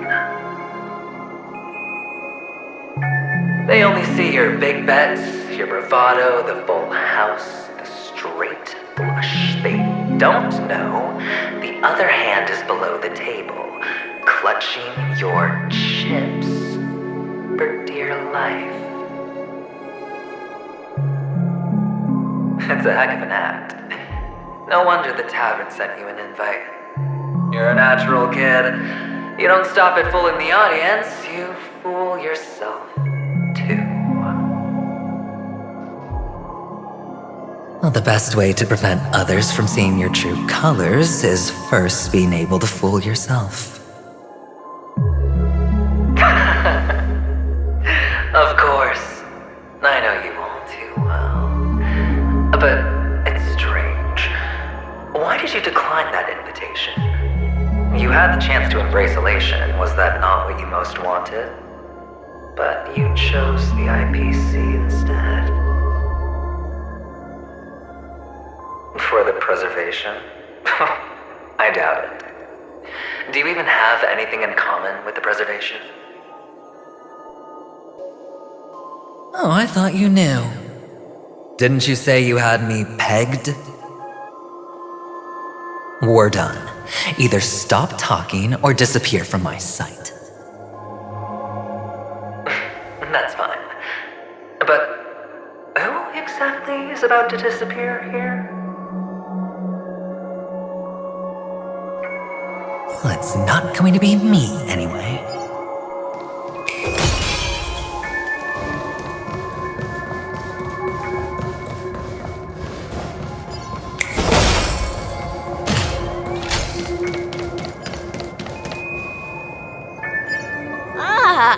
Playing hide and seek. I'm really good at this.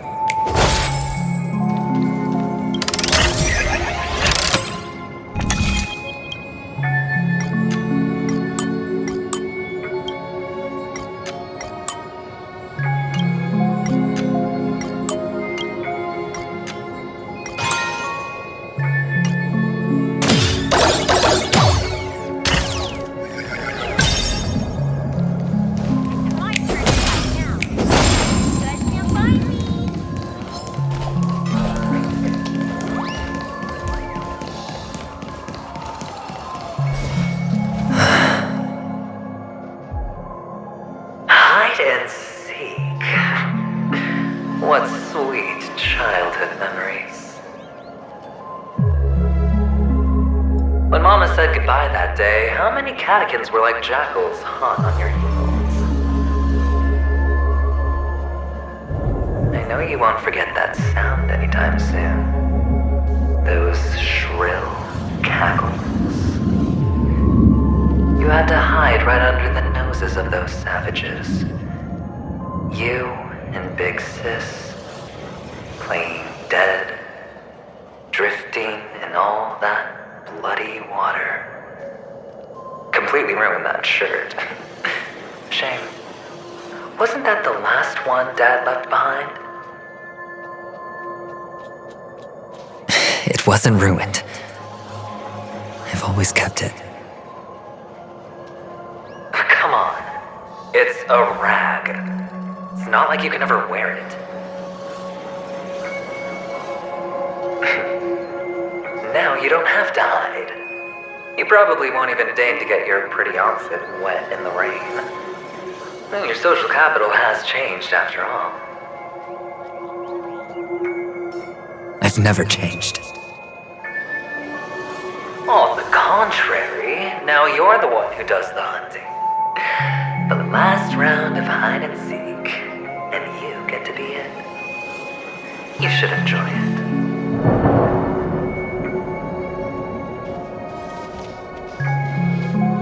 That child. Could he be in here?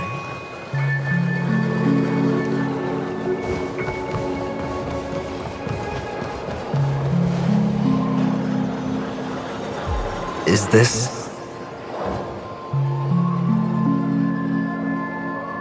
a Topaz? What is this doing here?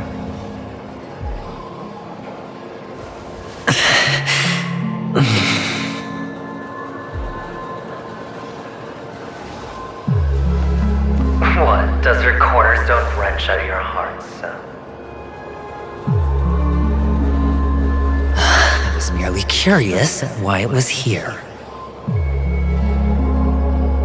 Maybe that winged guy put it here. To taunt you. Just to make you realize that your painstakingly arranged magic show is nothing but a death rattle.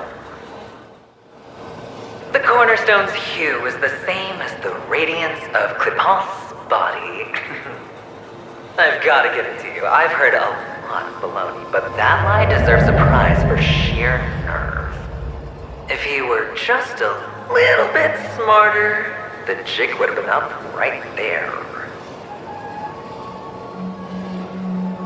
This is just bait. Of course. That's why Ratio's betrayal was one of the keys to your plan. I have to say, that doctor's acting was superb.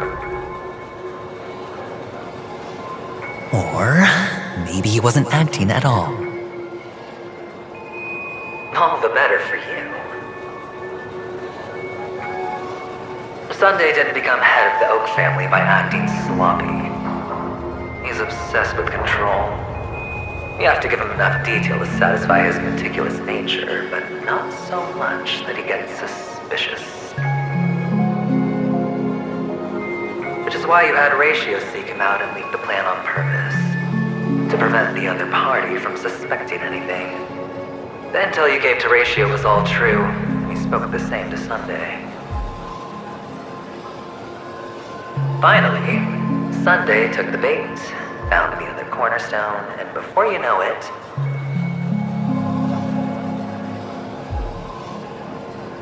everyone's distracted enough for you to steal the third stone right out from under them. Why don't you stop rummaging through my mind? Your mind? It's our mind. You're me, and I'm you. We're the same.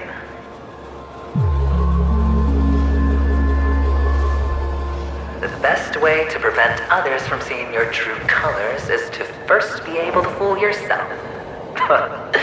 Really? You can't even fool yourself. You just got lucky this time.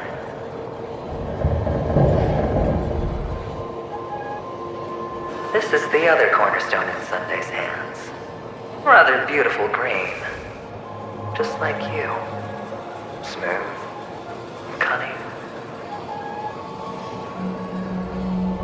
Tell me, what's its name?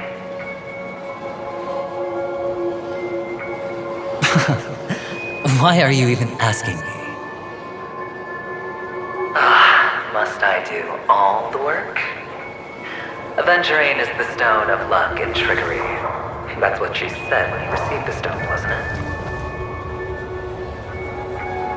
This type of stone isn't rare, but its hue is very similar to a certain gem.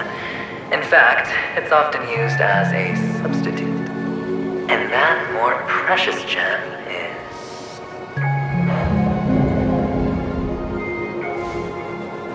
jade. Even Sunday can't tell the difference. Oh, looks like jade can be substituted for Aventurine, too. Sauce for the goose.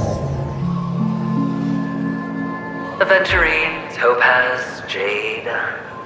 3 elites, 3 cornerstones who, for a measly Penacony, offered their everything. Oh, you're even more united than the family.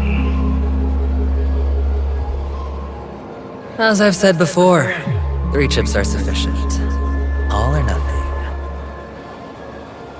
But will it be the former or the latter? We'll find out soon enough. So, where's the real Aventurine stone? Take it out, let's have a look. Suddenly you don't know where it is? I just want to hear you say it. After all, it really does resemble its owner.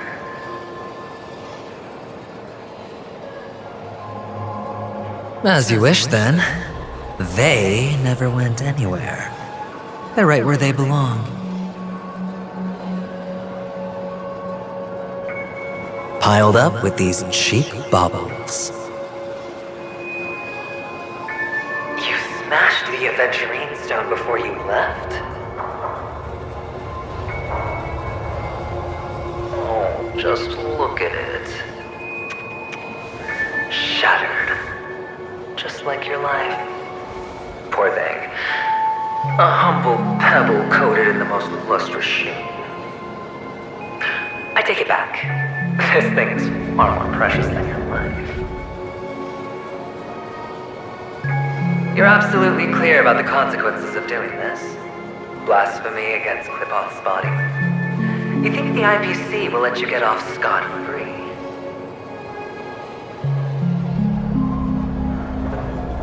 Well, Diamond has always been all about results. As long as I can create value far beyond the cost, the ends justify the means. How else would the family be fooled if there was no price to pay? It doesn't matter. Even smashed to smithereens, the preservation's cornerstone can still be used. Its effect may be greatly diminished, but it's enough for me.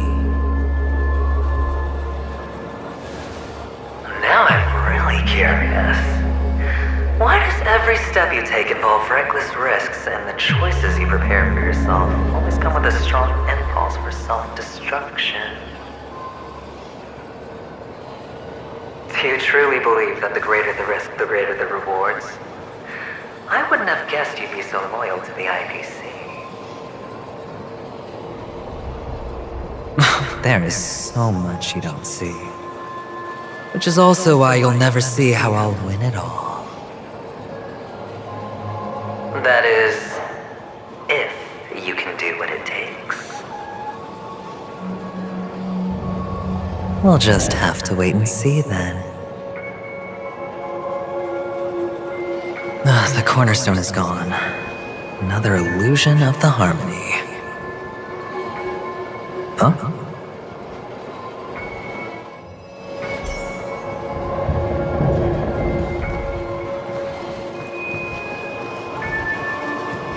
Hello. We meet again, Mr. Pretty Eyes. Yes. We meet again. Did you find your mother and father? Of course! Big Sis is there too. The four of us were just playing hide and seek. I'm so happy. On our way here, Papa even brought me to see a blimp. I think you mean film. Yes, that's it. Putting many drawings together and turning them into a moving wall painting. They put me, Papa, Mama, and Big Sis together, turning us into one big family. You should give it a try too, mister. You look sad. The amusement park will cheer you up. Sure.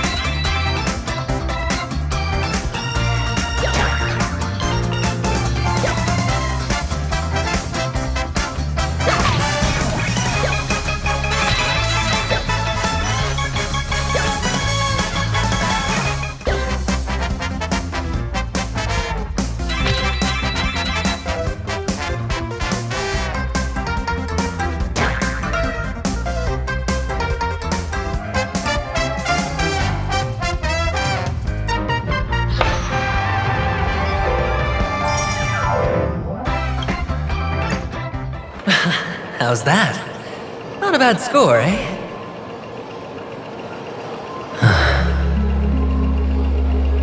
Boring.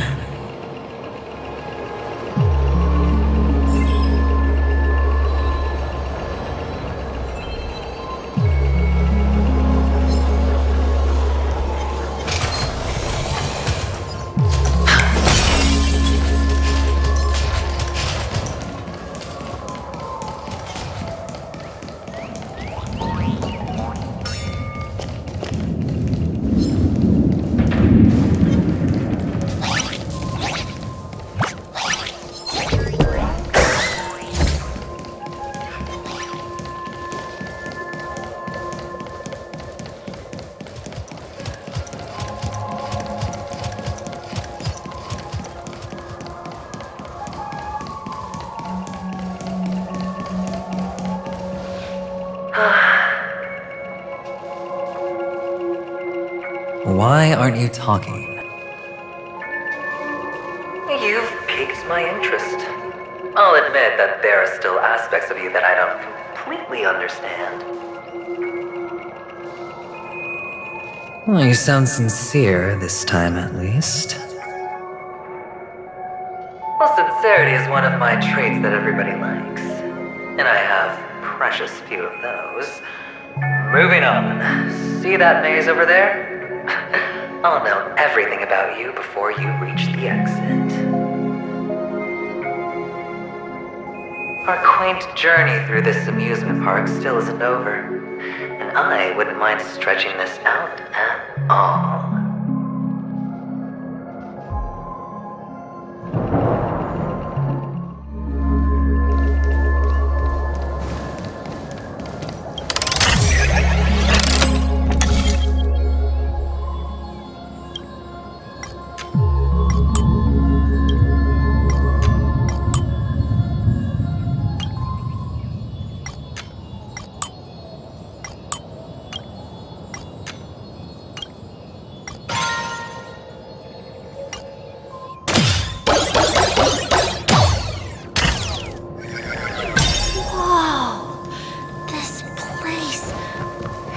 so tall. Even taller than the tallest rocks in the desert. And there are so many flowers here. Big sis, this one's for you.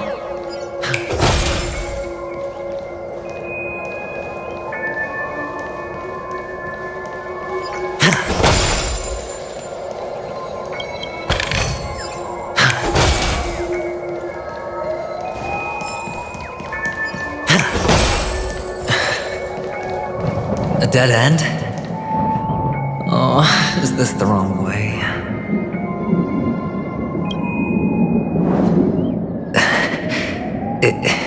Is this? Oh, what's on your mind? It's got nothing to do with you. Do you need a hint? These are manacles on you. That man gave you your first job, and you made your first pot of gold. I remember it all too well. You wrapped that iron chain around your fist, for that is the only tool you could find. Then, in that maze,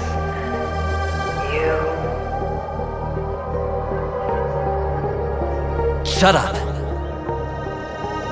Oh, you don't wish to face your past? Unwilling to admit that your life is worth only 60 Topaz? Well, from what I see, you refuse to confront it, because it only proves your weakness. How could a weak person take such daring risks?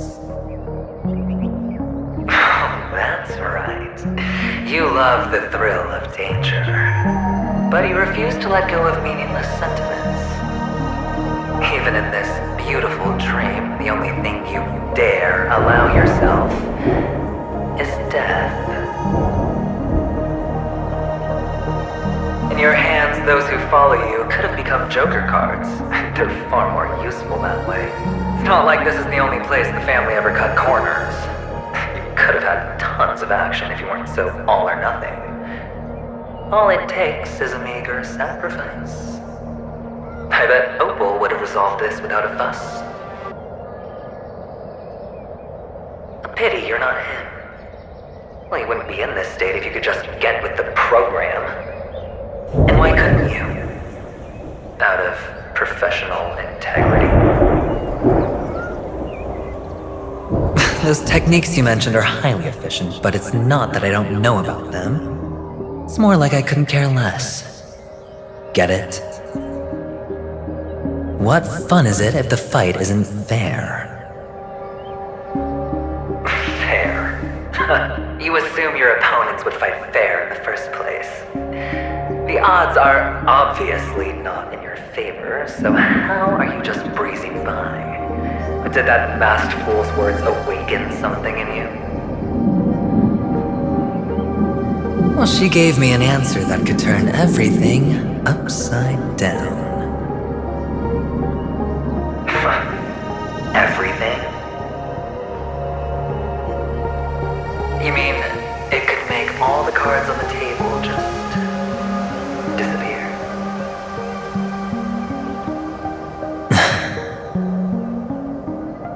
That's cheating. If these leaves could be brought back, would they bloom into new flowers?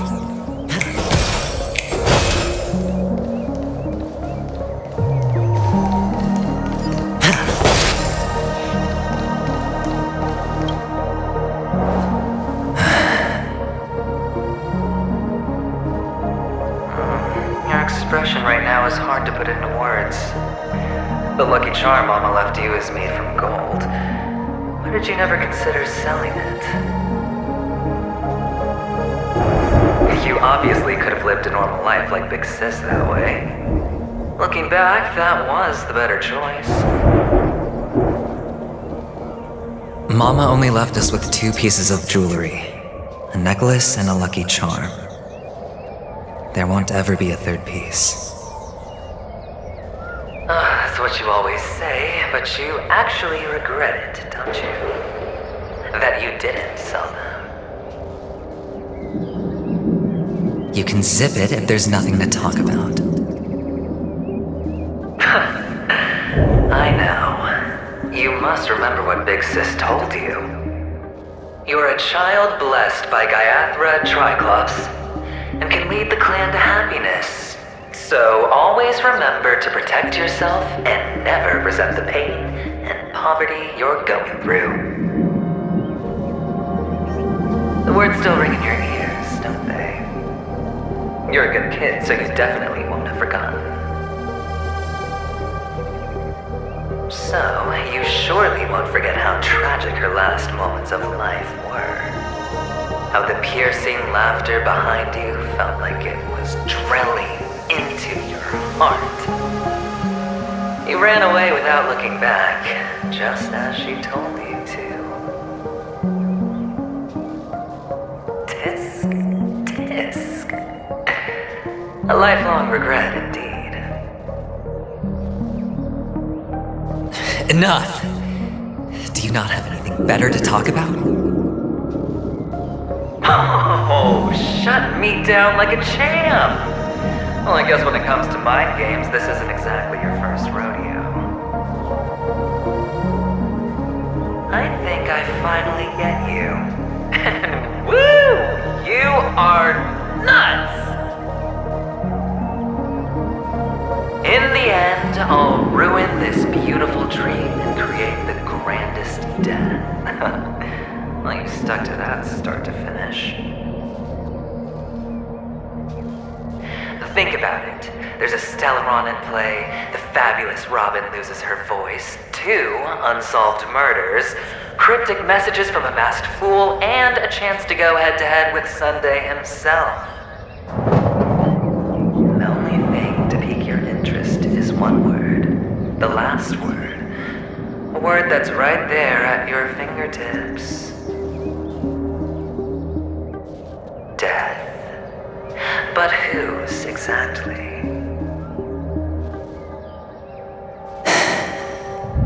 We'll know when the dice falls. All right then. Reserve a seat for me in the audience. I'm curious to see just how capable you are. Still, you never answered my question. If you could start over, would you still want to be the child who received Gaiathra's blessing?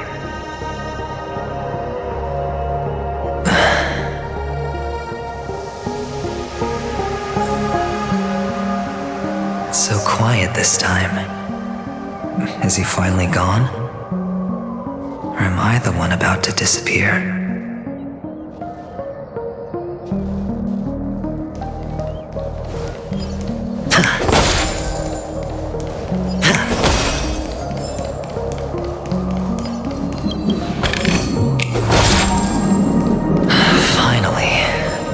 This place. We're going home? But I don't want to go back yet.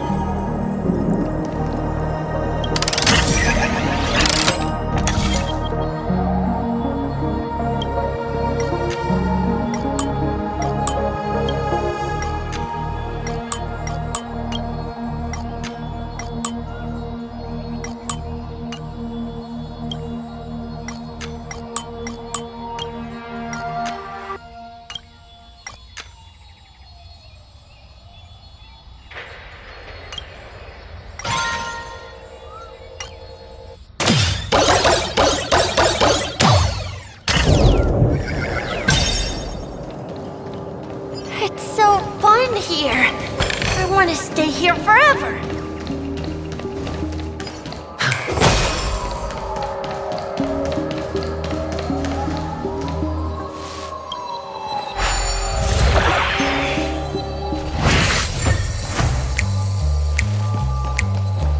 Brother Hanu, where are you going? There's only one place.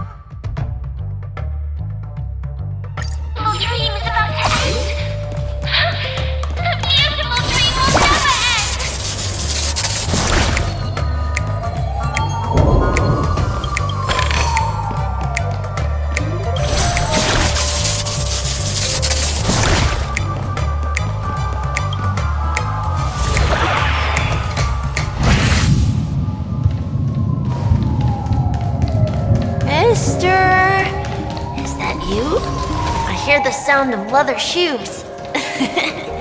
Ah, it really is you.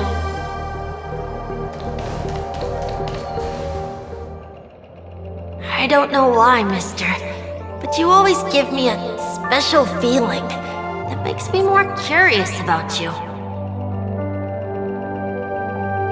It's sad that I can't get to know you more. We have to say goodbye. Did you have fun?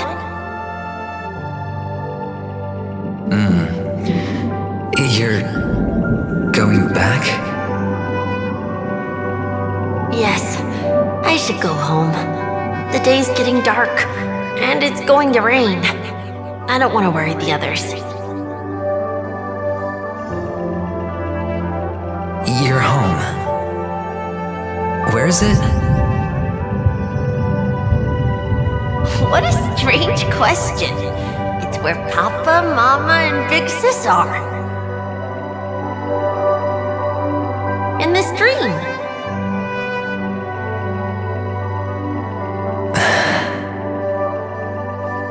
This amusement park. This beautiful dream. They really are peaceful. Everyone loves it. But, mister, why don't you like it?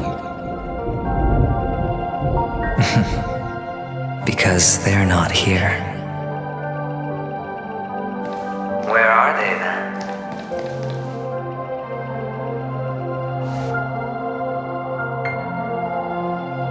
I don't know. You do know, but there's no point pressing the issue.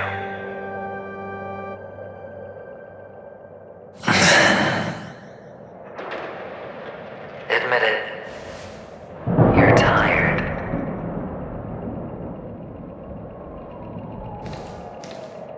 We all are. Which is why we chose to stay here. Me and him. Your past and future. How long will you stay? Forever. We'll be with you forever in this dream. This is the greatest honor that we can offer to those who hurtle towards death.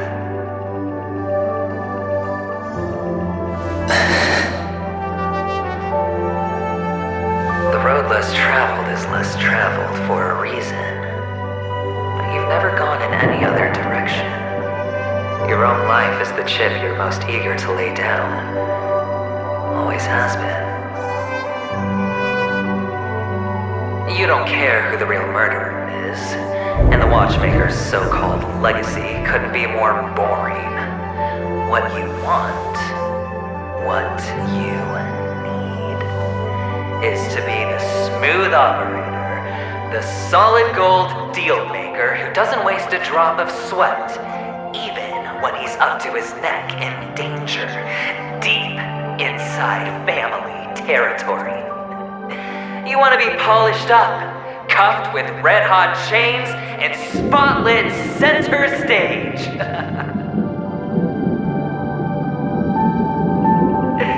You'll be the closing act, the final sacrifice. I can do it. And it will be flawless. Of course you can. Your luck will help you at the right time. A Stellaron and an Emanator. It's that simple, no?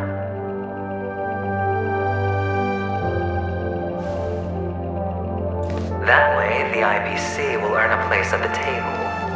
And as for you, you'll just happen to slip the leash, sweep the rat race, extract yourself from this endless debacle. You'll have the freedom you've always dreamed of.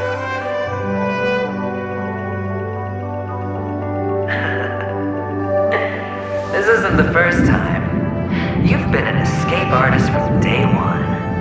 This fiasco started with a death, and its curtains will fall on another death.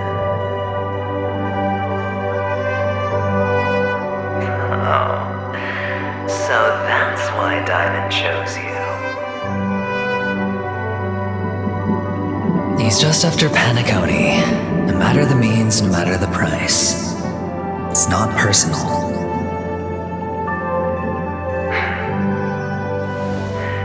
It's hard, isn't it? Well, don't get soft on me now. What, did you suddenly grow a conscience? Hey, I was born from yourself. I'm well aware that climbing out of the hole you've dug is basically impossible. I can't stop you from doing what you want. We can't change where you want to go. Well, what's done can't be undone. All we can do is play the cards we're dealt and rake in as much time as possible. Yes. Alas, people won't make all the right choices in their lifetime, though luck always seems like it's on your side. You will keep winning, having never lost before, but why you? Why must it be you? If all your luck is built on the pain of someone you love, on the loss of dozens more, if these windfalls, these jackpots, aren't a gift from Gallagher, if all they are is a long string of meaningless deaths, then what did we do to deserve living in a world like that?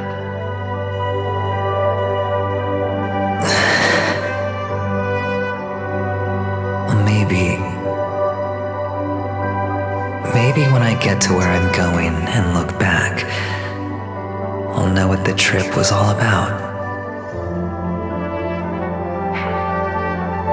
Fine. Time to make a move, my friend. I'll be waiting up ahead.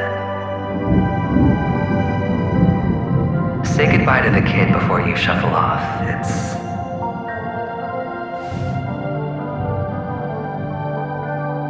It's best to die without regrets.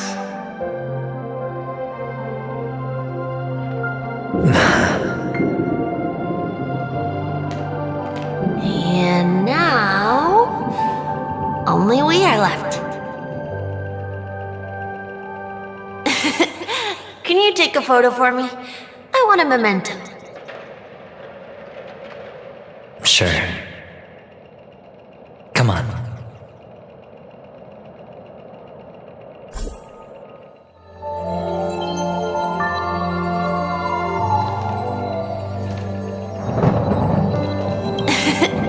Can you take a photo for me? I want a memento.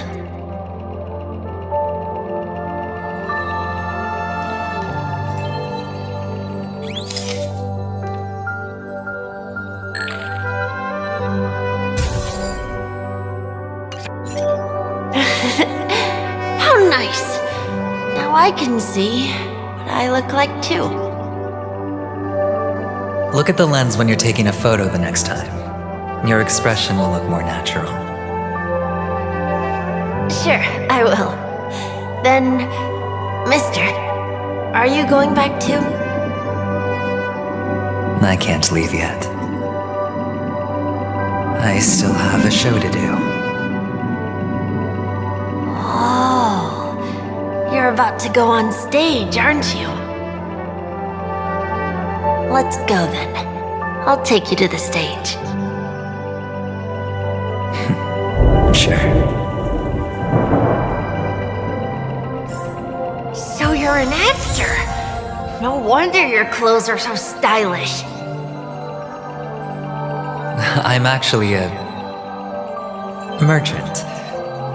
But I do have a show to do. Are you the same as those men in black in the sky? But you're not wearing black. Only ordinary employees have to wear that. My position is much higher than theirs. Awesome! I hope I can become as good looking as you when I grow up. Of course you can. you'll be better and stronger than me.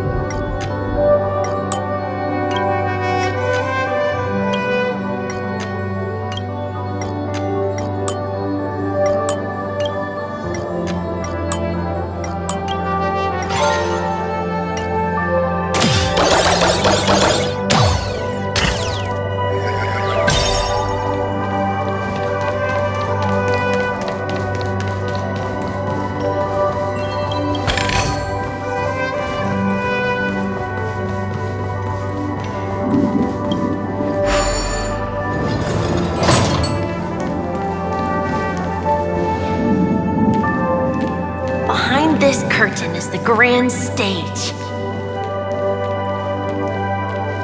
It's almost time to go on stage. Are you ready? Good luck with your show. Thank you.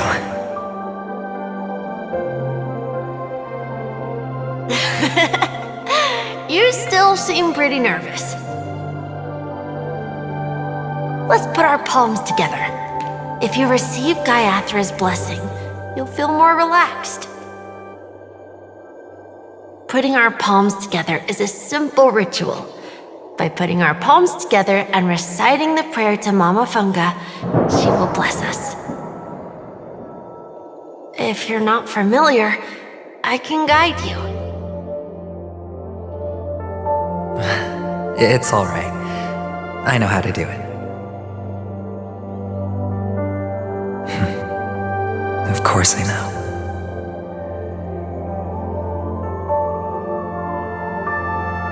This is where we go our own way, Kakavasha. The catechins are coming. Why?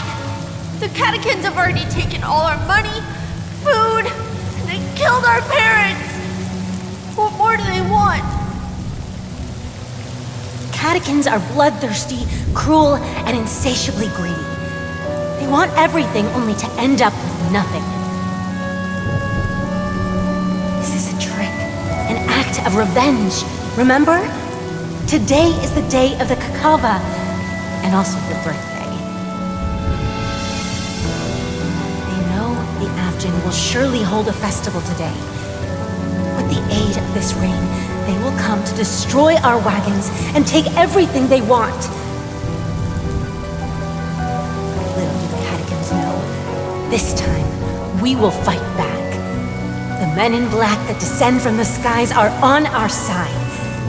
The catechins stand no chance against them and will surely pay for their arrogance. Without this rain, the catechins would never take action, and we would not have the chance to turn the tide.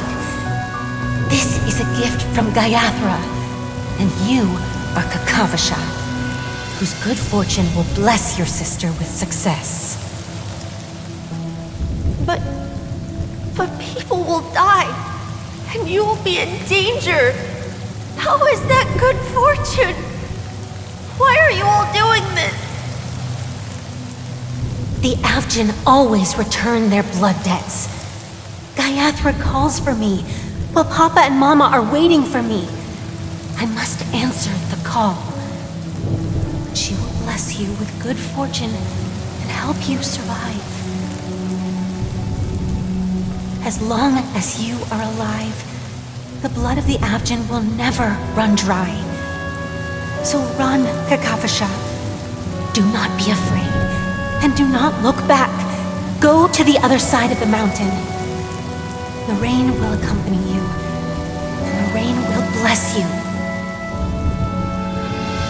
As for us, we will reunite in Kakava's next aurora. May the goddess Gayathra close her eyes 3 times. Keep your blood eternally pulsing. Let your journey be forever peaceful, and your schemes forever concealed. Farewell, Kakavasha.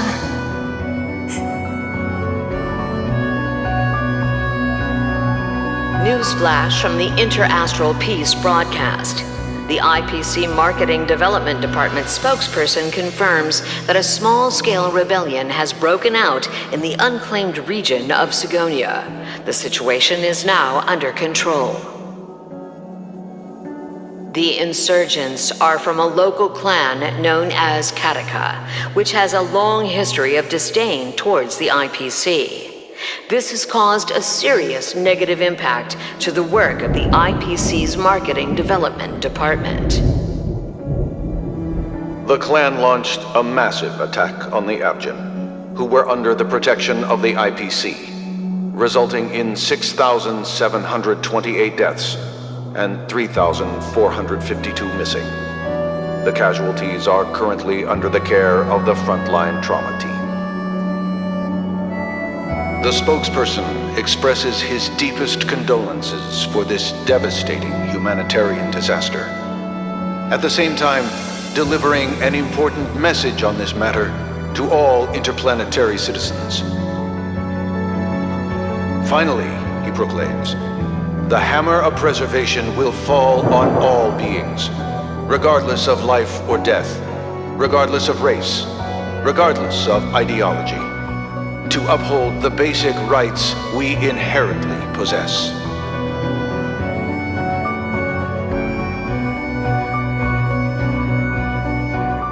Kakavasha?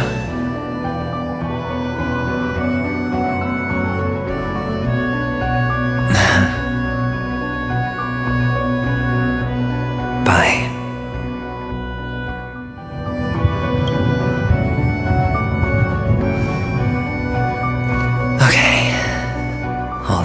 Are in place. It's time for the show to begin.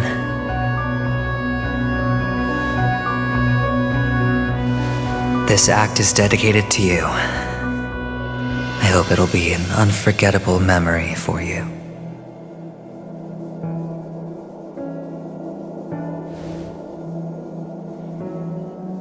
Kakavasha. By the way, before you go, I have a personal question. Do you truly want to destroy the world with your own hands? Let's assume, just assuming now, that every time I roll the dice, there's a possibility of achieving this particular outcome. Then I would be quite happy to make that wager. Is this Miss Acheron? Hello, I'm Himiko, the Astral Express's navigator. Hello, I'm March 7th. I'm sure he needs no introduction, as you definitely know him.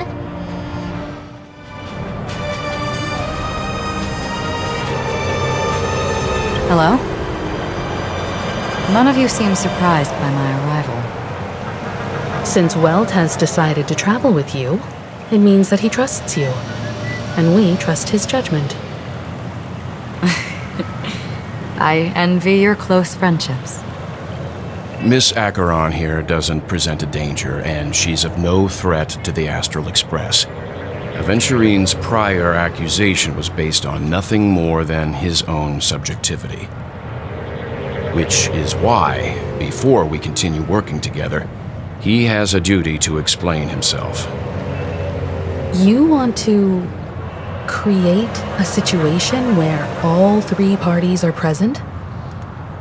There must be some deeper meaning behind Aventurine's actions. I suspect he's been aware of Penacony's secret from the beginning and has been continuously strategizing to unveil it. In that sense, the Astral Express's role in his plans would be imperative. In the worst-case scenario, he may use us to do something unexpected. Assuming things do escalate to that stage, having an extra ally is a good insurance policy. Penacony has numerous factions, and the state of affairs is significantly more intricate than that of Bellabog and the Xianzhou.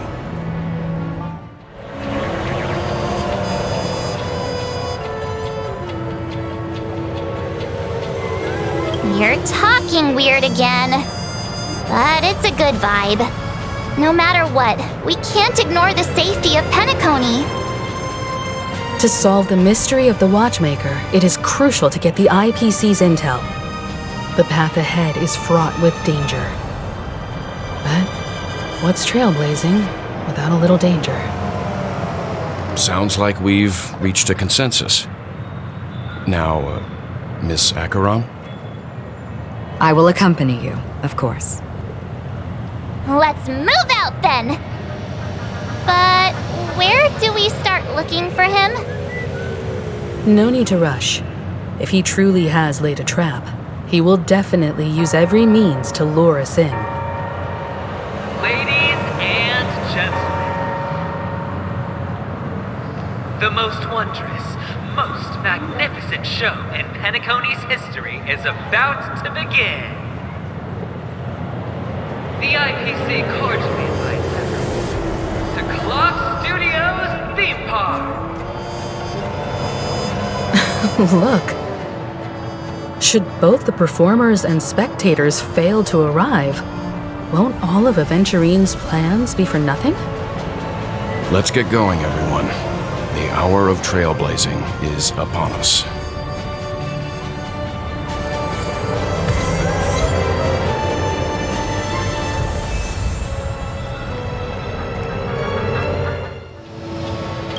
I have a bad feeling that something big's gonna go down. Are you ready? Let's waste no time and head to the theme park then.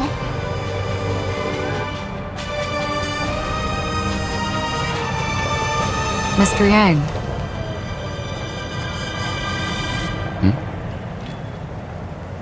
Why did you not tell your companions about my true identity? It's just like you said, an inability rather than an unwillingness. Plus, it's a long story, not something that can be summed up in a few words. But I chose to believe you, and my trust in you stems more from my own personal judgment. I also believe that if it were their choice to make, they would make the same one. Thank you. I'm grateful. To reciprocate, in the upcoming confrontation, if the odds aren't in the Astral Express's favor, I will stand with you, if my meager strength is required.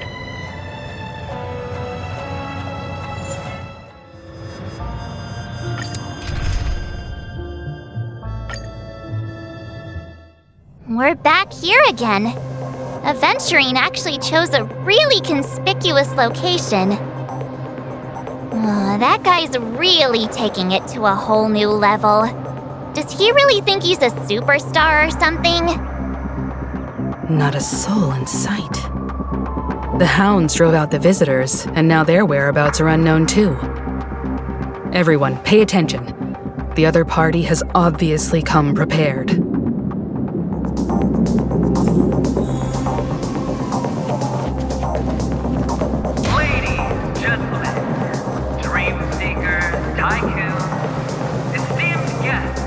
Watchmaker and the family.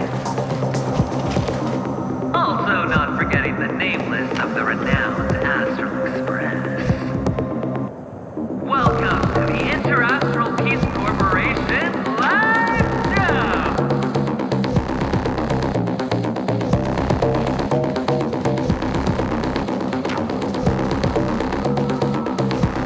Astral Express, you're late. And this, unsought guest. We've kept your appointment, Mr. Aventurine. It is customary to show yourself as well. I will, naturally. But before that, I've got to introduce our guest of honor. Everyone, give it up for Mr. Stellaron!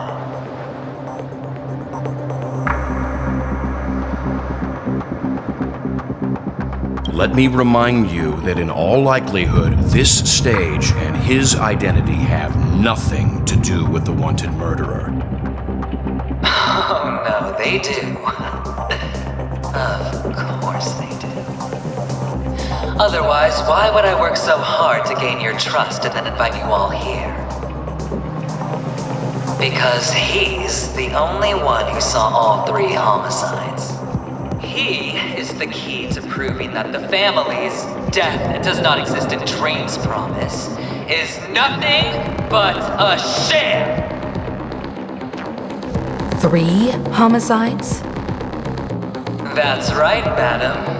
The 3rd one is about to happen right now, right here, in Clock Studios theme park. A truly grand death. You, and you. All of you are going to die. And it's all because of you, Mr. Stellaron. You will become the personification of death.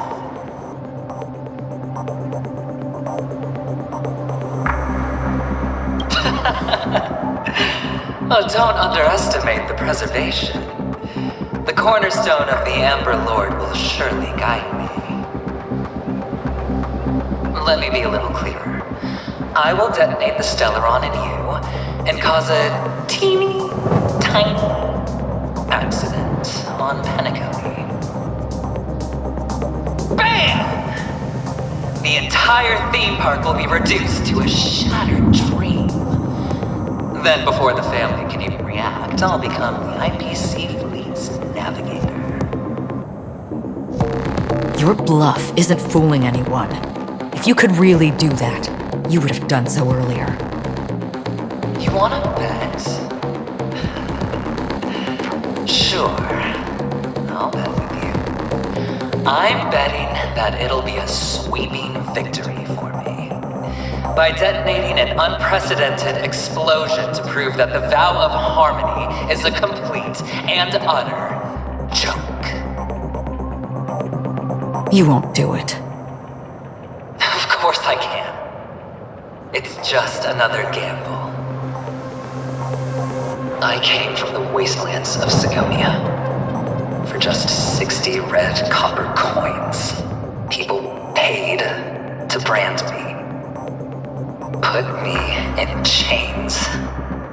Place me in the gallows and bury me in the golden sands. But the sun could not kill me, and the quicksand sent me back to the embrace of the Guild and the IPC. Bear in mind, my victory wasn't just a stroke of luck. I've never been defeated. Have you ever heard the saying, sleep is the rehearsal of death? Why do the living sleep? All because we are not ready for the final rest. Every night is practice for the end. You and I are escaping into our dreams for fear of death at this very moment. And death will surface in our dreams.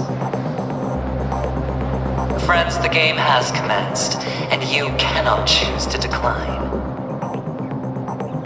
Nor do you have any reason or grounds to!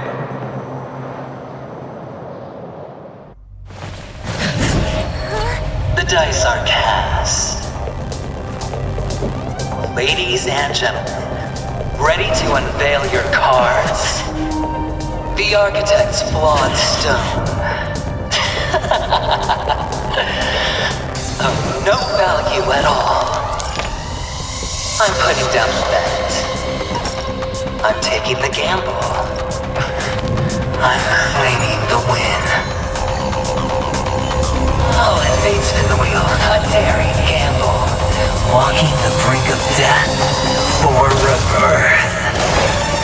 Oh, for the Ember Lord! Alright. Let's see who has the last laugh. Let the game begin!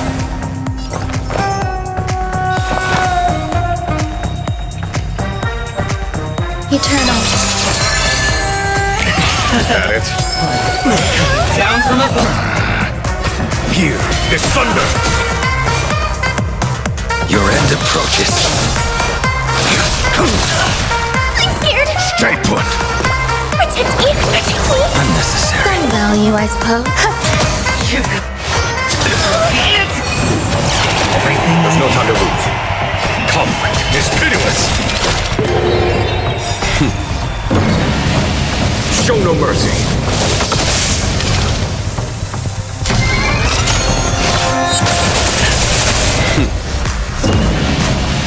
Show no mercy. I failed to send you. Prepare for Swan. Dare attack me. Give me strength. So this is the warmth. Every petal in life, all will be swept away by the wind. I'm gonna hold everyone back again. Follow my charge. Here is thunder. There's more to life. Existence is unity. I'm scared. Stay together. Don't come in. These are devils. I'll crush them all. Down from above. Failed to send you. Savor it for me. Conflict is pitiless. I'm gonna hold everyone back again. Protect me. Protect me. Unnecessary. All or nothing. There's no time to lose.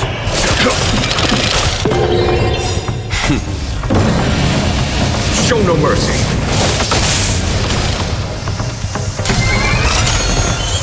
Some value, I suppose. Show no mercy. Eternal. I'm scared. Stay put. Prepare for Swan. Follow my charge. Dare attack me. It's thunder. Even on a losing streak, as long as people still have hope, they'll keep throwing money on the table. The chance. How small. The potential is what you hang on to. That's what justifies the gamble. There's no time to lose. Conflict is pitiless. Right. Play down. Him is on board. I'm gonna hold everyone back again. Give me strength. I will dispatch you. The fight is set. Follow my charge. These are devils. I'll crush them all.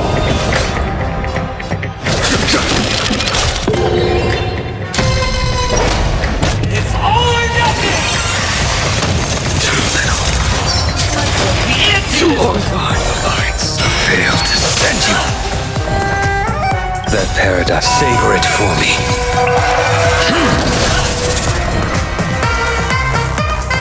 Protect me. Protect me. Unnecessary.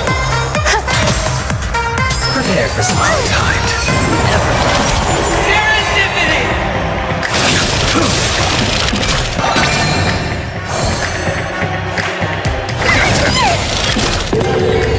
There's more to life. Eternal. It's all or nothing. Enjoy yourself. That paradise may savor it for me.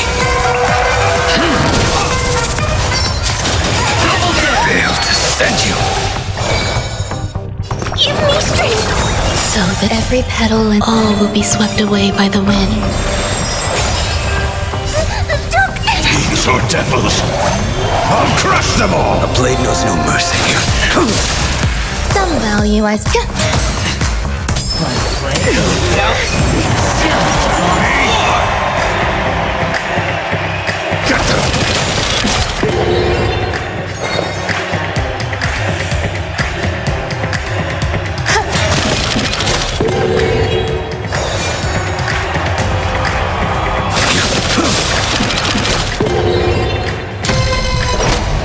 It's all or nothing!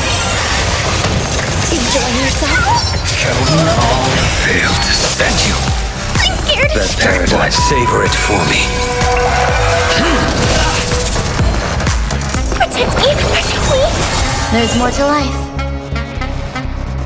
Existence is unity. Prepare for something.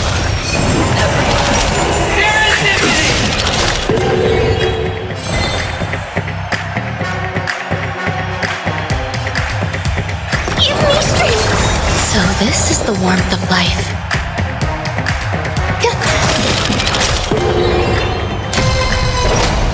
It's all or nothing! Double down! Some value, I suppose. These are devils!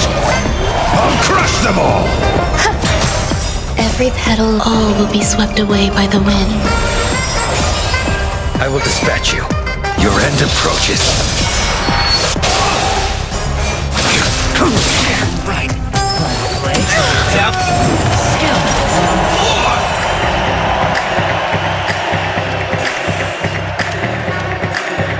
Protect me, protect me. Unnecessary. There's more to life.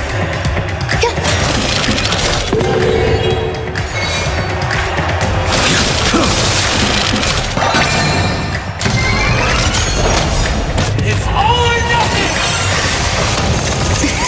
That paradise may be. Savor it for me. Fail to stand you.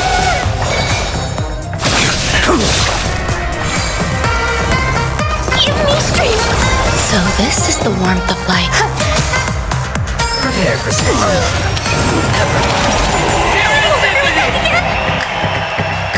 Protect me, protect me. There's more to life. Eternal.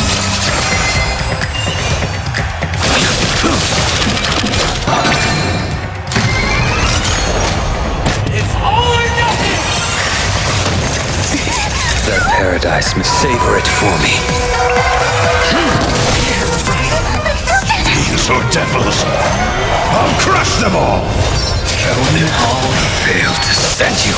I'm scared. Stay put! Every petal, all will be swept away by the wind. Give me strength. So this is the warmth of life.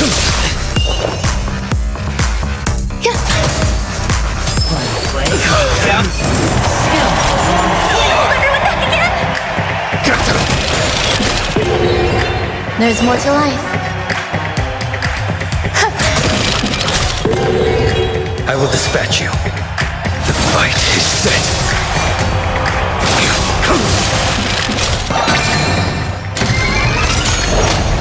It's all or nothing! That paradise may savor it for me. Fail to stand you. Protect me, protect me. These are devils! I'll crush them all! Everybody's like that, down to the last player. So why can't I be happy too? Why can't I feel that free?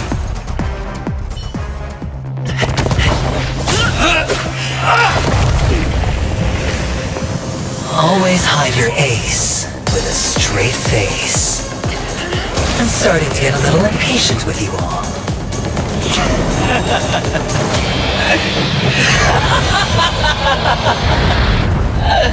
Friends, to fully relish this, I'm betting every last chip. Only by casting aside reason does one truly gamble.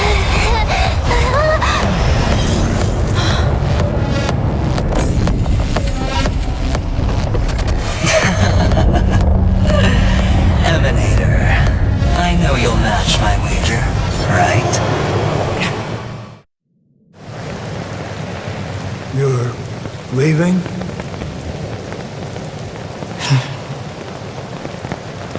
Perhaps. I might pass through the place you mentioned. Penacony. What do you hope to find within a dream? I'm not looking for anything. They aren't in a dream.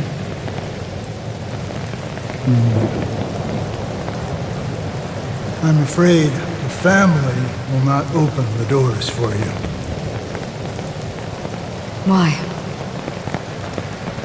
Because the path you walk is not accepted by the Harmony. Even if that's not what I want.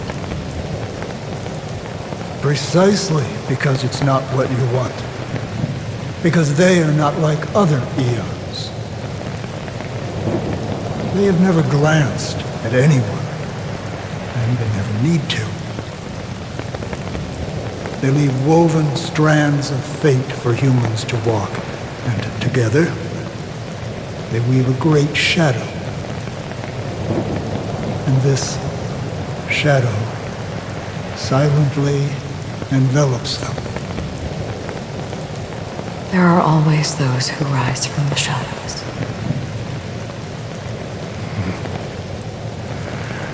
They mostly become a part of the shadow. In your eyes, am I the same? You still have a strand of color, but not much.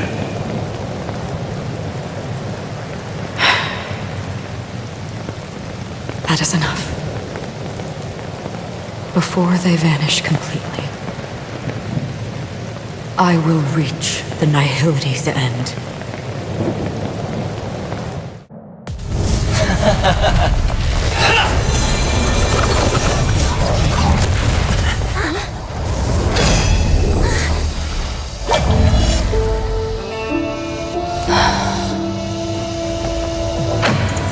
I wish to mourn the departed, weeping like rain, to swell the crossing stream.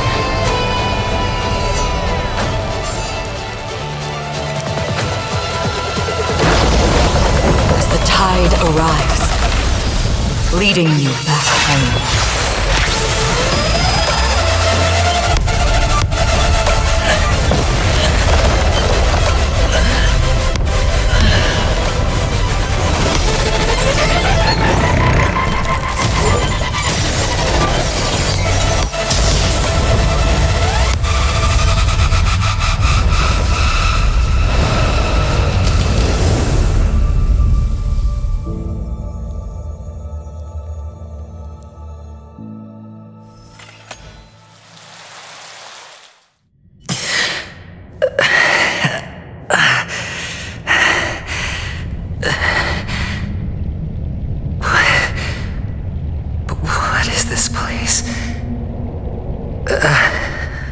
Gigantic black hole. And see?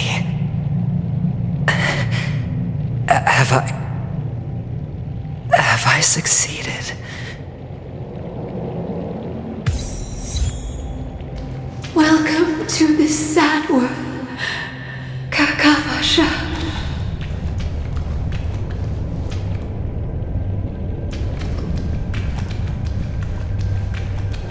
Your good luck is the most precious wealth we, all Avgin, have. You came out alive after 2 days. It proves that you are the real deal.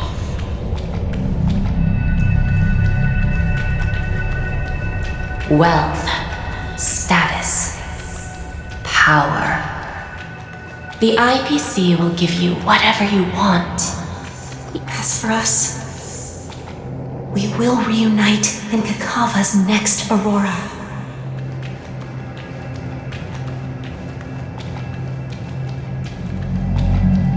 It's a pity this is not the place you were expecting.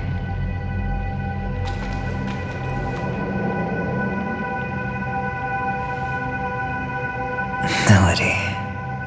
Is it? Perhaps to you, I am just an emanator who's hiding her identity. But the sleeping and shapeless never glance at anyone. They have no face, no form, and even less of a will to speak. The nihility envelops everyone equally. Only some who have gone under their shadow can go farther, tainting themselves with more nihility. That's all. That's all. My friend, you really leave me at a loss for words. So, is this my final destination? The land of the dead? This is all but a fleeting dream, one of the thousands of manifestations of IX. Under the watchful eye of nihility, we momentarily linger here before moving on to our own paths. It seems that my death has already been determined. Even if you wish for it, I can't promise you anything. Now that you've accomplished your goal, I think you can be a little more forthcoming. What do you mean? Your performance at the theme park was wonderful and grandiose. A simple yet practical technique that fooled almost everyone. No one would have ever thought that you would have gone to such lengths, even staking your life just to prove a fact that had seemingly been disproved long ago. Real death does not exist in Penacony's dreamscape. Why would I do this? Because this is the only way you can uncover a secret that is even more unspeakable than the serial murders. To use this dream death to get there. To that promised land people constantly seek in this grand gathering. Penacony. The legacy of the Watchmaker. The true land of exile. How did you find out? I never imagined that something I learned about unexpectedly would become the key to connecting everything. It's our Stellaron friend's identity, isn't it? I see you're in the know. Let's just say I'd put money on the possibility. The murder isn't nearly enough to disrupt business as usual. Even if there were 1 or 2 murders on Penacony, most people wouldn't be personally affected. And that won't create any waves. This dream of theirs isn't a boundless sea. It's a lonely island. The family used the Harmony to build a high wall and isolate them from the vast and treacherous ocean of the outside world. That barrier they built keeps death out, but it also keeps the secrets that are lost in that watery abyss from floating to the surface. In a beautiful dream, free of suffering, who would want to go fishing for those secrets? No one. Unless someone goes to the other side of the barrier and lives to tell the tale. Someone already has. I got the idea early on, chewing on that masked fool's little hint. If a mute isn't someone who cannot make a sound, then it has to be someone who cannot speak. Someone who survived the treacherous depths, but is unable to take the stage and speak the truth. Well, I'm happy to know she's safe and sound, and still on Penacony. Hint? Is that not proof? Well, proof is the one thing I don't have. The only thing that can prove these conjectures is for the family to come clean. And with the way they buttered up these outsiders, it seems pretty clear they're intent on covering their tracks. But you don't need proof to have a suspicion.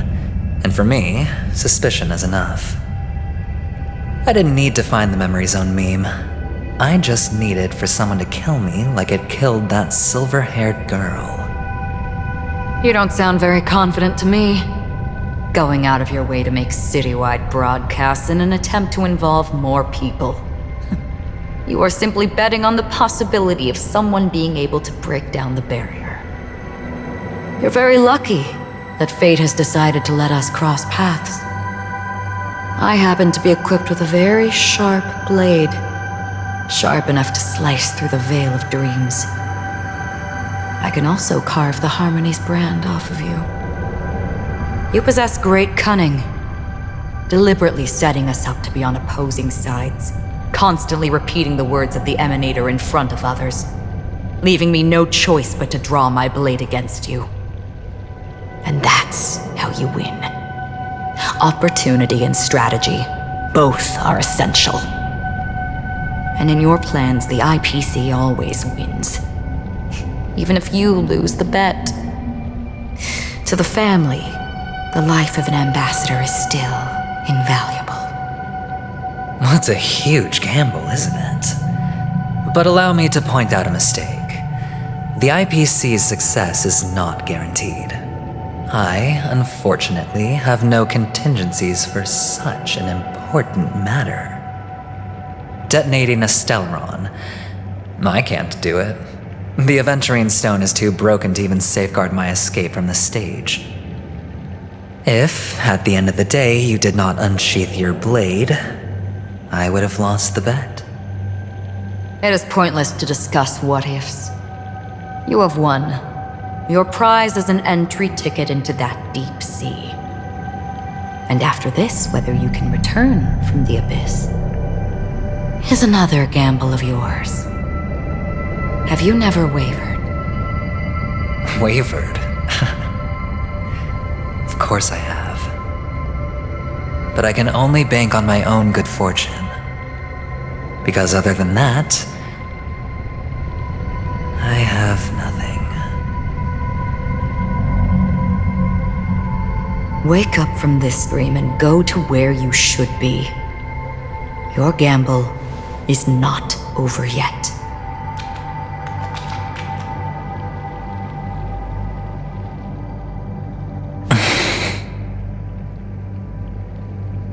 Before we part, can you answer one more question?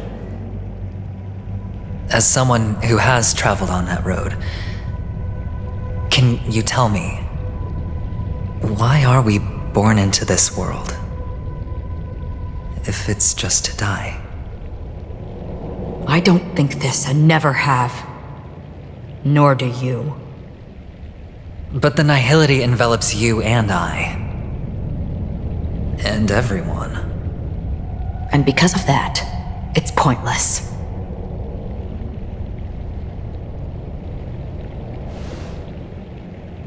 But it is still there.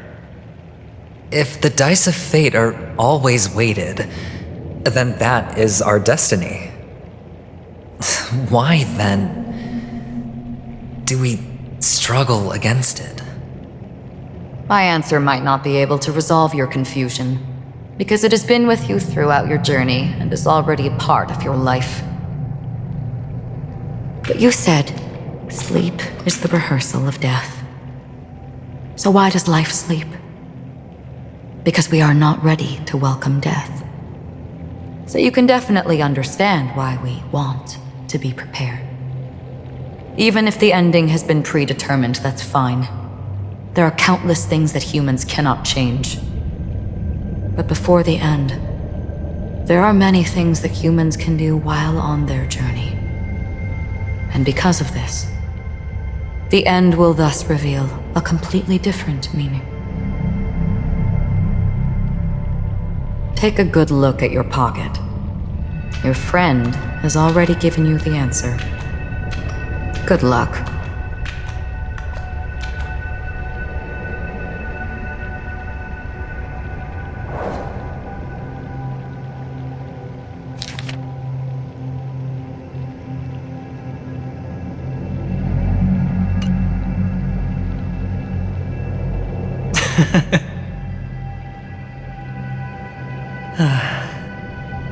then I shall get going.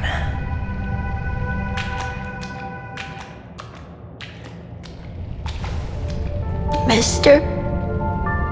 You're leaving? You ultimately chose to leave this dreamscape? Yes. Because they are not here. My papa, mama, and big sis. Then where are they? They are in a place where everyone will go. A very, very distant place. Then are you going too? I'll get there one day. But not now. There will come a day when the sky will drizzle, and I will hear the call of Gaiathra Triclops, and know that it is time for me to go, and be reunited with my family. So, until that time comes, I should be preparing. Preparing? For what? Well, preparing to face them, Kakavasha, and to make them proud. I know you'll be able to do it. Good luck. Well, of course, for I am a child who received the blessing of Gaiathra Triclops.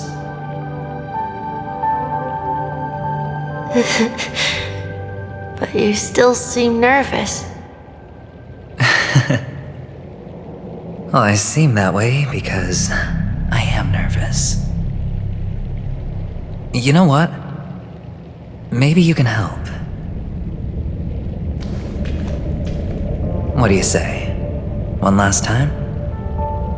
Put our palms together?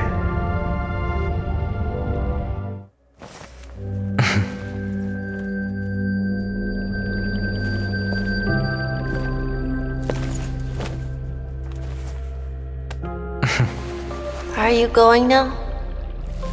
Yes.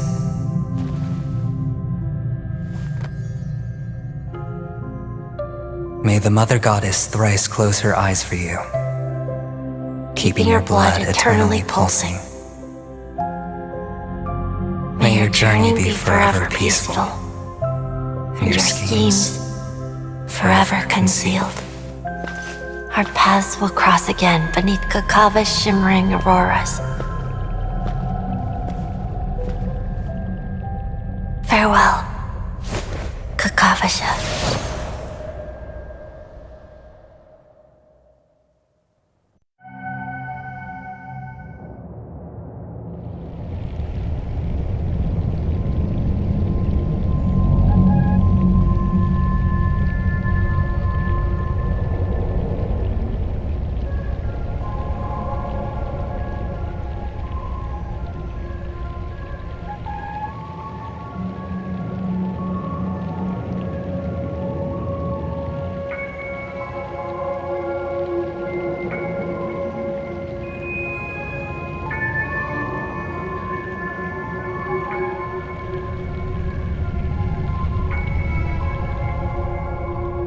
The light of the Aventurine stone has disappeared.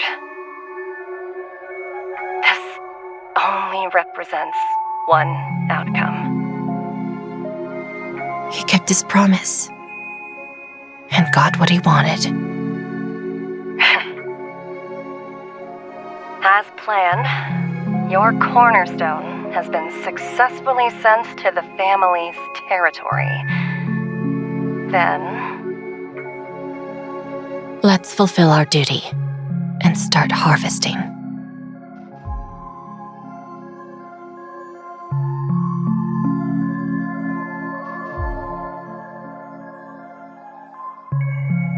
I come for an audience. I come to fill wine, and I come to claim. I bestow poison in the guise of sweet dew. Come the toil of spring and yield a fall. I patiently wait for the branches to be heavy with withered fruits. All for the Amber Lord.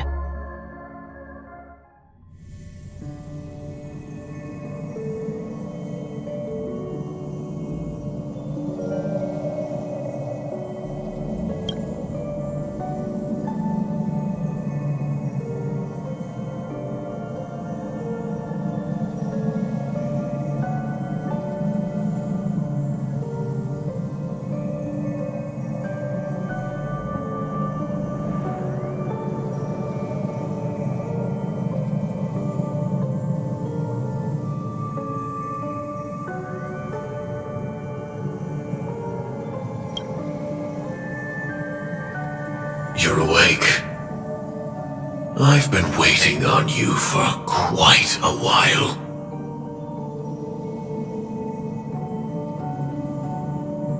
A crevice between dreams. You've met me before. I'm Sam, a Stellaron hunter. I originally planned on showing up earlier to reveal some truths to you. But I encountered more roadblocks than expected. 11 times I've tried, but ended in failure. Before I knew it, this world and I became too intertwined, and it became too difficult to escape the constraints of the script. Elio is right. In this land of the dreams, you and I will reap unforgettable gains. I don't know people's hearts as well as he and Kafka do. Nor do I have a specialty like Silverwolf and Blade. Most of the things that I'm good at only apply to villains who need no mercy. So, there is only one method that I use. This is to show you.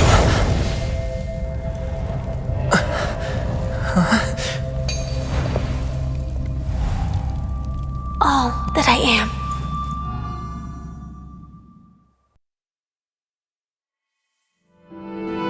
Labyrinth-like corridors and halls? Traps everywhere? The owner of this mansion must be a bit paranoid. You are so funny, Mr. Security Officer. I hope that sense of humor of yours has helped you find the serial killer. Just expressing a personal opinion. Why? Did I hit a nerve? Mr. Gallagher, my patience is wearing thin. Neglecting duties will only make me more suspicious that you and the real serial killer are connected.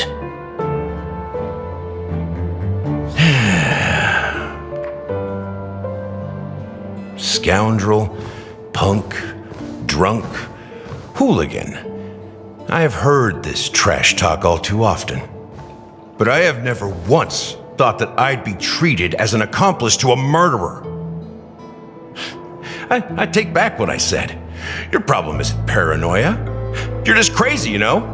Lunatic.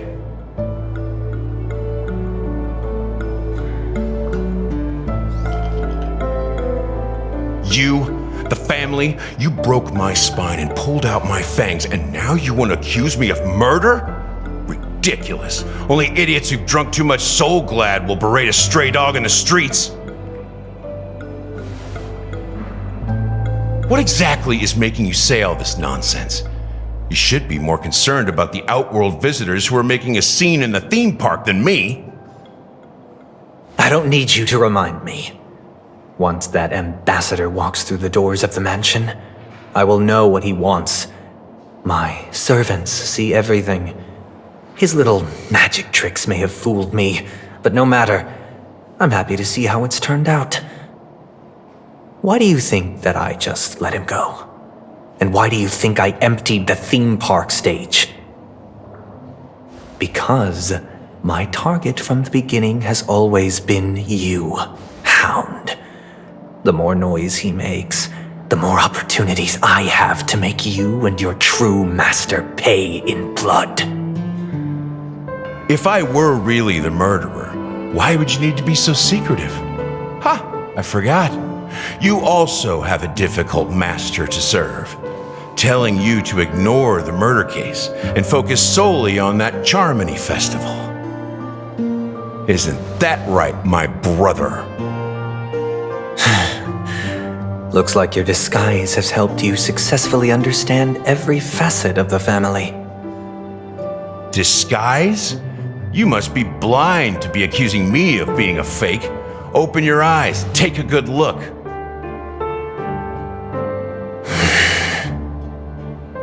Indeed, every part of you is real. The brown hair, soft and curly like Benny's, the orange eyes, which make me miss the gaze of Sir Whitaker, that odd scar, the mark of Wolsey, and the gray vest, tie, hound emblem, bottle, the bartending, and your role as a security officer. These are all true traits from all 52 loyal family members. When they are gathered, countless tiny truths are woven together into a lie. You collected a small piece of each of them and claimed them for yourself. Then you invented this facade, a complete Gallagher. Tell me I'm wrong.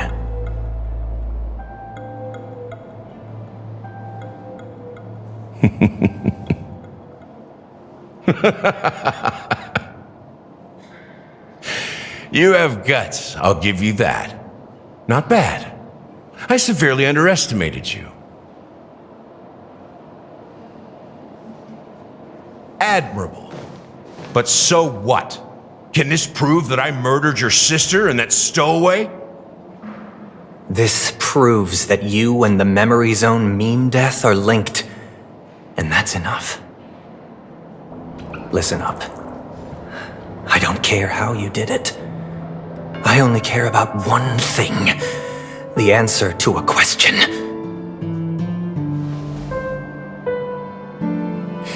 You devil.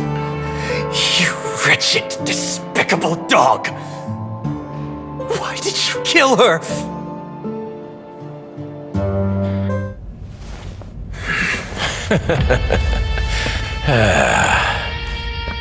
You know, in the thick of things, people are blind to the grit in their eyes. Yet they can always feel it scratch. Want the answer? I'll give it to you. The whole thing is just fate playing a cruel joke on us.